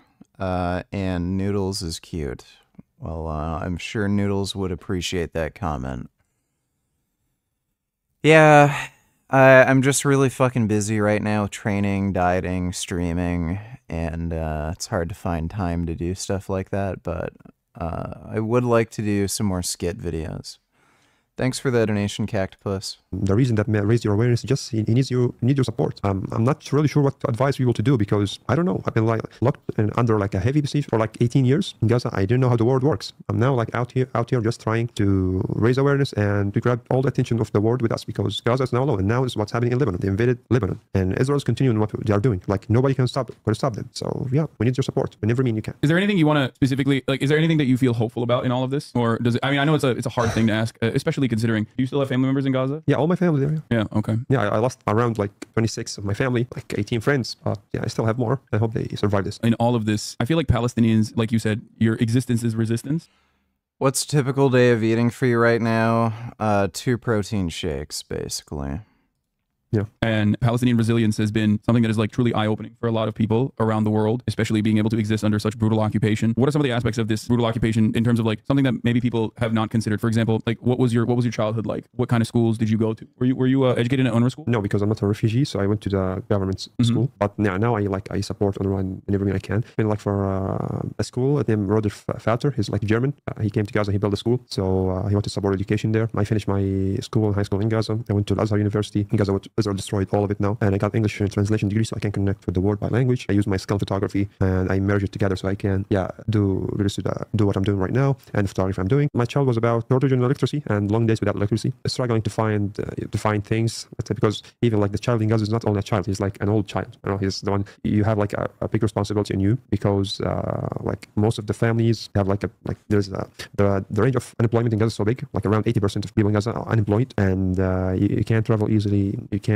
everything is with a struggle. Yeah, you can't get anything easily. So yeah, in 2014, I lost my classmate. His name is Ala. Was just playing football and artillery. And he got killed. He was just 15 years old. Yeah, he just wanted to be like a soccer player. So it's about finding space to play in. It's about like just dreams that Israel will like kill you before. So yeah, it wasn't easy. And what do you think about America after visiting this time around? Oh, what's your opinion? That's really difficult to judge because before I came to America, I believing that everyone there is so evil. You know, like yeah, there's monsters in the street. But I came here, there's a lot of really good hearts that they want to do more. But even their like official representative that doesn't hear from them, their government doesn't hear from them. So believe me, I'm not judging anyone. I have respect for the people who want to support and to do more, because I met a lot of like Jewish people here who want to support us. A lot of the white people who want to do more. They want to understand. But yeah, there's a lot of evil people, but at the same time, I don't want to forget that there's a really good people who are here. And I just like a word from a Palestinian from Gaza. The image of like Americans for the world is so bad. Yeah. So please work to enhance it, to make it better, because people think that they are all evil. People think that they like to kill people, to invade other countries. So please work on this to make a good image for your country, because you can do it. Supporting occupation, you can stop paying your taxes. So you're going to send billions of dollars to kill civilians in the tents that they don't have even the power to find the water to drink. No, I get that. I understand that completely. Have you had some American food? Man, just the burgers here.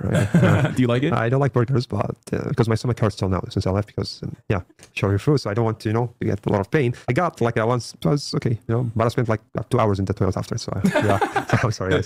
No, don't apologize. I'm not gonna lie. The kebabs here are not as good, unfortunately. Nothing like home. Yeah, but there was like Yemeni food. There's some like Palestinian bakeries here. So I'm trying to find something to eat. Yeah. I came from Gaza. There was like no food. I came here. There's a lot of food, but you can't eat it. So it's the same way. No, that's something that I mean, I like the American food. I'm very Americanized in that regard. Even when I was growing up in Turkey, like I was a burger eater. Yeah. So I do miss Turkish food obviously every day, and I do eat Turkish food. I miss the Turkish sweets. I like the sweets in Turkey. Yeah. Well, there is some good baklava out here for sure. There is like some places I think they like ship it from Turkey. But have you had a burrito yet? Burrito? It's like a wrap. They even do it like I guess like carnitas are very similar to shawarma. I got some tacos. Yeah, it's like a bigger taco, and it has like rice in it. Okay, it's crazy. I'll try you gotta have a breakfast burrito. It's gonna blow your mind. Well, you're Muslim, right? Yeah. Yeah. Okay, so no bacon, but no bacon. No bacon. Everything else. Okay, you can't have the carnitas. Yeah, you gotta do al pastor, and then we're gonna have you back to do a snack tier list. What made your stomach hurt the least out of everything that you had? Like anything with oil, anything with like meat. Even sometimes the water makes my al pastor is pork. Sorry. Okay. No al pastor either. Yeah. My bad. What were you saying? Anything with oil. So I'm not sure. Everything that I eat here hurts. Yeah. Maybe the problem is with me. I'm sure there's a lot of people who eat food and they're good. Well, I mean, in the US, the majority of Jews vote Democrat. Do you think that will change this election because the left supports Palestine? Probably not. No, especially not with a Trump presidency. Maybe afterwards, but probably not with a Trump presidency. Thanks for the donation, Majin. Yeah, you grew up in Gaza. I feel like your diet was very different than the average American diet. Yeah, because like the diet in Gaza was different the last time because I lost around like 12 kilograms in less than 3 months. So yeah, it was different. But the food like in Gaza, it's really, you find equality there. Yeah, our food is really special, and I hope everyone could like one day to try it in Gaza or Palestine, not just outside. Weird. So Israel hasn't been starving Gaza. Do you watch anime? You don't watch anime? Morgan made me ask that question. She's over. No, I'm not saying her. You're you know that. Also, by the way, chat, if you want to donate to UNRWA, it's like a government on the ground, but not government. It's an NGO that provide people food aid. Open Discord. People are waiting.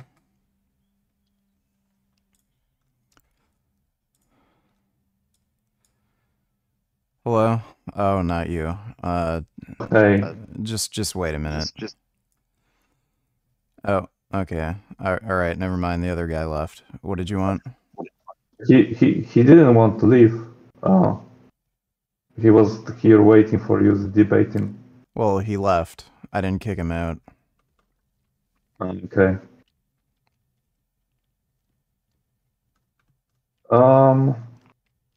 Yeah, sorry, I wasn't following the stream. What were you talking about? We're just going over some Israel-Palestine stuff. Yeah, that I've noticed. Why would you... to be honest with you, I don't really know much about stuff between Israel and Palestine, just a little bit. But, however, every time I see you hear other opinions, you automatically jump into conclusion, oh, that guy is a Nazi, that guy is anti-Semite, all of that stuff, and why is that? Why would... Yeah, because it's easy to detect that they're a Nazi or an anti-Semite. So again, they're not going to explicitly say they want to kill Jews, but if they're going to do something like support the October 7th massacre, it's clear what their, goal is. Okay, but for example, if I said I am a nobody. But if I said something like publicly or I don't know, between friends, that yeah, I don't like what Israel is doing right now. Does that, in your eyes, do you automatically see me then as an anti-Semite? Not necessarily. Exactly. It depends on what your actual stance is. Like, that's just far too vague. I mean, do you know about history between during World War II? Because, like I previously stated, I am Polish. So, do you know what happened during that time between Jews, Polish people, and Nazis? Yeah.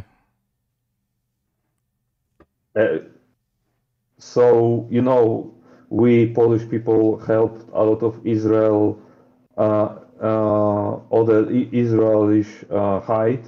Yeah. And they eventually betrayed us. What do you mean? Like they sold us out. We helped hide them, and they sold us out. It's not only Jews that were fucking being used by Germans during that time.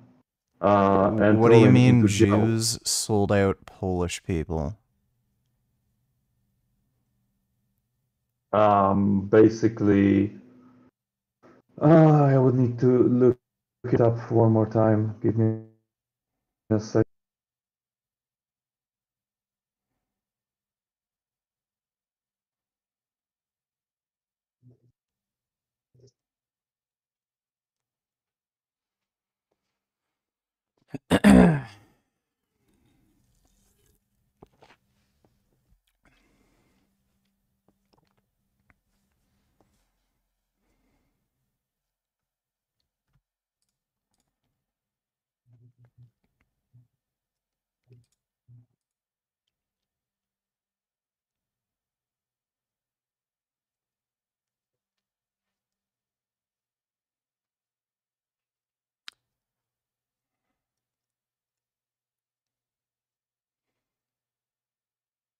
Throughout the German occupation of Poland, Jews were rescued from the Holocaust by Polish people at risk to their lives and lives of their families.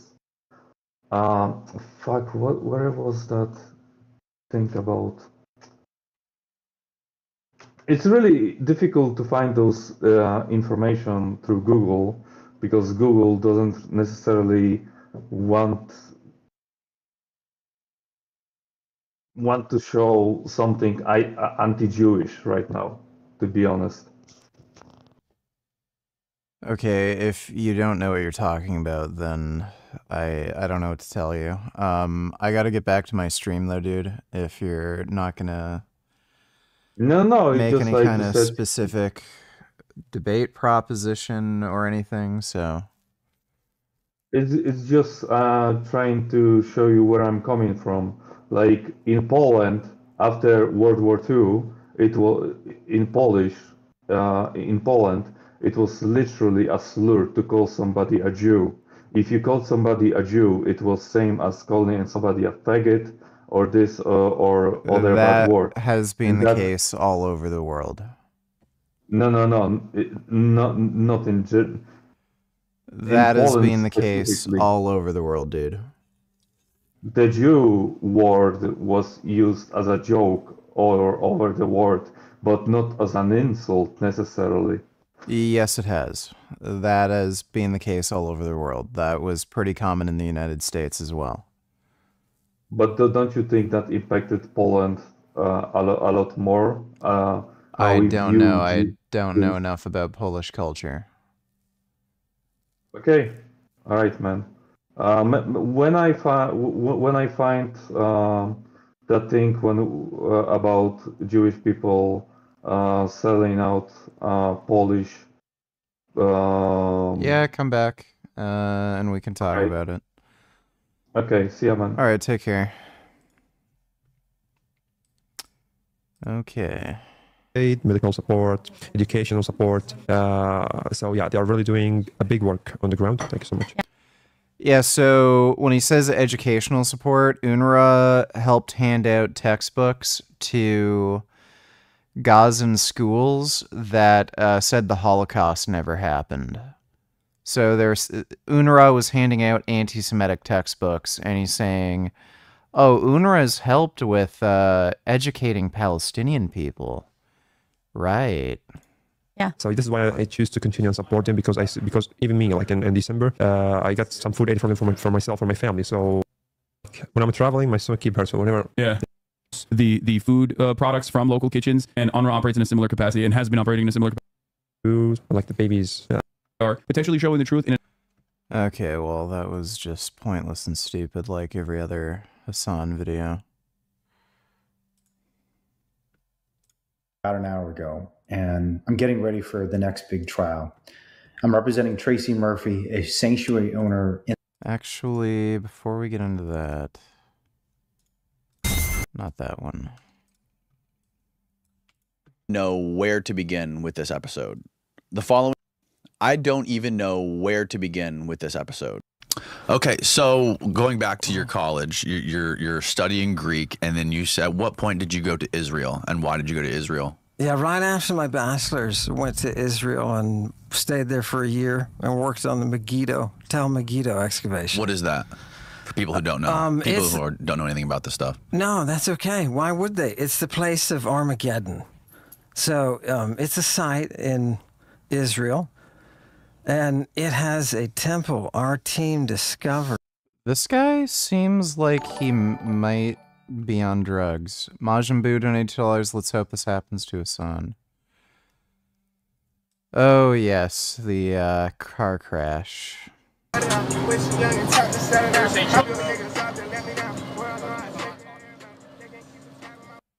This does seem like something that Hassan would do.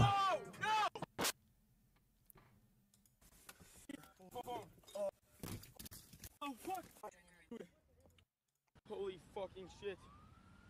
Oh, Michael. Fuck. Oh my god, bro. Fucking car, bro. No fucking way. That's quite a crumple zone. Oh my gosh. There's no fucking... Well, that car's a write-off. Thanks for the donation, Majin Buu. The temple floor that was there, it's a Canaanite temple floor under everything. And that dates back, the last time I saw, they thought that dated back to about 4000 BC. So, and I don't use the about 4000 BC. So it was a momentous, wondrous excavation. And I'm proud to have been part of it. Yeah. What kind of stuff did you find? I found a chicken. Chicken? Yeah, I found a chicken because I was digging the old French dump heap. What they found that was so important was the floor of a Canaanite temple where these Canaanite priestesses in 4000 BC, where all the power, where all the authority is, is there. Yeah, Tel Megiddo. There it is. I'm sorry. I'm distracted. That's it. Yeah, Tel Megiddo. And it's a wonderful sight. And I tell you, I slept. The most interesting part of the story is I slept in the vineyard of Jezebel. So what did you learn from the stuff you found at Tel Megiddo? The earliest occupation was probably by these Canaanite populations. Which was 4000 BC? Yeah, they've got a circular dance floor for them to be worshiping whatever divinities it is that they worship. And these are like the Phoenicians and it's all up and down the coast. Jezebel was a Phoenician princess baby. You know what I mean? So they had a circular dance floor. Yeah, right. Is that unimpressive? That's very impressive. For 4,000 years ago, it's very impressive. Well, move on then, because when I was in the vineyard of Jezebel, these guys that went nuts, they got up at night and they sat there and they talked and they told me what was going to happen to me. What did they say was going to happen to you? On successive nights. They said a troop of demons will assist you to bring the Antichrist. Yeah. Who said that? Two guys on 2 successive nights. Here's $5. Go send super chat in asking to show footage that's going viral and about getting into contact with David Wood to debate, and maybe you could collab with apostate prophet.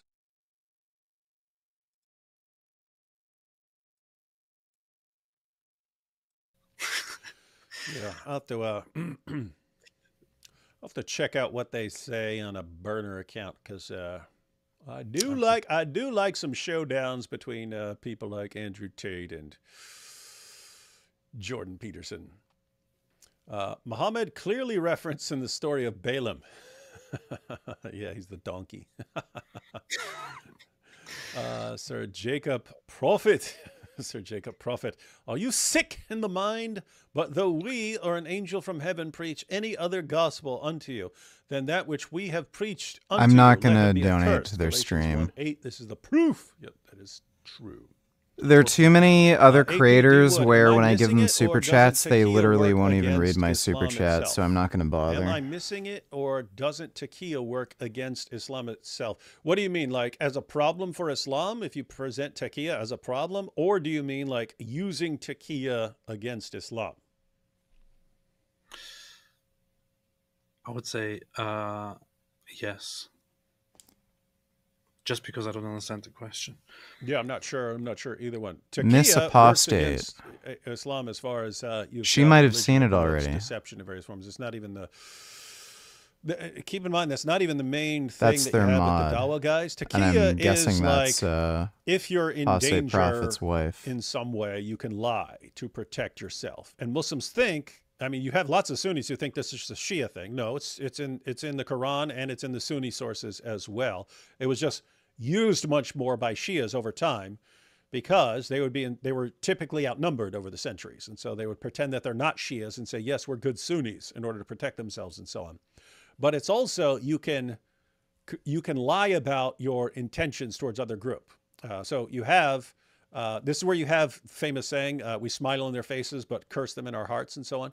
It's, even though you want to violently subjugate people, you could say, no, we want to live in peace and we want to live in peace and harmony with you guys forever. We just want to be best friends ever. And you could just completely misrepresent your intentions. But the idea is all these various forms of deception that are completely acceptable in Islam, just over time, they kind of morphed Even into though, let me just see. lie for your religion, do whatever, lie however much you need to in order to dupe people into converting to Islam. And it's justified in their minds, because the idea is, okay, if I tell you 27 lies to get you to convert to Islam, but then you spend eternity in Jannah, you're going to be thanking me. If you get to spend eternity, You are very deflowering welcome to be virgins here, but maybe not right because here. I lied to you, you're God, going to be thanking, these you're gonna be Palestine thanking me for supports telling are you all those retarded. lies. So I'll just go ahead and Good lie to you. job on the protests. So yeah. Well, yeah, I knew they were all going to be Originally says, thank you for retarded exposing fucking these false morons. prophets. My mom was raised Mormon. But and thanks she for has, the donation, some Supreme of the Jewish same issues Commander. understanding God that Muslims have. She's Oh. close to becoming a Christian, though. Praise God, and Oh, please pray that's for some good Rachel's squeaking. salvation. What do you think you're doing? Thank you. This is messed up. Somebody He brought has been whoever chosen. earlier brought up the Mountain Meadows massacre. Well, that's I a read nice about this a cat. long time Thanks for ago. the So- donation, Centuries even ago, though. man. It was like a million years ago.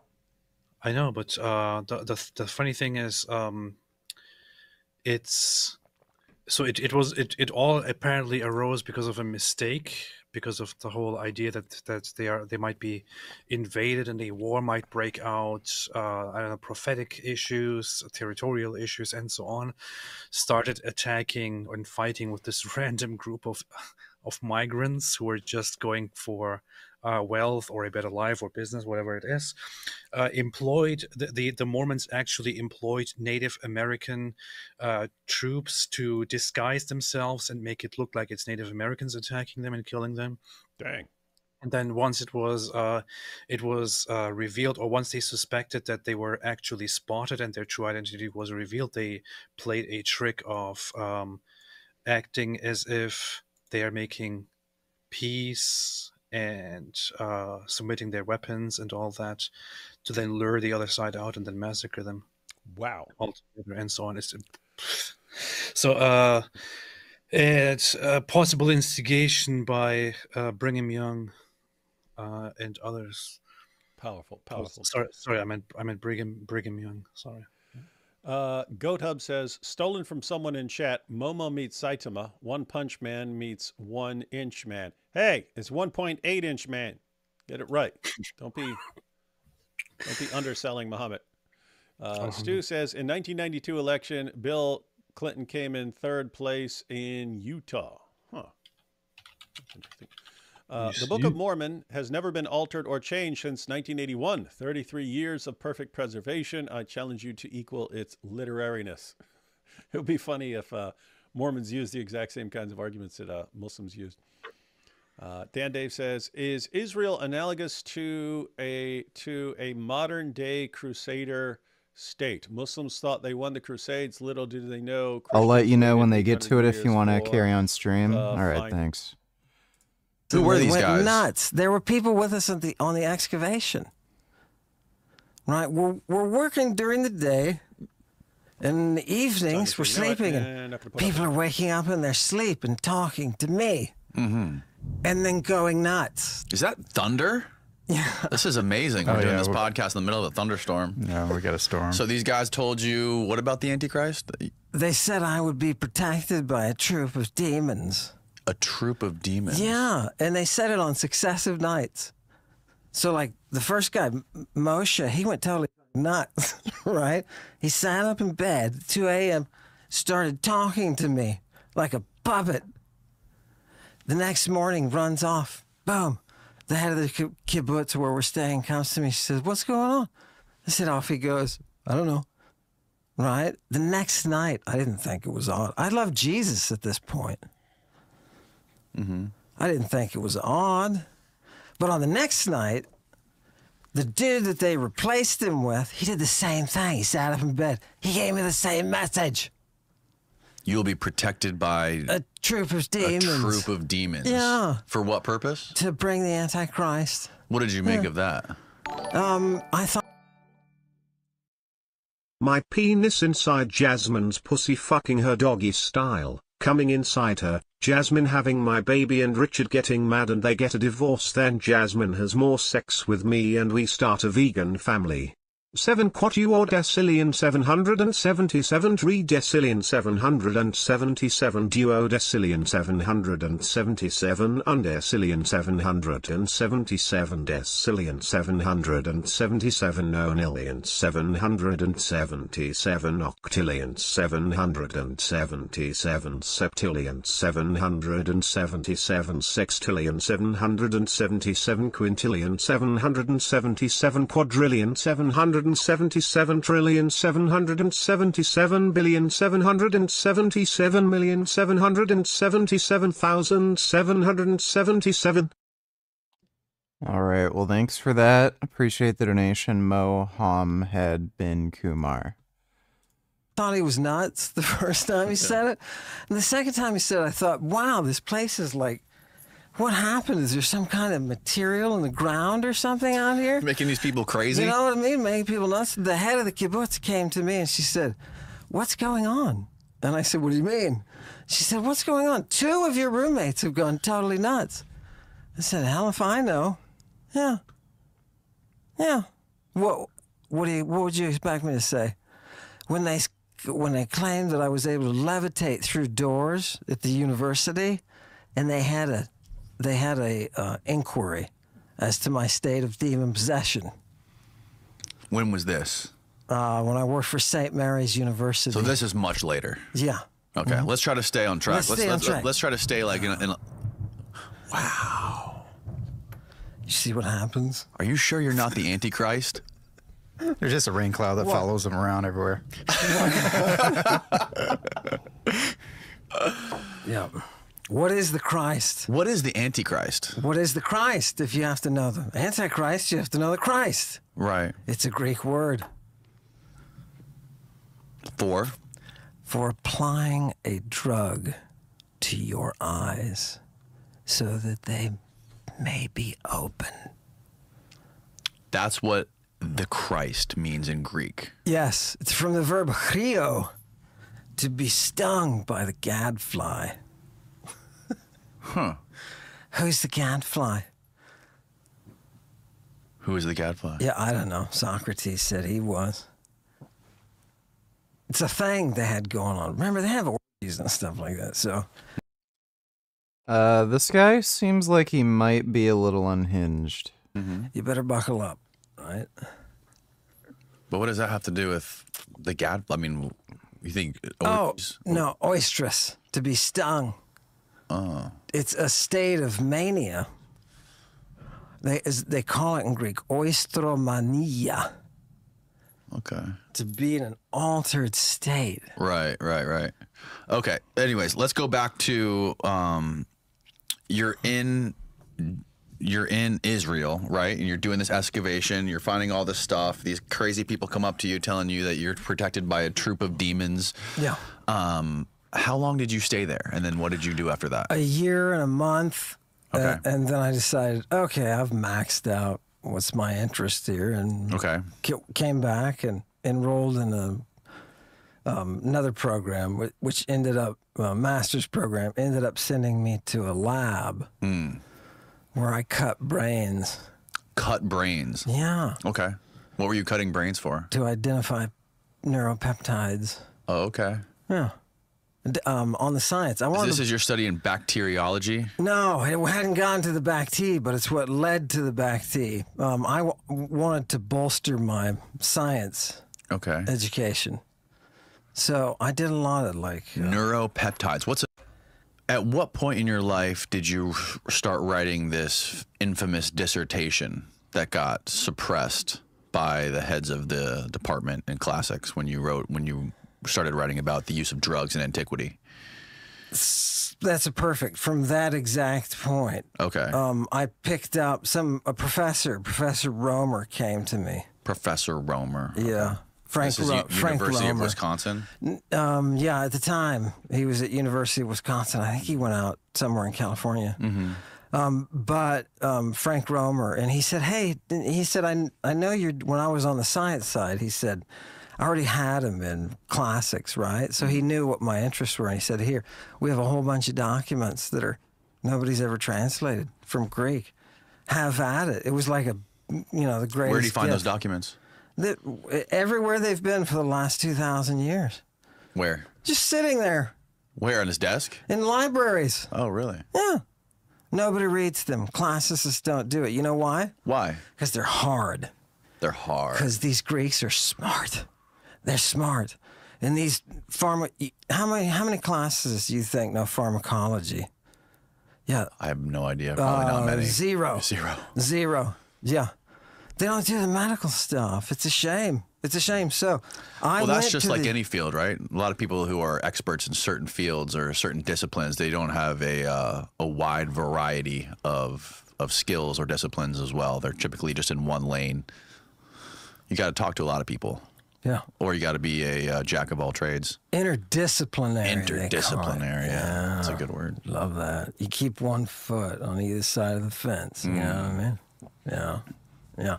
So I went to the University of Wisconsin-Madison to work with the country's best medical historian.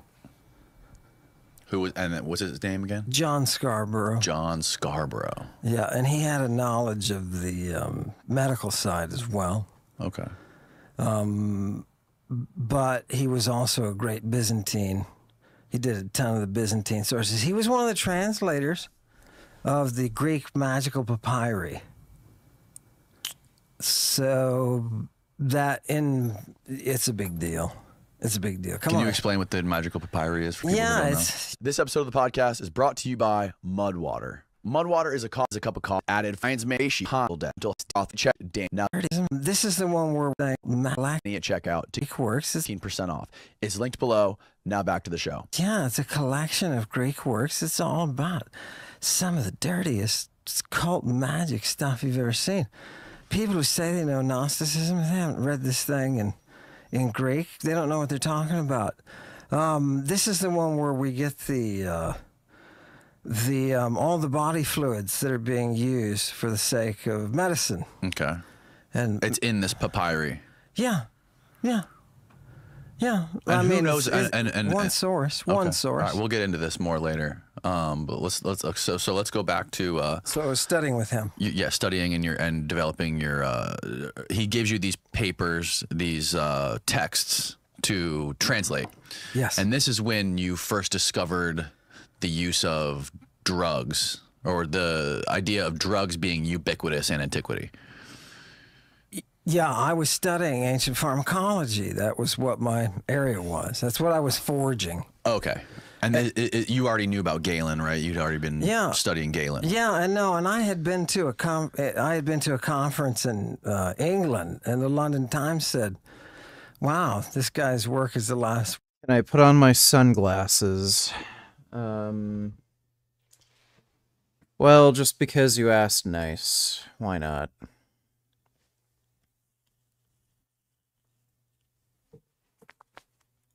Wild frontier of classics, you know, and they're right, because nobody does this stuff. Mm-hmm. Nobody For does people, it. also, to give some more context to people who are listening, who is Galen? Can you explain who Galen was? Yeah, Galen is a 2nd century physician of, he works for Marcus Aurelius, the emperor, and he's probably one of the greatest intellects of Western civilization. Definitely.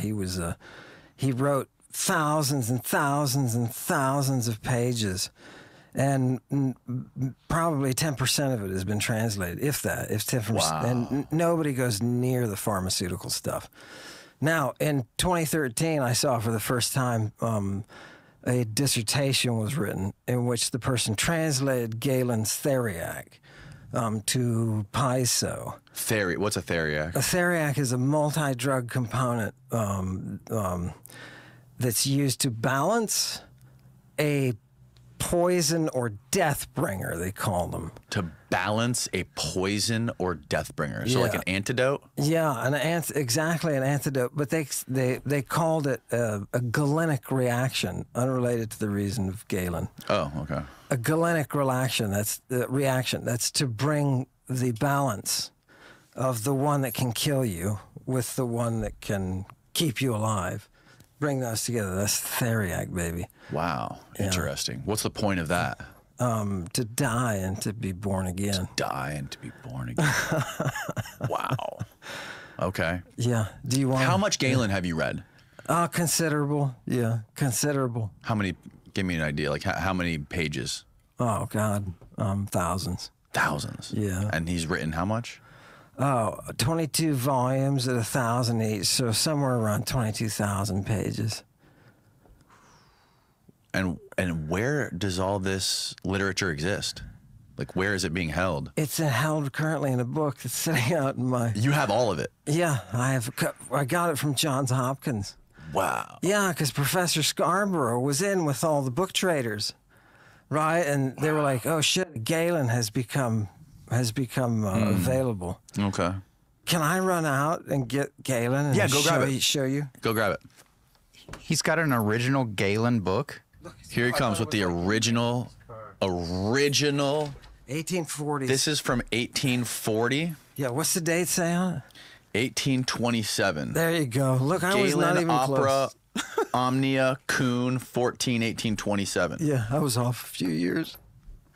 So open it up and you'll see it's basically, Danny, it's a medical text for physicians in in the early 1800s. Wow.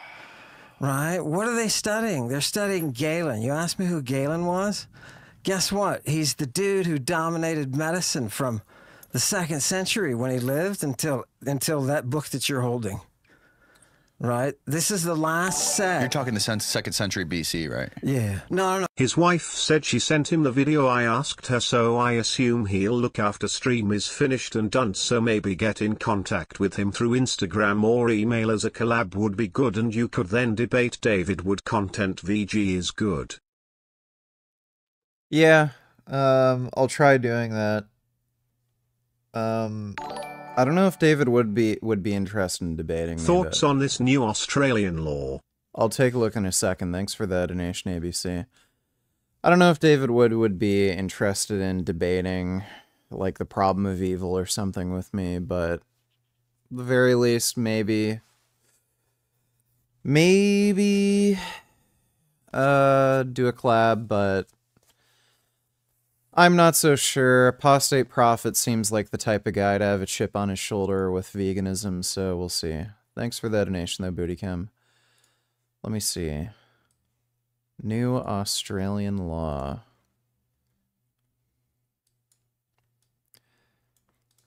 The new Australian misinformation laws. Oh, yes. I heard about this. It's extremely vague, and it gives, it basically gives heads of state weird legal protections against criticism. It's really fucked. Misinformation. Misinformation. Misinformation. Misinformation. Misinformation. Misinformation. Mis and disinformation. The work of evil genius. Actually, even that sentence will likely be censored in Australia in a few weeks. Because firstly, well, the laws don't spell out what is to be censored. Then they tell the social media companies to censor what they won't tell them is censorable. And then they will fine the social media companies if they don't censor enough. Up to 2% of the worldwide earnings in a year. So you're talking about billions of dollars. This bill ensures that digital platforms are accountable for combating mis and disinformation on their services. And they've set up and expanded a group called ACMA, the Australian Communications and Media Authority. And it's now going to have sweeping powers to police YouTube, etc. They will effectively determine what is the truth. Won't it be wonderful to have ACMA deciding what is the truth? Australia because doesn't have a royal relieved, family, because I often, really. in this complicated world, have a heck of a time working out what is the truth or not. But now I don't need to worry because ACMA's going to tell it for me. Now, it turns out that people have been having trouble working out what is the truth for millennia. In fact, since humans have evolved, there's even a field of study called epistemology, which is all about how hard it is to find the truth. Now, some people look to the great books of history to find the truth. Others might read the great philosophers. Some find truth or try to find truth at a university, which is probably a bad move. Others might look to the Bible. But Oh, it no, does have a not royal anymore. family? All we Yeah, have to never mind. do is have faith in ACMA. They will be like God. And this is how the legislation starts. In the beginning there was Albo, and on the first day Albo said, "Let there be ACMA." And ACMA was without form and void, and there was darkness on the face of the deep. Then Albo said, "Let there be the Communications Legislation Amendment, Misinformation and Disinformation Bill 2024, which made ACMA God." And on the 8th day, ACMA said, "Well, suck it up, buttercups. We now own the truth, and you're going to have to guess what it is, because we really don't have time to tell you, because do you just realise how big the truth is? It's like enormous, and there are a lot of shades of grey." One of the problems with this bill is the way they define the words serious harm, and my goodness, I hate that word harm, the way it's used nowadays. Anyway, serious harm is defined in such a vague way that it's effectively meaningless. So essentially, it's bad stuff that has, quote, significant and far-reaching consequences for the Australian community or a segment of the Australian community, or severe consequences for an individual in Australia. In other words, it applies to anything of consequence at all. So what would YouTube do if some guy comes along with a video saying that there's record amounts of coral on the Great Barrier Reef, and this means that the science authorities got it wrong about bleaching and that maybe climate change isn't a total catastrophe? YouTube will actually have no choice but to play it very safe for them.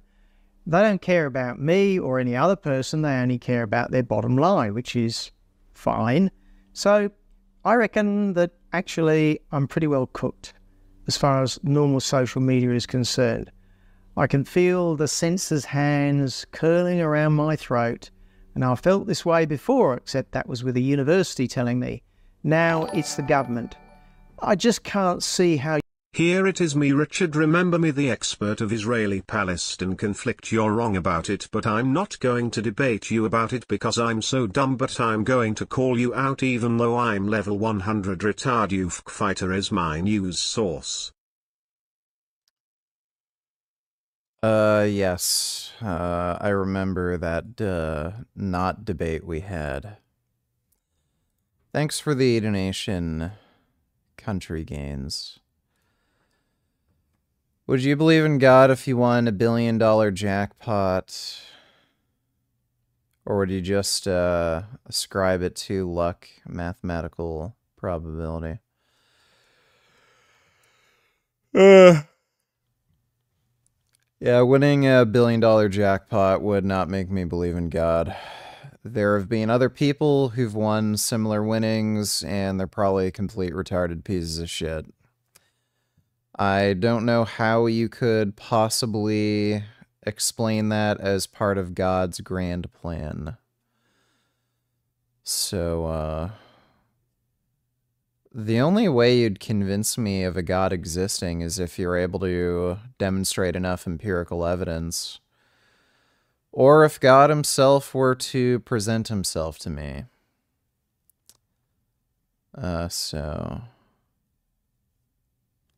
Yeah, that's that. YouTube can afford to keep hosting my videos. They will see that some of the science authorities disagree with me, and clearly they hate what I say. I've given an example of the Academy of Technology, Science and Engineering in a previous video. One complaint from ATSI, CC to ACMA, and my goose is cooked. Unless I quit science altogether and just start posting videos on cats or something. Now, it turns out that for purely scientific videos, I might get away with it because there is an exclusion for, quote, reasonable dissemination of content for any academic, artistic, scientific, or religious purposes. So if my purpose is scientific, I can probably get away with it. But the problem is things like scientific purposes are not well defined in the bill. So organisations such as ATSI would likely argue that I'm not scientific in my argument or my purpose. And if there's any doubt, YouTube would be forced to play it safe. Or it turns out that many of my arguments aren't actually about the details of the science. I argue that there's a lack of quality assurance system. What's your strategy on buying lotto tickets? I buy them and I hope I win. Country Gains, donate $2. County Gains. County Gains, get it right. Watch my video. I'm so retarded. Let me take a look. God is a retard. If I saw him, I would take a cinder block and crack that nigger across the face, then nut on his forehead. Yeah, I mean, probably wouldn't be able to do that if it's God. He'd probably just kick your ass, but, you know, why not try?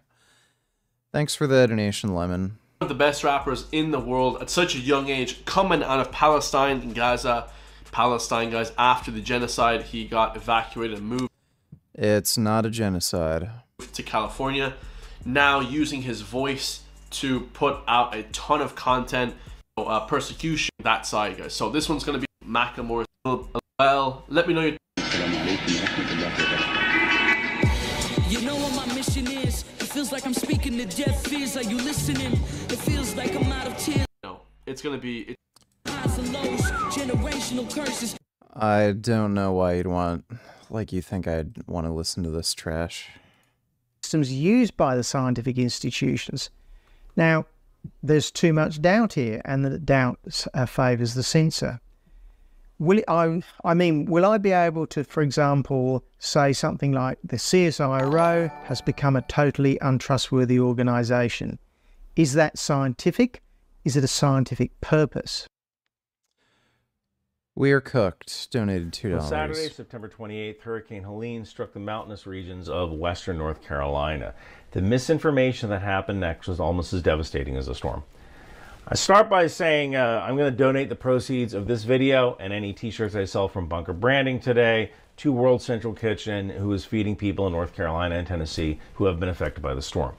This video will probably get shared a lot, so allow me to introduce myself. My name is Ryan Macbeth. I'm a software developer and intelligence analyst, mainly working in the collections, C4ISR, and mission planning space. I did 20 years as an infantryman before retiring as a sergeant first class. I'm also an intelligence analyst and commentator for Newsmax, so if you think I'm some kind of left-wing shill, you might want to close that loop. I make a lot of videos about how the military works, how intelligence is collected, and misinformation, disinformation. I frequently embed with military units as a journalist. I also work as the director of software integration for the Texas Air Med Lab, a drone company that uses AI-powered drones to deliver whole blood to wounded soldiers on the battlefield. So I know a little bit about intelligence collection and airspace deconfliction. Let's start by using Cyabra's social media threat detection software to determine whether our foreign adversaries are spreading this misinformation about Hurricane Helene or whether we're doing it to ourselves. So I actually set up a profile in Cyabra to look at a number of keywords that have been frequently used regarding the hurricane and the federal response. And what I discovered shocked me. We have very few foreign actors spreading disinformation. We're doing this to ourselves. This is homegrown. And the disinformation that people are spreading willingly is actually hurting people. I'm going to get to how this is happening in a moment. First off, I spoke with the North Carolina National Guard, not just their public affairs people, but regular troops on the ground. North Carolina is home to multiple National Guard formations, C-17s, Apaches, Special Forces, you name it, they probably got it. And I spoke with National Guard dudes who are actively rendering aid in the mountains of North Carolina. These Air Force and Army National Guard soldiers, they're using razors and helicopters to meet with isolated communities and get them the aid that they need. National Guard citizen soldiers from North Carolina, Florida, New York, Pennsylvania, Iowa, Ohio, Connecticut, Alabama, Kentucky, and Indiana are on the ground. The airspace is full to an absurd degree. Is masturbation gay? You're touching a guy while being touched by a guy. Yeah, I guess it's gay. Never thought about it like that.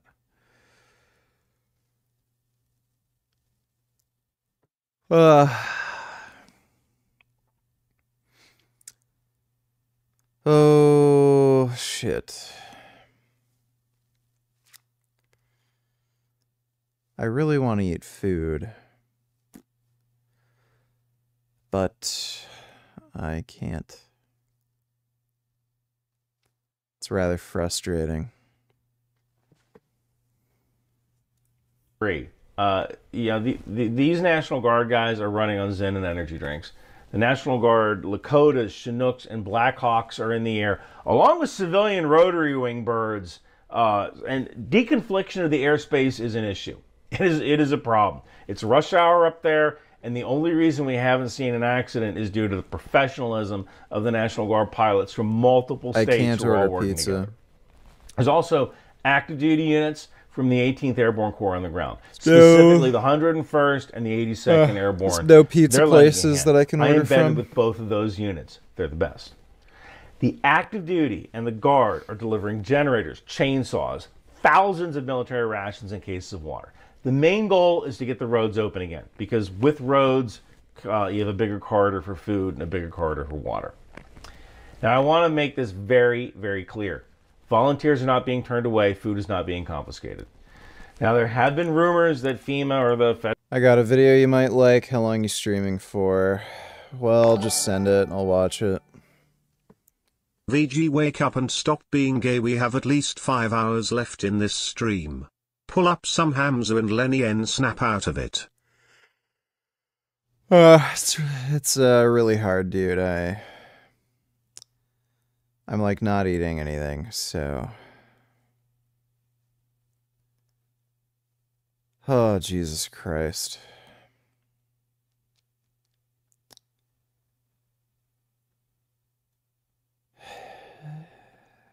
Fucking damn it. I really don't feel well because I need food. Thanks for the donation, though, CAC. Federal Emergency Management Agency is turning people away or preventing them from getting aid. Here is the truth. There's some cultural issues at play here. Eat water. The kind of people who live in Western North Carolina are competent and capable. You don't live on the side of Mount Mitchell if you're not self-sufficient. And they are also the kind of people who exercise their Second Amendment right to bear arms. It is perfectly normal for them to go to a FEMA aid station while carrying a firearm. And if they get some FEMA employee who grew up in San Francisco or New York City, that city boy is probably going to be terrified when some mountain man with an AR-15 on his back just walks through their tent door. That's where you're getting the whole FEMA isn't giving out aid thing. And I know this because these National Guard soldiers who grew up in the very mountains of North Carolina that these people are from, they understand the local culture. They told me. Booty come donate $2. It's this video. It's great. So my racist joke isn't even. Oh well, actually, you know.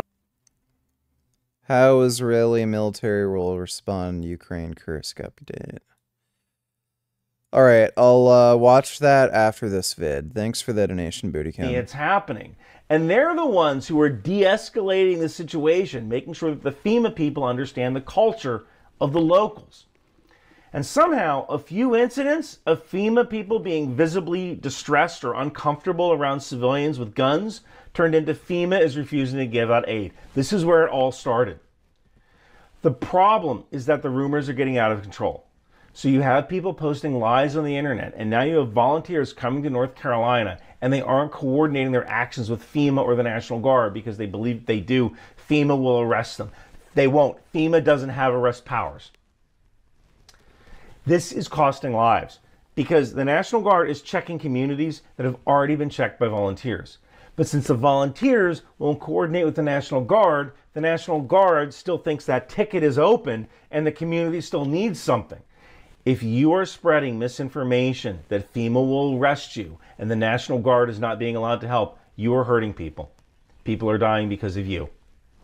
There are other people who are saying that if you apply for disaster aid, FEMA will take your land. Some of this is related to this screaming idiot, Stu Peters.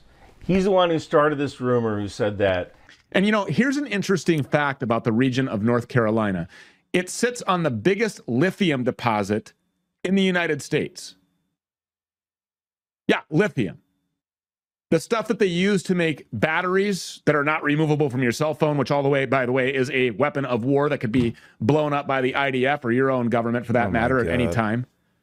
And these batteries are also used to power electric vehicles, which of course are a key component of the Green New Deal agenda backed by the US government and the UN and the World Economic Forum and of course, BlackRock. And the lithium situation in North Carolina is really no secret. It's been reported on climate nut websites where people who supposedly love the earth are talking about digging up mountains of North Carolina to steal the lithium and build electric vehicles so they can drive around San Francisco and fuck each other in the ass. And the federal government is in on all of this, of course. The Albemarle Kings Mountain mine that Stu mentioned is the economic engine for 3 counties. Everybody loved it until 4 or 5 days ago when it became some kind of deep state George Soros plot. There's also a rumor that FEMA doesn't have enough money for disaster assistance or that money was diverted to other border-related issues. This is a lie as well. Congress recently passed a short-term spending bill that grants FEMA about $20 billion for the agency's disaster relief. There's also the rumor that FEMA will only provide $750 to disaster survivors. This is the same lie that came out after the Maui wildfires, and back then it was $700. Here's the truth. When you walk up to FEMA for aid, they hand you a gift card for $750. No questions asked. It's called Serious Needs Assistance. It's designed to help with short-term expenses, cover essential items like food, water, baby formula, breastfeeding supplies, medication, and any other emergency supplies that you might need. Then you come back the next day with your application, and they'll review it and figure out what you qualify for. So this was an own goal. We did this to ourselves. Russia didn't do this. China didn't do this. We did this to ourselves, but we can stop it in its tracks. Use trusted sources of information, not Facebook posts. Donate to World Central Kitchen. That's what I'm going to do. And please don't use this event to score political points. These kinds of tragedies are the opportunity to show you humanity, not to dunk on someone from a different political party. Special thanks to Cyabra for allowing me to use their social media threat detection software. Thank you to the North Carolina National Guard and the 20th Special Forces Group. The 20th Special Forces Group actually invited me to embed with them on one of their missions to reach out to some of these communities. I'd love to. Unfortunately, I have to get on a plane to Germany at 5 p.m. tomorrow, where I'm speaking about drone warfare at the 2024 NATO Joint Air and Space Power Conference. I'd probably just slow you guys down. America is retarded. Do it again. Yes. Yeah. So what was that about the Jews there, Preston? I was actually about to go that direction. I had something there. Yeah.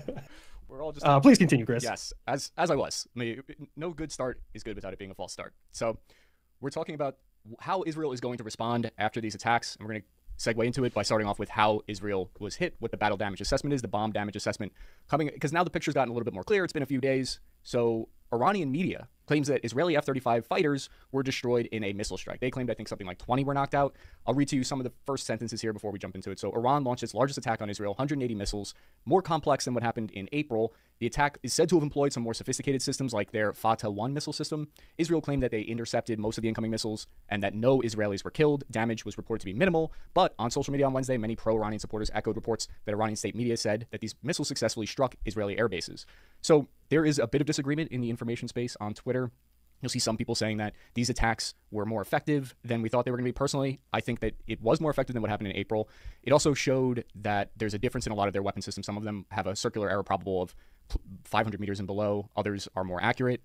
They did hit one hangar, it appeared like. So satellite images are coming out, and we're just getting a clearer picture now of what the attack, how bad the attack was. And I think how bad the attack was is going to inform that retaliation from Israel. What are they going to strike? What strike package are they going to send? So these are some of the things that I really would like to hear you guys' opinion on, because you're some of the people that I trust the most when I go try to make sense of what's happening in some of these conflicts. Well, I can tell you this, that there is a non-zero chance that Iranian weapons could have hit aircraft on the ground. If 20 F-35s got destroyed, we'd know it. That is a $100 billion aircraft. Well, not $100 billion. It's a $80 to $100 million aircraft, and God knows the Israelis, they pulled out all the electronics from the F-35 and kind of pushed in their own stuff, so it could cost even more. If you lost 20 of them, it would be a national scandal, and heads would be rolling, right? Now, as for the counterattack, I had talked about that in one video that I did where I explained that in order to do that, Israel is basically limited by tankers. They only have 7 707 tankers, these modified Boeing 707s, and of that, usually 70% of pretty much any aircraft fleet, only 70% are available at any given time, because the others are down for maintenance. Now, you can surge maintenance, so you might get 7 707s. There's also the possibility that some of the F-35Is and some of the F-15Is may have probe and drogue refueling kits installed. That would allow them to tank off of Israeli KC-130Hs. That's another option that essentially doubles Israel's tanker fleet that would be available to support any kind of strike. But it's a tough one, because you got to fight your way in. You got to punch through that, doing a pulse corridor operation, smash through that corridor, hit the target, and then go back. I know Israel does have... Preston, you did a thing on that. It was ballistic missiles that are fired from an F-16. I can't remember the darn name of that missile system. That they used? Yeah, I mean, supposedly they could put a warhead on that thing, and now you have an air-launched ballistic missile. I kind of discounted that as an option, because, it's a test system, right? But Israelis are very good at coming up with unique ideas. If there's one thing they have in spades, it's audacity, right? I wouldn't be surprised if the Israelis could pull off a Desert One style FARP. What do you call it? It was Operation Eagle Claw, right? Desert One was the landing place where we tried to rescue the hostages by landing a Hercules in the desert, refueling all the helicopters off the Hercules. Have you guys ever talked about that, Operation Eagle Claw? Hey, that's like a fat electrician thing. Yeah. Where his videos.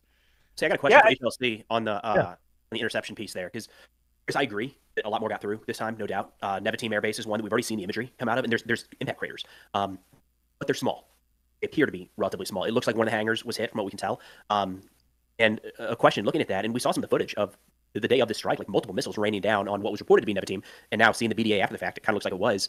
One of the arguments as to why some of these missiles got through was air defense only is going to intercept certain ones that are going towards valuable targets. And like you can see on the airbase, sometimes it hits the corner of a road, a taxiway or something. They're not making that decision at that point, right, man? Like no. They yeah. Usually, what we use is either a circular or for us in Patriot, we can also do a polygon where we kind of just draw it out on the map, and your system will allocate resources to anything that is projected to impact right there. But it's I'm trying to figure out exactly how much I can say on that one. There's also like it's not down to the square foot. Like there's like a gray area. Like if it's within this close to this asset, we're still going to shoot it anyway. So being able to pick and choose via roads, I don't think that's a capability. So I genuinely believe some of the things got through. But I will say overall, at least from my foxhole, when I was looking at the assassination of that Iranian guy, well, one of the many Iranian guys, right? It put Iran into between a rock and a hard place. And this is the way that I looked at it. I actually kind of felt bad for them because they need to strike back with enough force that their people and their allies don't view them as weak. But they need to reserve enough force that Uncle Sam doesn't come and give them a show of force. Because like Iran, their hand is hovering over the button. I genuinely believe that Iran, they don't have the ability to throw them very far, but they probably have a few old nuclear warheads and they will absolutely use them because they know they can't win.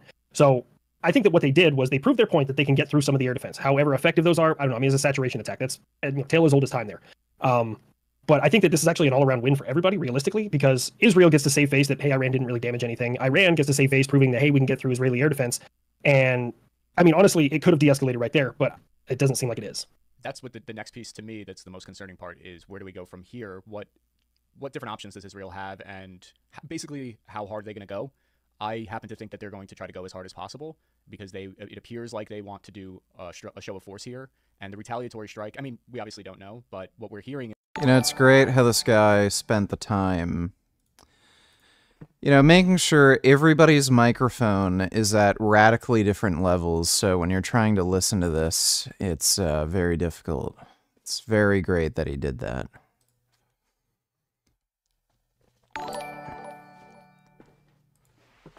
Wake up VG, wake up VG, wake up VG, VG, wake up VG, wake up VG, wake up VG, wake up VG, wake up VG, VG, wake up VG, wake up VG, wake up VG, wake up VG, VG, wake up VG, wake up VG, wake up VG, wake up VG, VG, wake up VG, wake up wake.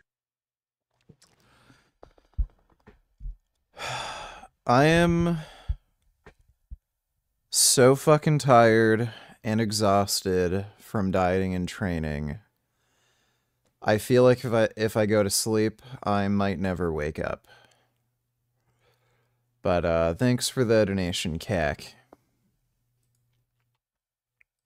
Is that they are potentially going to target some of Iran's oil fields, that's kind of the next logical if you want to escalate. Because last time in April, I think if you guys recall, they hit, maybe it was an S-300 battery that Israel showed that they were able to kind of do a targeted strike inside of Iran.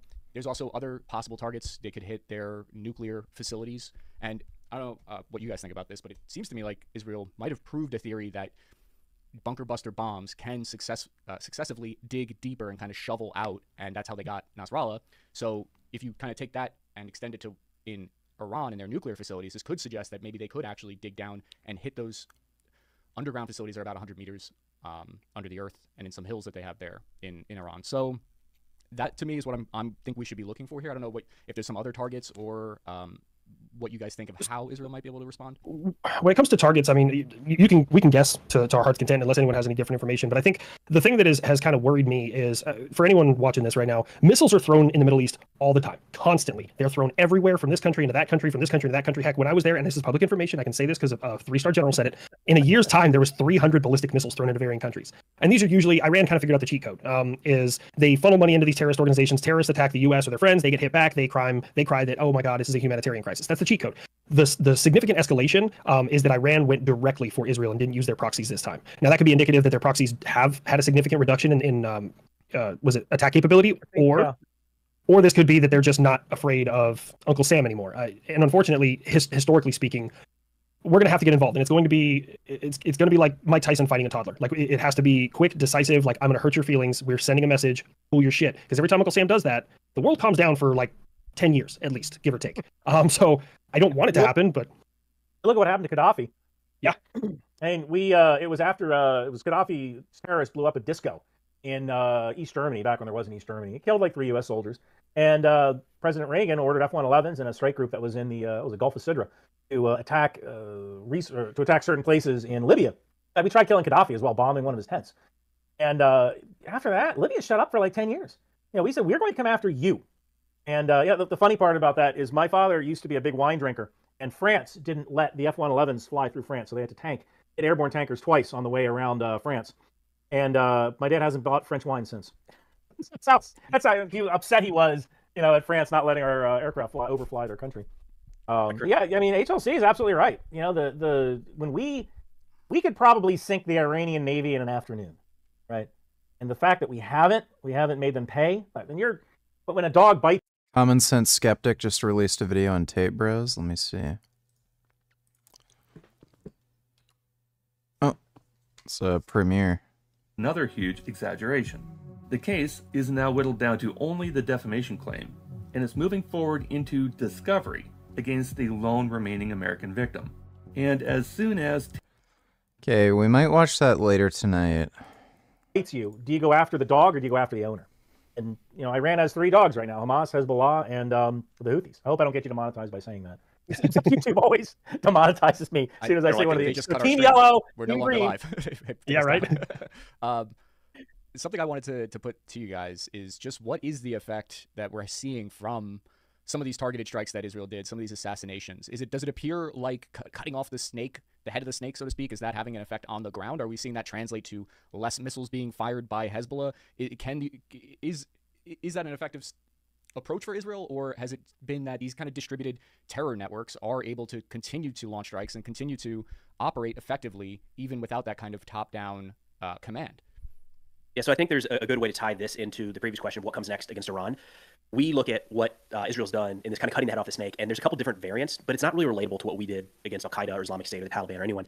Somewhat comparable with Hamas, because it was months on end. You'd see a leader fall one day, and then a couple weeks later, a battalion commander, things like that. But the head honcho, Sinwar, is still out there, supposedly live. With Hezbollah, it was very different. It was a matter of like 2 to 3 weeks, and Israel eliminated essentially the top leadership, to include Hassan Nasrallah, the Secretary General. And leading up to that, they'd been taking out the number 2, the number 3, the number 4, the head of the Radwan forces. So they eliminated the top echelon in a very short period of time, and then pushed in boots on the ground, conducting an assault. We don't have a good comparison of that. I mean, how many, 10 plus years to get bin Laden, right? So we didn't ever really have the ability to take out the leadership and then exploit that gap immediately. So I think what we're seeing in Lebanon with Hezbollah is very different in that sense. And if cutting the head off the snake can work, it's going to be doing it this way. And I think that's actually an idea of what we might see in terms of a response to Iran here sometime soon. We know Israel has the advantage when it comes to conventional military capabilities. Ryan's got all the details of how they possibly could get into Iranian airspace, but we know they can. They have the upper hand there. Something we've learned in the last few weeks is that Israel has detailed intelligence on the identities and location of senior leaders inside of this axis of resistance, and at the push of a button is able to eliminate them. Whether it's those covert operations of pagers or targeted strikes, I think something we'll see, maybe in addition to conventional strikes, is senior IRGC officials that Israel's been monitoring now for years, we don't hear about, all of a sudden fall in some sort of kind of coordinated assassination campaign. They have to have somebody on the inside, right? They have to. How are they doing this? Nasrallah's backup got killed 2 days later, right? The decision, we didn't even hardly know that decision had been made, and the guy was targeted in real time when they're off grid. So I think, if you're the IRGC, you know that Israeli missiles and aircraft can get in. What you don't know is if Israel has compromised your communications network. You don't know if Israel has the real-time locations of all of your senior staff. If they start falling, that sends a message to Iran that I don't think airstrikes would. Hey, I'd be right about that. I mean, nobody wants to be reached out and touched, right? I mean, hell, Ryan finds people for a living. I do. Since we're also talking about ways in which Israel's going to respond to this escalation over the past week, something I've been tracking is, so I follow very closely some historical aspects of these conflicts, and in 2006, Israel, by their own estimation, felt that their last invasion of Lebanon was somewhat of a failure. They failed to achieve some of their key goals. So I'm trying to look at this through the lens of how are they doing this differently? I'm wondering if they're going to try to push to the Litani River, or if they're just going to go more limited 3-mile campaign. I'm trying to see if there's any indicators for that, or what you guys might be seeing on the ground between Lebanon and IDF right now. I feel like granted, I'm not as well versed in a lot of this stuff as you guys are. I've been kind of off grid taking care of a lot of stuff, but the one thing that really sticks out to me is the checkpoint into Syria that they took out. I see this from 2 aspects. One is what a lot of people are parroting is that they're trying to eliminate everybody in there. And I'm like, well, yeah, I can see that. Or we know terror groups use civilian access to all kinds of things. And we know that weapons are we know weapons are coming across that border. We know these things are happening. I think what they're doing is kind of you guys familiar with Operation Anaconda? I mean, how it failed in Afghanistan, but it ultimately failed because the Afghans are cowards. But anyways, I think they're doing a similar style here where they're trying to cut off all access in and out and get their own troops in place to vet anybody in or out of the country. And then they're going to continue to hit Hezbollah. That's just what I've seen outside looking in. I don't think they're going to say anything publicly. Yeah. Go ahead, Ryan. Right, number 1, Chris, turn your mic up because people are complaining. Thank you for catching that. Is that better? Yeah, I'm looking at the feed. All the people saying that I'm faking my cigar smoking. No, this is really me. There's 2 key differences between 2006 and today. One of those key differences is that now Israel has a trophy system. I think they lost, I want to say 26 armored vehicles in 2006 when they pushed into southern Lebanon. And now with the trophy system, that's going to be a pretty darn big deal. The trophy system, by the way, shoots down incoming missiles. So think of it like an Iron Dome for incoming anti-tank guided missiles. That's number one. The second thing is modern body armor. And now Israel has modern body armor, modern trauma plate carriers. Not everybody had that in 2006. And the third thing is they learned their lessons. And not only do they learn their lessons from 2006, they also have people who are battle hardened from Gaza. And every time you go into combat, you're farming XP. If you go into combat and you live, you've just farmed XP. And so now all these guys have leveled up from fighting in Gaza for the past year. Jesus Christ, it's going to be a year tomorrow. It's going to be a freaking year. Yeah.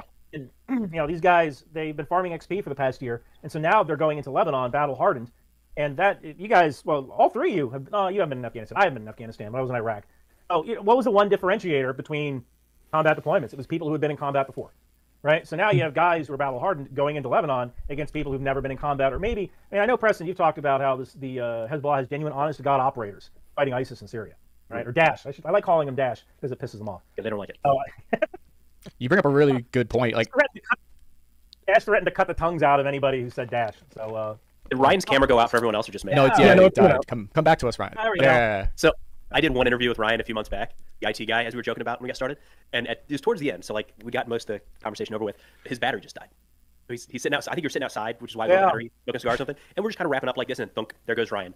It's good. Cybersecurity IT guy. So this is fitting. Well, I have a Mac now, so it should be a little bit better. I think the battery will last all day. But Chris, I don't think we're going to hear anything from Israel in terms of pushing just to the Litani or we shouldn't call it regime change in Lebanon because Hezbollah was not the regime in charge. It was a militia group, a political party that had a lot of sway, but technically there is there is a Lebanese government in charge. I think a year ago, it may have been more forthcoming, and here's exactly what we're going to do. We're just going in to accomplish objectives A, B, and C. But I think something that Israel's probably learned in the last year is anytime they put those on the table, it provides a lot of incentive for enemy forces to act accordingly or to wait. And I just don't think they're playing that game with Hezbollah. They as we've already seen, the munition stockpiles they've come across, some of the engagements already have been incredibly deadly. It's a real fighting force there. Israel has the upper hand in just about every way, but this is not some ragtag militia, and I don't think Israel's going to mess around with even suggesting that they're just going to go 5 kilometers in, or we're Ben donated $2. So this woman who is a member of parliament in Canada gave a response to the video. You're viral in. Yeah, somebody already sent me that.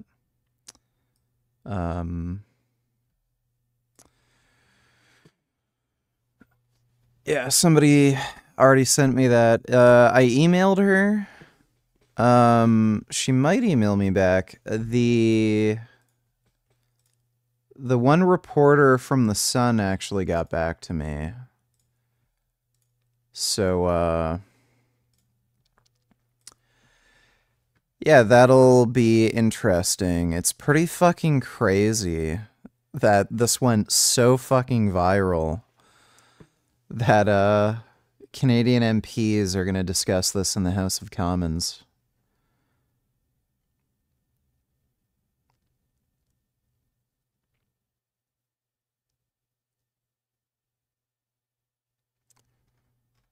Yeah, nobody knows who I am. It's pretty hilarious.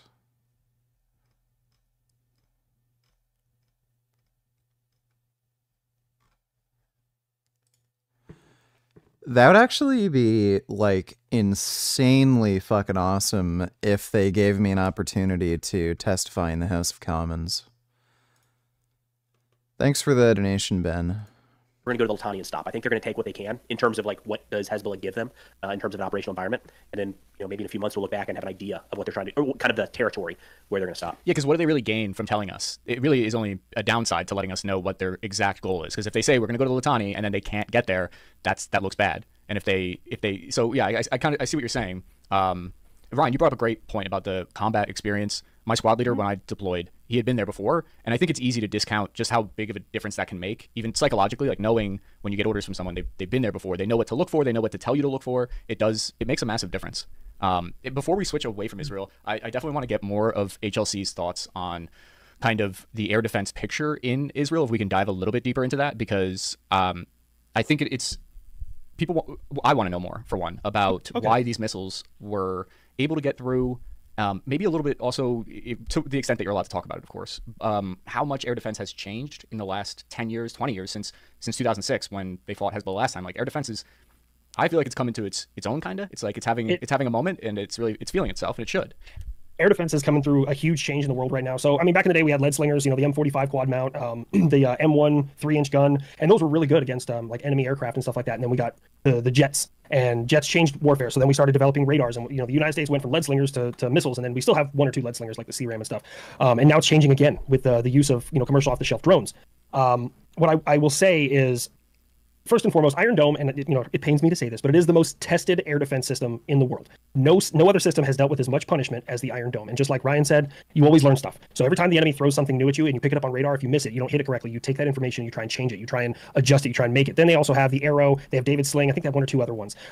They understand that a layered air defense approach, in the same way the United States does, is the most effective, because you're not putting all your eggs in one basket, similar to Russia has like 2 layers, the S-300 or 400, and then like the Pantsir or maybe the Buck. But like, they have a really good layered structure. Now, I will say, different systems are better at different things. Now, Iron Dome does have ballistic missile capability, but that's mostly an Arrow or David Sling thing. When it comes to stuff like that, it could be filtered out for many reasons. It could be gyrating. Its predicted intercept point is in a different location. I mean, the enemy does all sorts of interesting things to make their missiles hard to hit. They make them laterally accelerate to avoid air defense systems. They make them do, they kind of like glide forward, and then they drop real hard so that your system thinks that it's going to hit behind you, and then the last second it dips. They do early release submunitions. They do a lot of different stuff. I was watching this, and I would say, if I were to give it a roundabout number, I'd say probably 1/4 to 1/3 of what I saw was falling debris. And the reason, and I'm not saying Israel hit that many. No. It happens all the time. Cheap missiles fall apart. It happens all the damn time. Heck, in 2022, Emirati THAAD, had smoked a Houthi missile that was coming at the United Arab Emirates. The debris fell into Patriot's air picture, and a bunch of Patriot air defenders, their system tracked that something was falling. They had some things that... I think Destiny said some of the videos about Jews taking houses from Palestinian families are fake. Do you know anything about that? A lot of the stories are either fake or just disinformation. So there have been Israeli Jews living in the West Bank that owned property. Now, at one point, Jordan was in control of the West Bank. So when that happened, a bunch of Jews evacuated, went back to Israel. Once Israel got control back of the West Bank, some of those Jews tried to move back into the homes that they own, but they were being occupied by Palestinians who were just squatting. There was an abandoned home. They ended up taking it over, but they don't legally own it. So there have been a number of court orders forcing these people out of these homes because they don't own them, and then fake news is spread saying, oh, Jews are kicking Palestinians out of their homes. Well, no, that's not what's happening. They're just lying about it to make Jews look bad. Were not correct in their system, and I'll leave it at that. And they threw 7 PAC-3 MSEs into the air and fired at that. So air defense has definitely become more of a well-rounded, like, this is what we do, and the world is starting to understand how incredibly important we are. They just saturated. That's really what it was. There was only so many targets you can hit at any given time, and they threw a lot. I mean, 180 missiles you'd need. I can't say how many systems you would need. Maybe you shouldn't. Go down that road. Yeah, I'm not going to go down that road. But I think that a lot of them were filtered out, and some of them were just falling. I think the one thing that I really want to point out is, was I the only one that noticed the amount of, like, you can see fuel tank debris, and there was Palestinians like standing one up and they were cheering and stuff like that. And what bothers me about that is either A, it was a separation and the warhead separated from it, which is plausible. I'm not super well versed in the types of missiles that they threw. I mean, Fatea of some kind. Like, half of their missiles in their inventory are either named Shahab or Fatea. I'm telling you, I don't know what it is. They just love those 2 names. Or they could have literally not had a warhead. Because warheads are expensive, rocket fuel is cheap. That's also a very real probability, is you just have this random dummy missile hitting somewhere. I made a video about it on Twitter. It was only on Twitter, and I was like, we don't know how many missiles they were throwing at these specific targets, because that's the only way we can gauge how effective air defense was. We also don't know how many of those missiles that we're headed for here were engaged by air defense. Like, there's just so many things that we're unaware of at this point in time. What other questions do you have? Are you going to ask about hypersonics? Is that what we're going to get? I would love to know more about hypersonics. I mean, I think you brought up something interesting before we get into hypersonics real quick. The submunitions could make a lot of sense if it's sending out, because those would probably be smaller, I think, than a normal warhead. And that could explain some of the accuracy issues, could explain why some of the explosions seemed smaller on the airfield.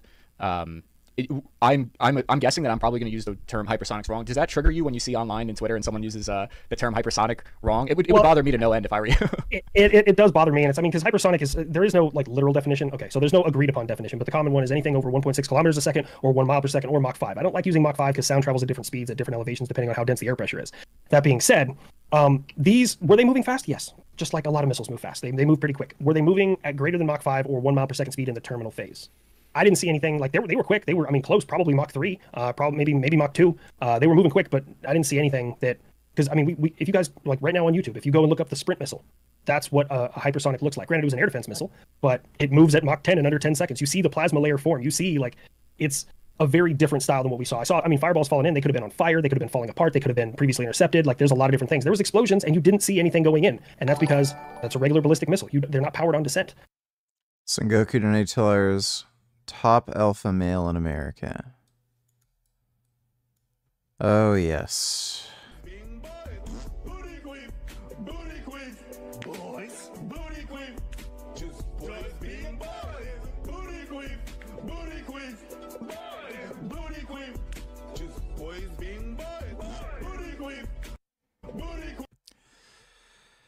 Yeah, Myron's kind of a weak, unathletic retard.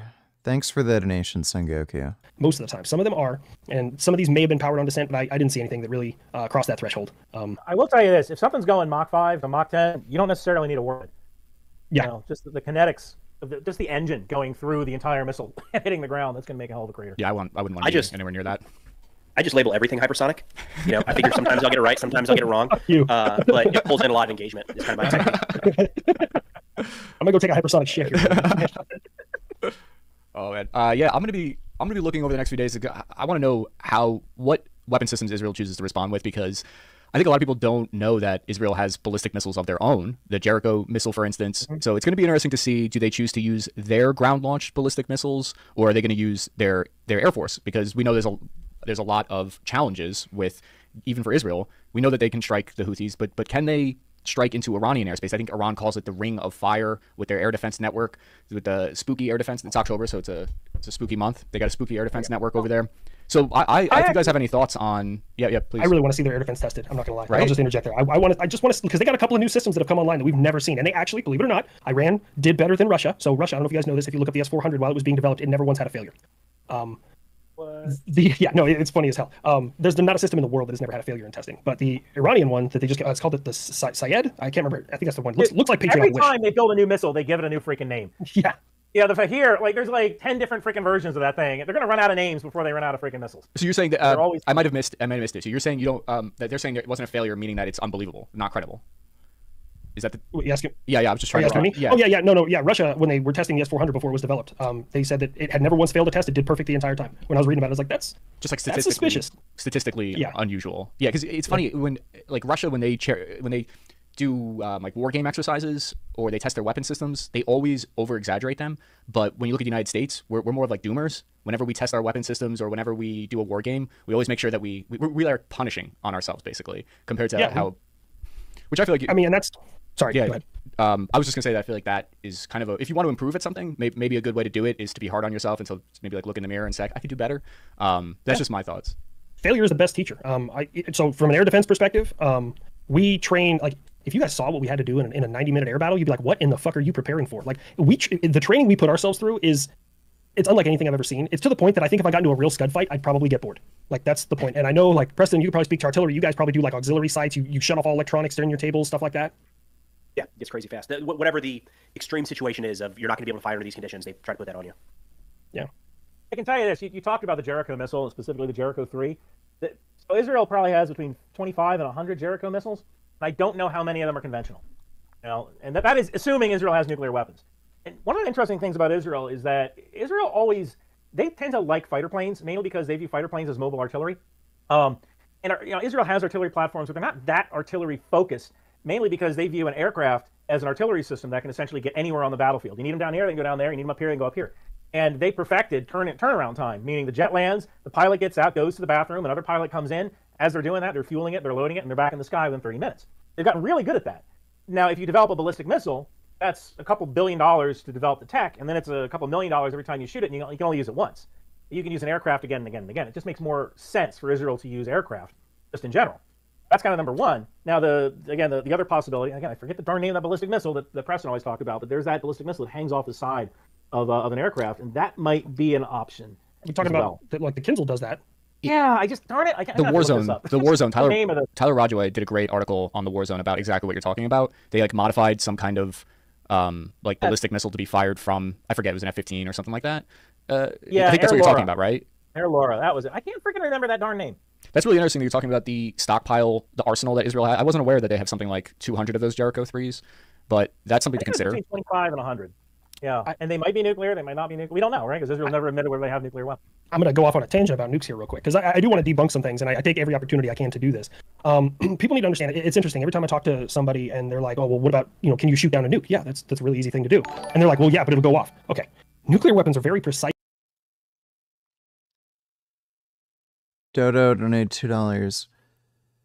If you get invited to testify at the House of Commons or get interviewed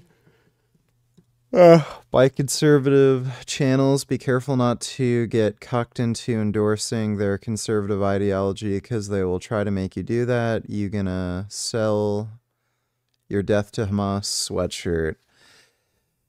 Yeah, I think I probably will. I'll post it on Teespring in the next few days. They might not do it though. When you upload a new design, it has to be approved, I think, so they might not approve of it. Thanks for the donation though, Dodo.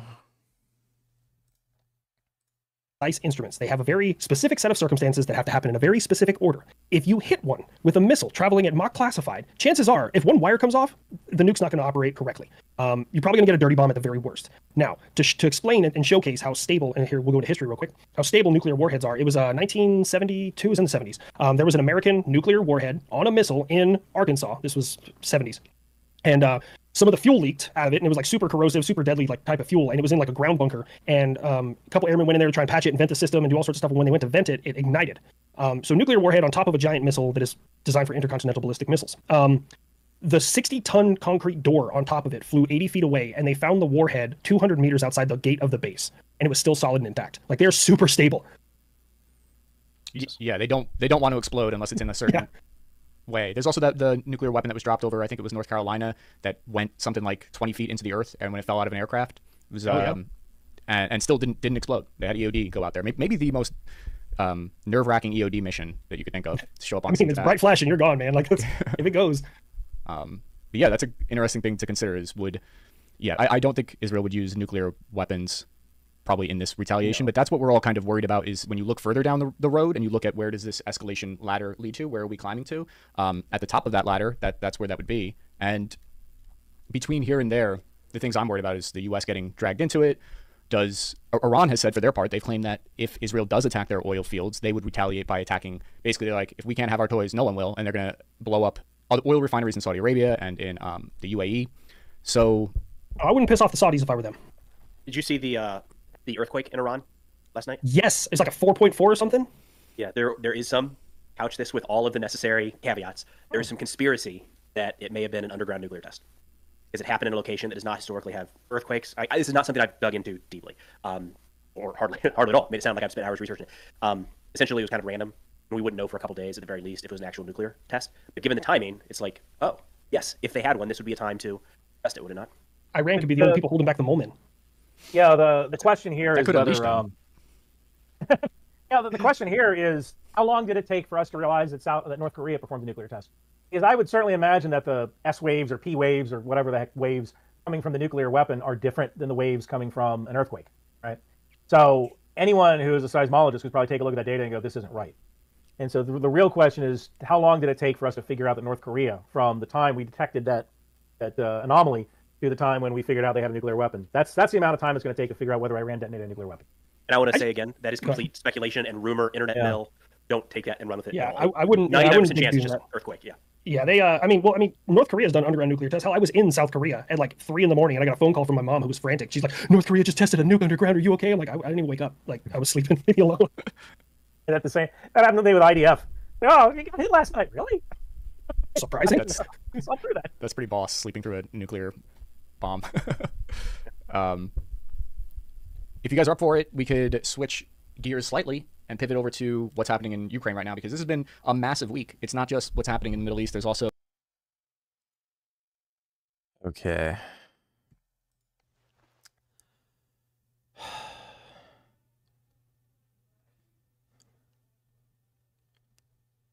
I'm literally falling asleep right now, and I can't keep my eyes open. So, I'm going to go head to bed. But, hope you all had fun. Big thanks to everybody who donated in Streamlabs. We'll watch the new, Matrix of Lies video tomorrow. We'll finish this, and then we'll react to whatever other content there is. Let's see if anybody